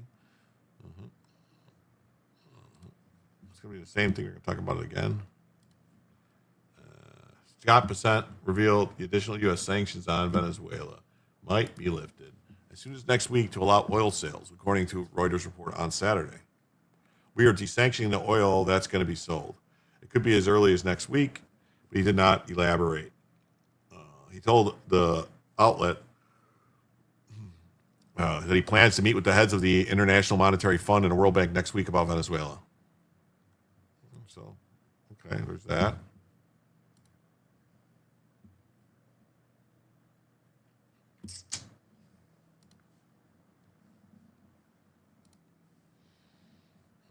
And from CNBC, it says U.S. may lift more sanctions next week, Bessent says. CEO office. He's going to meet next week with the heads of the International Monetary and World Bank. He said in an interview late Friday that almost $5 billion worth of Venezuela's currency frozen IMF special drawing rights monetary assets could be deployed to help rebuild the economy. So they have $5 billion worth of Venezuela's currency is frozen by the IMF. We're desanctioning oil that's going to be sold. Treasury was examining changes that would facilitate repatriation of sale proceeds of oil stored largely on ships back in Venezuela. Terry says, I have power, yay.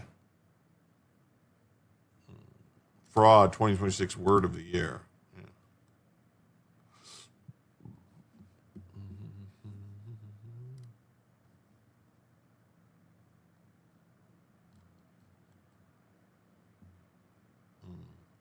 Oh, okay, I get it now. I have heat. All right, now I get it. Your power went out. I have heat. Now I get it. All right, now I understand. You remember said you had a heat power problem, so now you have heat and power. Cool. That's awesome. Great to hear, Terry. Great to hear. How can we help get that back into Venezuela to run the government, run the security services, and get it to the Venezuelan people? Asked when more sanctions could be removed. It could be as early as next week. Cool. Moves are part of the Trump administration's efforts to stabilize Venezuela and encourage the return of U.S. producers to the country a week after U.S. forces captured Venezuelan leader Nicolas Maduro and brought him to the U.S. to New York to face drug trafficking charges. U.S. sanctions have banned international banks and other creditors from engaging with Venezuelan government without a license. Institutions have cited this as an impediment to a complex $150 billion debt restructuring and widely viewed as a key to the return of private capital to Venezuela. Why would anyone want to return private capital at this point unless they can guarantee that it's not just going to get stolen again like it did in the past several times? On Friday evening, Trump signed an executive order blocking courts or creditors from impounding the Venezuelan oil revenue held in U.S. Treasury accounts, declaring that these funds should be safeguarded to help Venezuela create peace, prosperity, and stability. IMF World Bank re-engagement. Bessent, who controls the dominant U.S. shareholding in the IMF and World Bank, said that the two institutions had already reached out to him about Venezuela. Treasury chief said the U.S. Treasury would be willing to convert Venezuela's IMF special drawing rights held at the fund to $2 for use in rebuilding Venezuela. That means more they're going to print more U.S. dollars. Great. Venezuela currently has about 3.59 billion SDRs, which are worth about 4.9 billion at Friday's exchange rate. But it cannot currently access them. SDRs are made up of dollars, euros, yen, sterling, and Chinese yuan. The Treasury last year agreed to back a $20 billion swap line for Argentina, partly with that South American country's SDRs, in an effort to stabilize the peso and help Argentina President Javier Milei's party in the upcoming election. Okay. An IMF spokesperson said the fund was closely monitoring developments in Venezuela and declined to comment on Besant's mention of a meeting next week.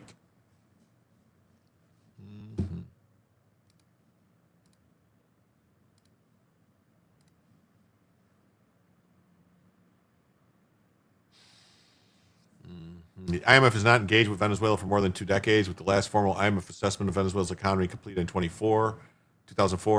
Venezuela has paid off its last World Bank loan in 2007 when Maduro's president, Hugo Chavez, declared that Venezuela no longer have to go to Washington for funding. A source familiar with the World Bank's internal discussions on Venezuela said that development lending was at the early stages of exploring on how it could be helpful to Venezuela, only that the bank moved in quickly with assistance to Afghanistan and Syria after regime changes and provided early support to Gaza and Ukraine. Besant said he believes the smaller privately held companies would be moved swiftly back into Venezuela's oil sector, despite reluctance voiced by some oil majors, including ExxonMobil, whose past Venezuelan assets were nationalized twice.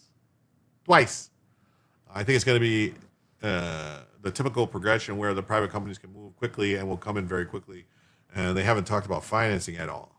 Chevron has been there a long time and will continue to be there, so I believe that their commitment will greatly increase.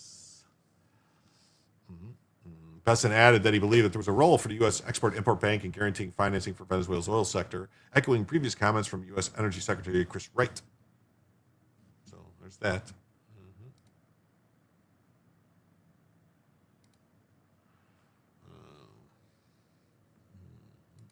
Got this story. It says, judge to block Trump administration from ending family reunification parole programs. As a federal judge said on January 9th, I believe this is Judge Indira Talwani. This case stems from Homeland Security. It was terminating FRP program for immigrants from Colombia, Cuba, Ecuador, El Salvador, Guatemala, Haiti, Honduras, citing security risk by the insufficient vetting of applicants. Parole program allows U.S. citizens and green card holders to bring foreign relatives into U.S. This has to stop. Chain migration. This has to stop. On a hearing, Judge Indira Talwani acknowledged the government's right to end the program, but questioned how it was carried out. So it doesn't matter how. The government has a right to do it. They do it. Noting that DHS must show how it properly notified affected individuals, rejecting the agency's argument that its federally registry notice was sufficient to notify people of the termination.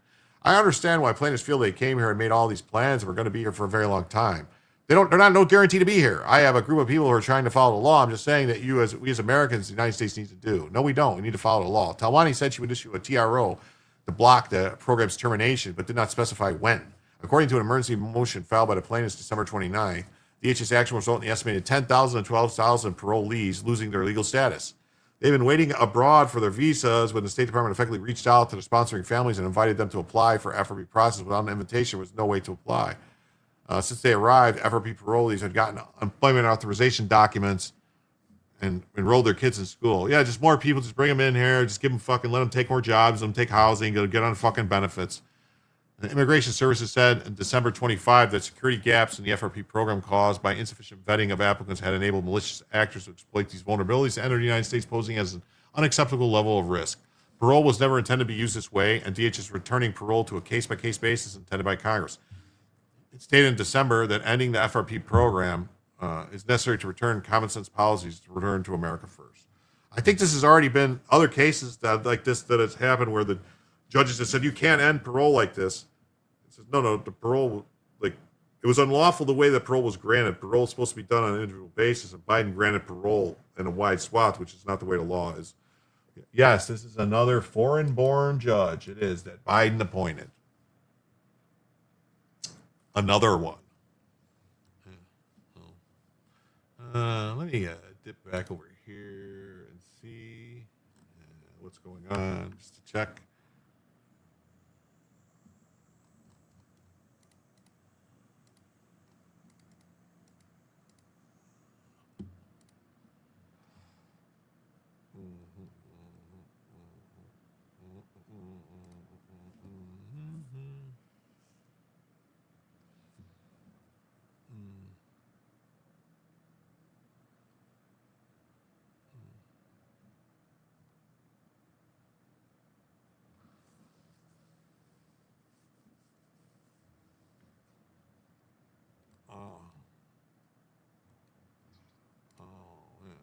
Oh, here, look at this.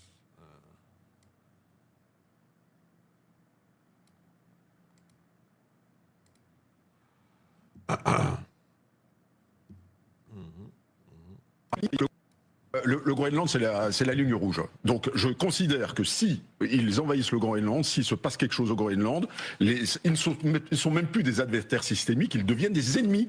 Parce que quand on s'attaque territorialement à un pays, à quoi servent les armées si on ne s'en sert pas? Je veux dire, si on laisse faire ça, il vaut mieux les 50 ou 55 milliards qu'on veut consacrer à la défense en France, il vaut mieux faire autre chose avec, le donner dans le social, si on n'est pas capable de défendre, défendre territorialement.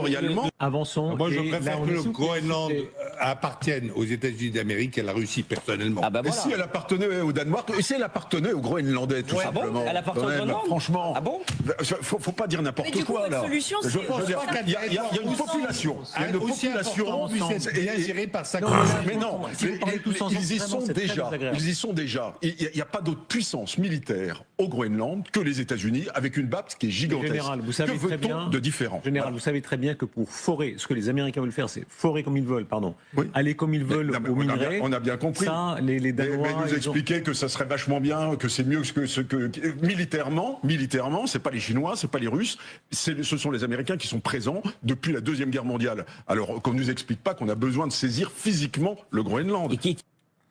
So that's the French saying that since World War II, it's been the U.S. that's been the problem going around the world doing this stuff. I don't know. There's only 64,000 people that live on Greenland. 64,000. So they're going to have their own country, 64,000 people with all those minerals? How long until they're taken over by China or someone else? Not long. What gives Denmark any right to claim Greenland? They don't. They should have never got to keep that. You know. French is just mad that they lost all their territories in Southeast Asia, Vietnam and all that stuff. Yeah, that's what the French are mad about. They can go pound. They can go pound sand.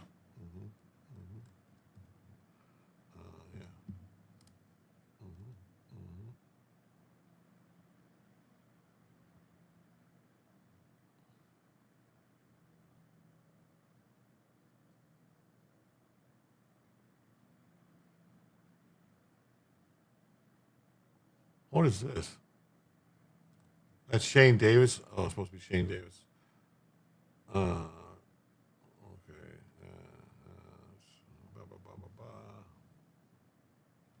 All right. Search. Let's do this. Let's see if there's any illegal alien crime stuff we missed. Former PLA Biden-era Massachusetts driver's license carrying Chinese illegal alien amidst photographing multiple Air Force bases. What? Illegal alien and Chinese national Qilin Wu was arrested for taking videos of Whiteman Air Force Base's perimeter fencing and B-2 bombers. He disclosed that he had previously visited Langley Air Force Base in Virginia, where he admitted that he photographed multiple military aircraft.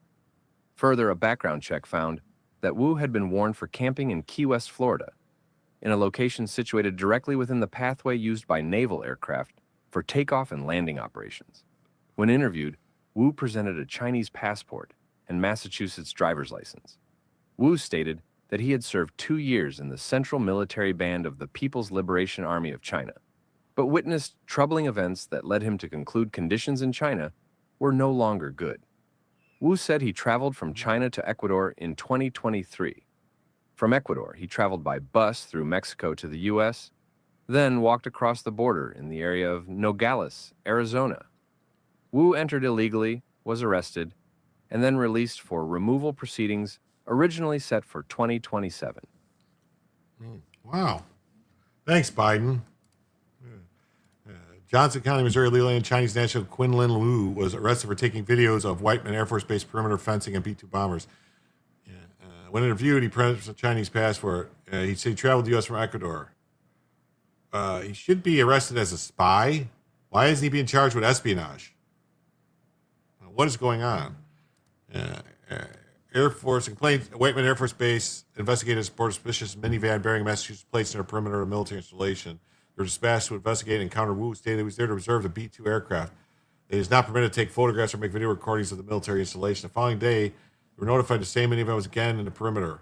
Wu admitted to taking videos and numerous photographs. Total investigators observed 18 images and videos that Wu admittedly taken. He also admitted to having photographed another U.S. Air Force base. According to the documents, Wu is a Chinese national who illegally entered the country in 2023 near Nogales. He should be charged with espionage. Why isn't he being charged with espionage? What the fuck is going on? What is going on? Remember, if they're here illegally, they won't be missing. Oh, well, I guess. How many foreign saboteur teams are operating on U.S. soil? I don't know, probably quite a bit.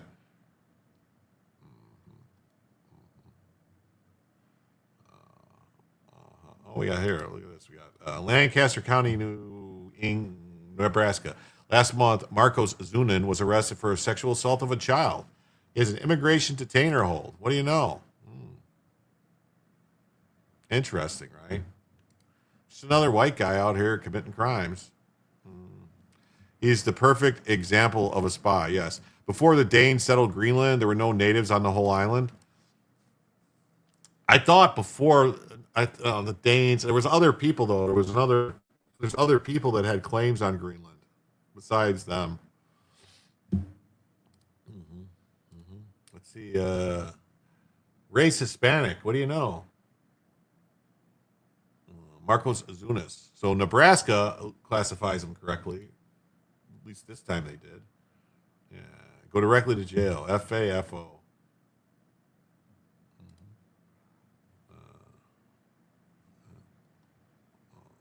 What do we got here? Wapello County, Iowa. Last month, Julio Cesar Gayton was arrested for sex abuse of a child, sex abuse by force, and identity theft. Why are the pictures blurry? I mean, seriously, why are the pictures blurry of this person? It doesn't make any sense. Leif Garrison? Yeah. You're talking about Leif Erikson? I thought they settled Iceland.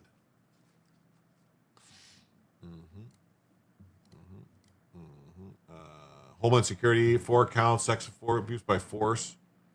What the hell? What is going on? What is going on? He has an immigration detainer hold for Jose. It's a different person, right? Yeah, this is a different person. This is Jose Gazbar was arrested for murder. His immigration detainer hold. Additionally, he was booked for interference with an emergency call, vandalism, DOI, and all this other stuff. So let's see. It says he's a white male. Oh man, look at this. Another white male named Jose Galsper Gonzalez. Another white male, first degree murder. Wow.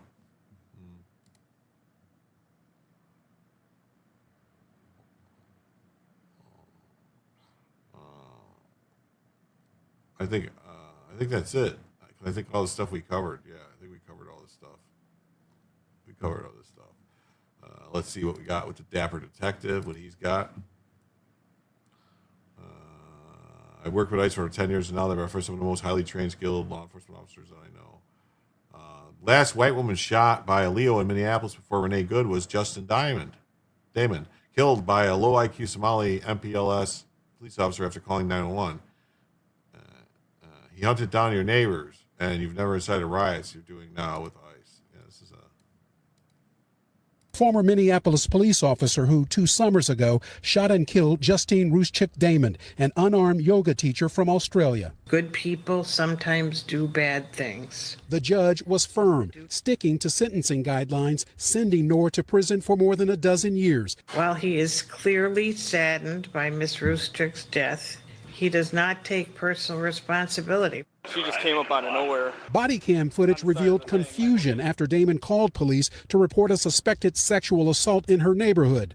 Noor testified that Damon approached his squad car, that he heard a bang, and, thinking she was a threat, shot her. You all right?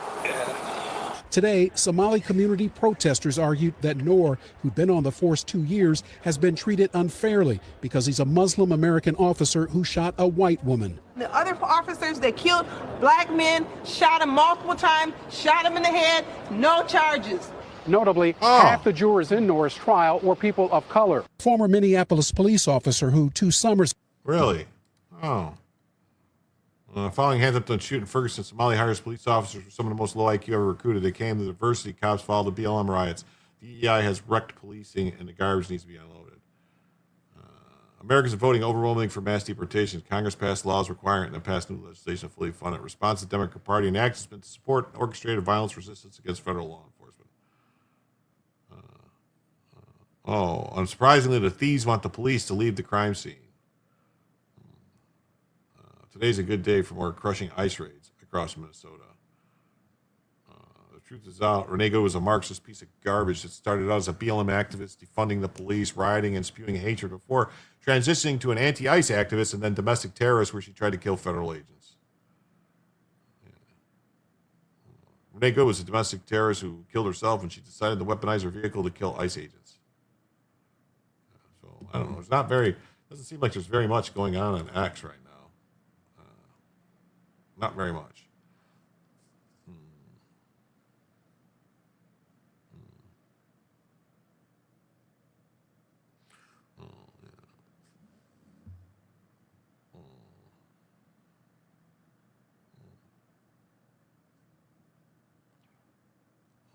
Let's see what this is.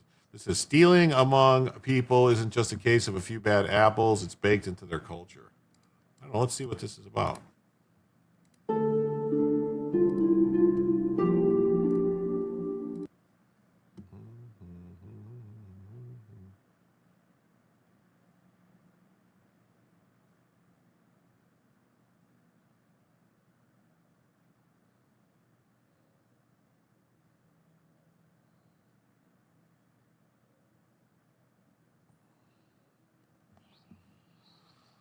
That's some shitty stuff to do right there. Should I keep going back for more? Well, let's go. Probably didn't, they probably didn't tip when they bought the food. Yeah, it's 2026. You should be able to zoom in and see the camera reflection in their eyes. Yes, definitely. All right. So there's really nothing on X to look at tonight. I don't know. I thought there'd be something good to talk about there. There's not. Ilhan Omar and other Dems kicked out of ICE headquarters in Minneapolis. Dems proceed to fume as they reveal the reason why they were tossed. Several House Democrats were red-faced after their scheme to humiliate ICE blew up in their faces. On Saturday, Minnesota Demon Rats, Ilhan Omar, Angie Craig, and Kelly Morrison attempted to enter the Bishop Henry Whipple Federal Building in Minneapolis, as KMSP knows. The Whipple Building is a federal facility that houses a regional ICE headquarters in Minnesota and an immigration court. Here's a video of them attempting to enter.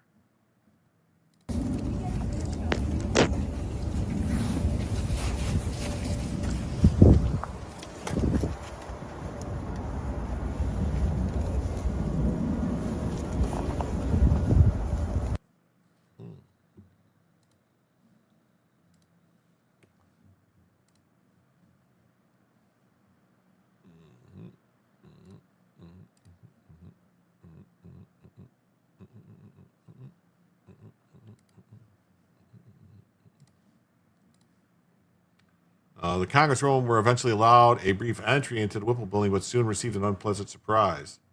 Omar revealed on X that she and the other members were denied entry to the ICE processing center located in the building and kicked out. I was just denied access to the ICE processing center at the Whipple building. Members of Congress have a legal right and a constitutional responsibility to conduct oversight where people are being detained. The public deserves to know what's taking place.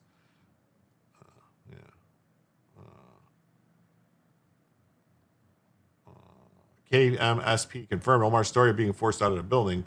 Craig went on MS Now following her humiliation, explained why they couldn't enter the facility once they were forced to leave. She also accused the staffers of refusing to follow the law.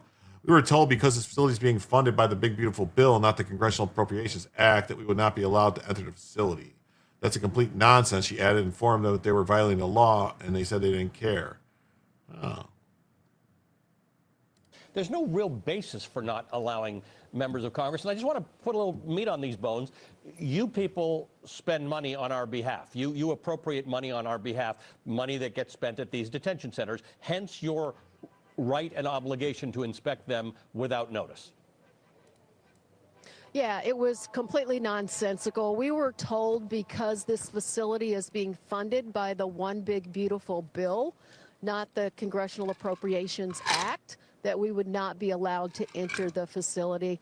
You know that's complete nonsense. And, you know, you actually said it. I did have the recent court ruling from December 17th from the District of Columbia with me at the facility. They refused to look at it. I informed them that they were violating the law. They said they didn't care. So wow. Look, this is consistent with exactly what we're seeing on the streets by the Department of Homeland Security. You know, Ice Barbie has Secretary Noem. She has told this agency to go rogue, to not follow the law. And frankly, that's exactly what we experienced inside this detention center today.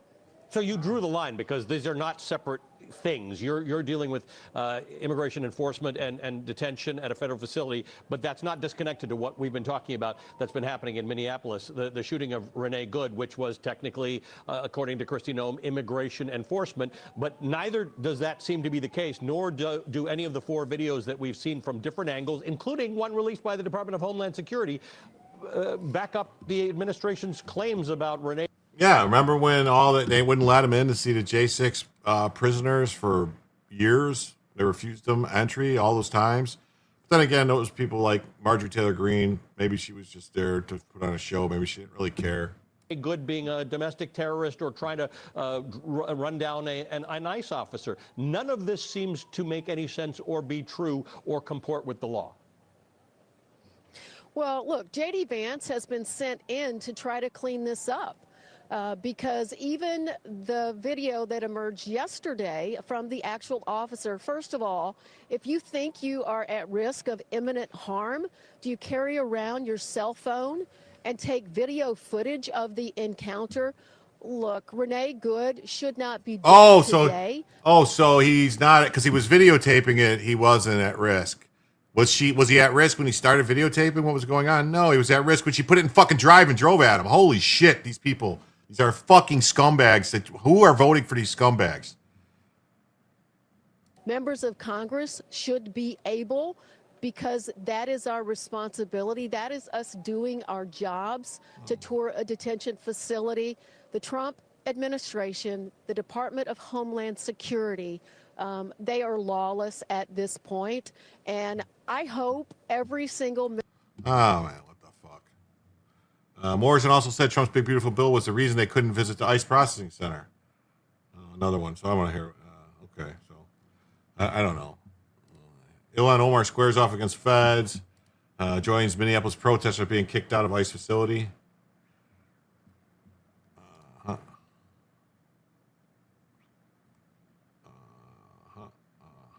Yeah. She should be deported. They should have let her in and then arrested her and put her in the cell. The trio were briefly allowed before being booted. Shortly after Lynn, officials came in and said they received messages that were no longer allowed to be in the building and they were rescinding their invitations, denying any further access. Members of the public deserves to know what's taking place.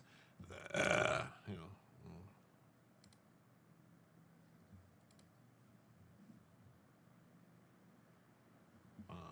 here we go. We got this. We got the Minnesota ICE shooting shows the left wing's protest industrial complex wants another George Floyd type riot. Yeah, what a moron. Did we all see the same video? No, clearly they didn't. They see what they want to see. See, the cop was at fault. He shouldn't have been recording. So obviously he wasn't in danger if he was recording, because he should have known when he had his camera out that she would throw it in drive and try to run him down. Yeah, the fact that they are easily elective is proof we are doomed. The latest iteration of the Demon Rat Party Color Revolution style operation was on full display in recent days as tensions erupted following the fatal shooting of left-wing lunatic activist, crazed lesbian who who likes to date people and live with them, who put cigarettes out on their partner's arm or their kids' arms and then stay with them. Yeah, that's being reported. Agents,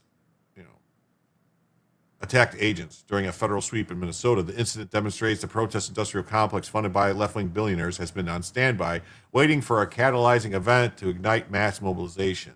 The MSM, the Demon Rats, and left-wing nonprofits are working hard to manufacture another St. George Floyd to commit riots by leaving out key context and facts about the woman shot and killed by an ICE agent. They conveniently left out her social justice warrior role in Minneapolis, including her reported involvement with ICE Watch and other operations to disrupt ICE raids in the sanctuary city. These details matter because the MSM attempted to manufacture an outrage news cycle while nonprofits create artificial multi-city protests aimed at shifting public opinion on ICE operations nationwide. Yeah. Drive, baby, drive. Renee Good's wife taunted ICE agent and yelled at her to flee before the shooting. Oh, well. Charge her. Why not charge the wife? Husband, whatever it is. Alpha News published cell phone camera footage from one of the ICE agents that confirmed the activist was indeed involved in the confrontation leading up to the deadly shooting. Hey, what's this say? Most people do not know who the indigenous people of the nations around the world. I rarely talk online. I watch almost every night you are on. Well, thank you, Constitutional Freedom. I appreciate you being here. Thank you for commenting. I don't know. Nobody here. I'm going to say something that people might not like, but there is no indigenous people anywhere. Nobody popped up out of the ground anywhere. People started somewhere. They moved. There's a story of everywhere, all peoples, always moving, changing places, and traveling and moving and spreading. So nobody is indigenous to anywhere. That's my opinion, in all honesty. You go back far enough in time, the peoples that are in an area, we're not the peoples there. Anywhere around the world. Inuits are indigenous. Yeah, but how did they get there? Where did they come from? Didn't they come from China? Didn't they come across the Bering Land Bridge and populate that area? Just saying. They didn't pop up out of the ground. So,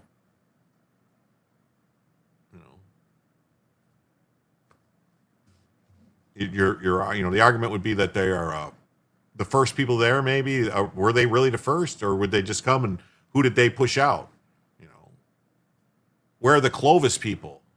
For centuries, we were argued that Clovis was the first people in the Americas, which we know that's not true. There was other people before that. Now, I'm just saying, there's always been movement and societies and people's moving. Alpha News, we saw this. And hours after the shooting on Wednesday night, we pointed out how the left-wing nonprofits from Minneapolis and New York deployed rapid response teams to ignite multi-city protests. Aboriginals, I think from the studies and stuff that I saw that the Aboriginals actually went into New Zealand and Australia like 50,000 years ago or something like that. They moved from the flood, what would be like in the Indians, like Indian area, or was it the city of the Kingdom of Mu or something like that it was called. There was area they traveled something. It had to have been by boat because it was, they moved across water, but it's like 50,000 years ago, something like that. They went into Australia and New Zealand. The Aboriginals moved in from another area. So who knows? I don't know. Maybe they were being pushed out. Maybe something happened. I don't know. I'm just saying. Fled X2. Nobody just popped up out of the ground. Like they didn't sprout up. They're not like indigenous plant life that just popped up that's in an area and stays there. I mean, it's not true. He says, I am mixed race, white, Native American. We came many ways. I also know the Phoenicians, Egyptians all came to the Americas. However, part of my ancestors were here before the English French. I'm not, no way, shape, or form saying the English or French were there first. Nothing. I'm just saying that peoples always move. I mean, even the English, if you look at the English and the French, they were not native to those areas. They went in there at later points. Look at the different histories of different things, Anglo-Saxons and all the different things and peoples coming in and different stuff, the Franks and the different things. Look at all history all around the world. It was a constant thing. Lands were conquered. People moved. It happened through the Americas too. Different tribes in the Americas went different places, took over other tribes, defeated things, chased people around. South America, it's the same everywhere. It was always the same. people moving to different areas for different reasons. People's, expanding different things. That's all. Indonesia, something like the Aboriginals came from they went like 50,000 years ago or something, 60,000 years ago. They went by boat. I saw a study on it, and they had some kind of small boats. It was more than, it wasn't like one-way trips or anything like that. They knew where they were going and how they were getting there. It's the same thing. Like there's DNA results in South America for people in China and other areas, so that they know that those people must have came down by, or Mongolia type of thing, different areas, and like there's different things that they know they share, haplogroups and stuff like that. And I think they've even found them in like the Middle East, different things. Like, so it's like people move around always. I mean, look at all the shit, 1,000 years ago or whatever, 1,500 years ago that the Vikings did, all the movement that they did all over the place, different places they went. They spread all over the place. There's even reports showing an NGO network tied to Neville Roy Singham was allegedly activated as a command and control support node to organize a nationwide protest. The protests tonight in New York City are being paid and organized by PSL New York, Party for Socialism and Liberation. What does the USA need liberation from?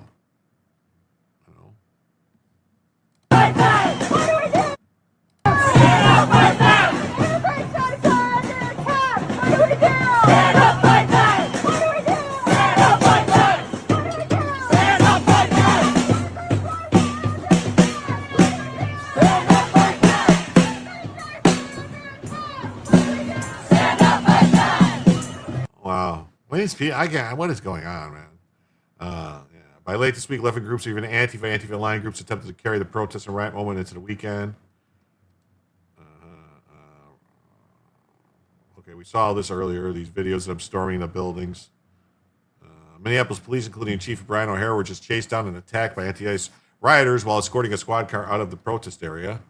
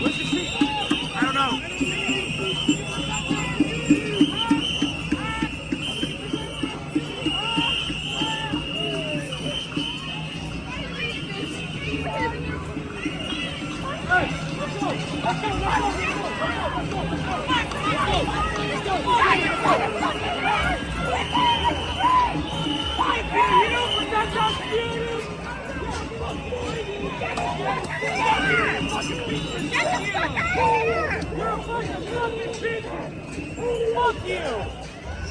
Fuck you! Fuck you!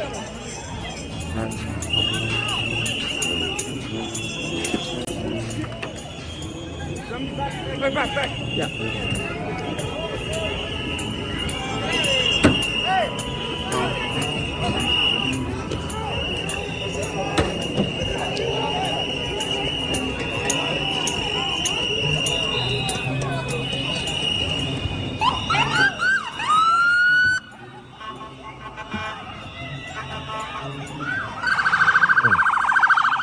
Crazy stuff.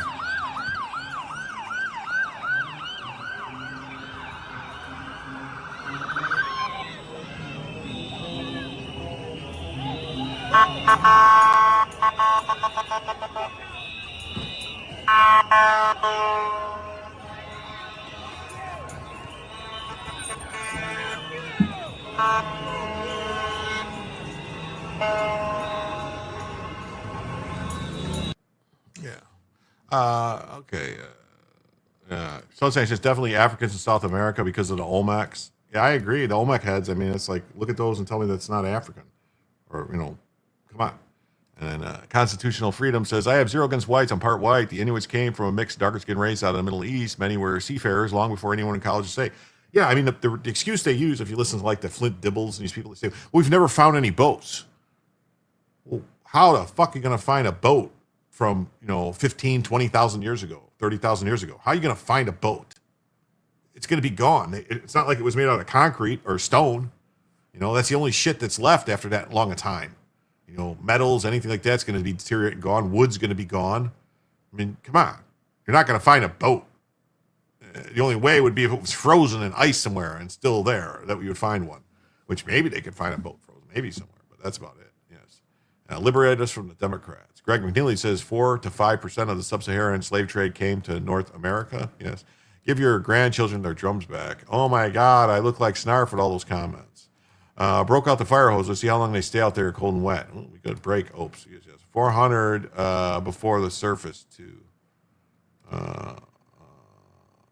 You're talking about the 400 feet below the surface of the ocean before the surface was lower and all that stuff, so it's easier to move. Yeah, it's 4 to 5% came to North America. Most went to the Caribbean, South America, and the Ottoman Empire to be eunuchs. Job. Yeah, that's what happens.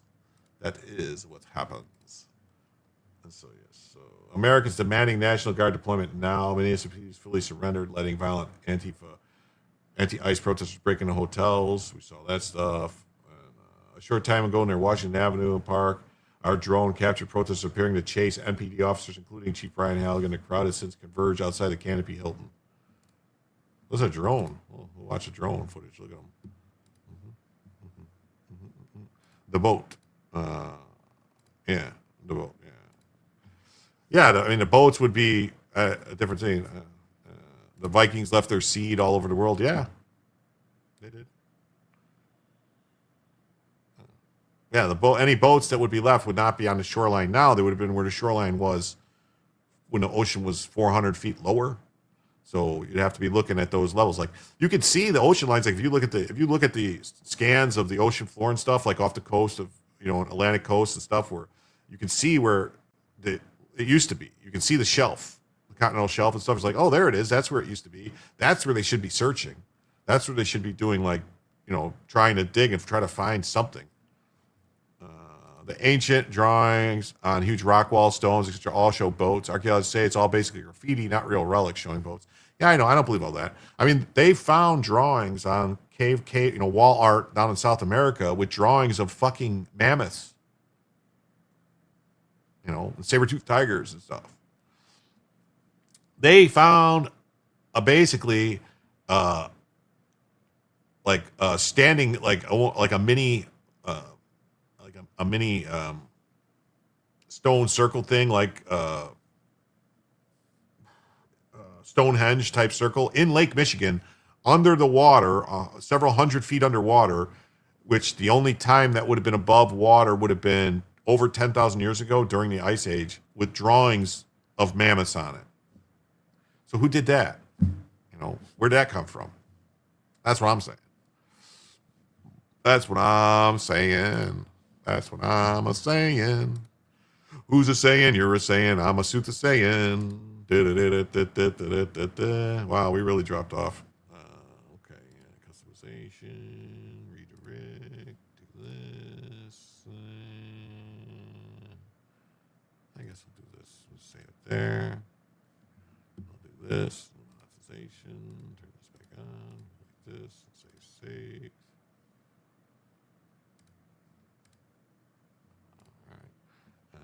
All right, everybody. Well, local Kiwanis did it, maybe. I want to thank everybody who was here tonight. We did 5 hours tonight. So in technicality, you guys all got a free hour tonight. So we did 5 and only paid for 2 extra, and the 2 were free, so that's 4. So you got an extra hour, so everyone's happy. And I want to thank everyone for being here.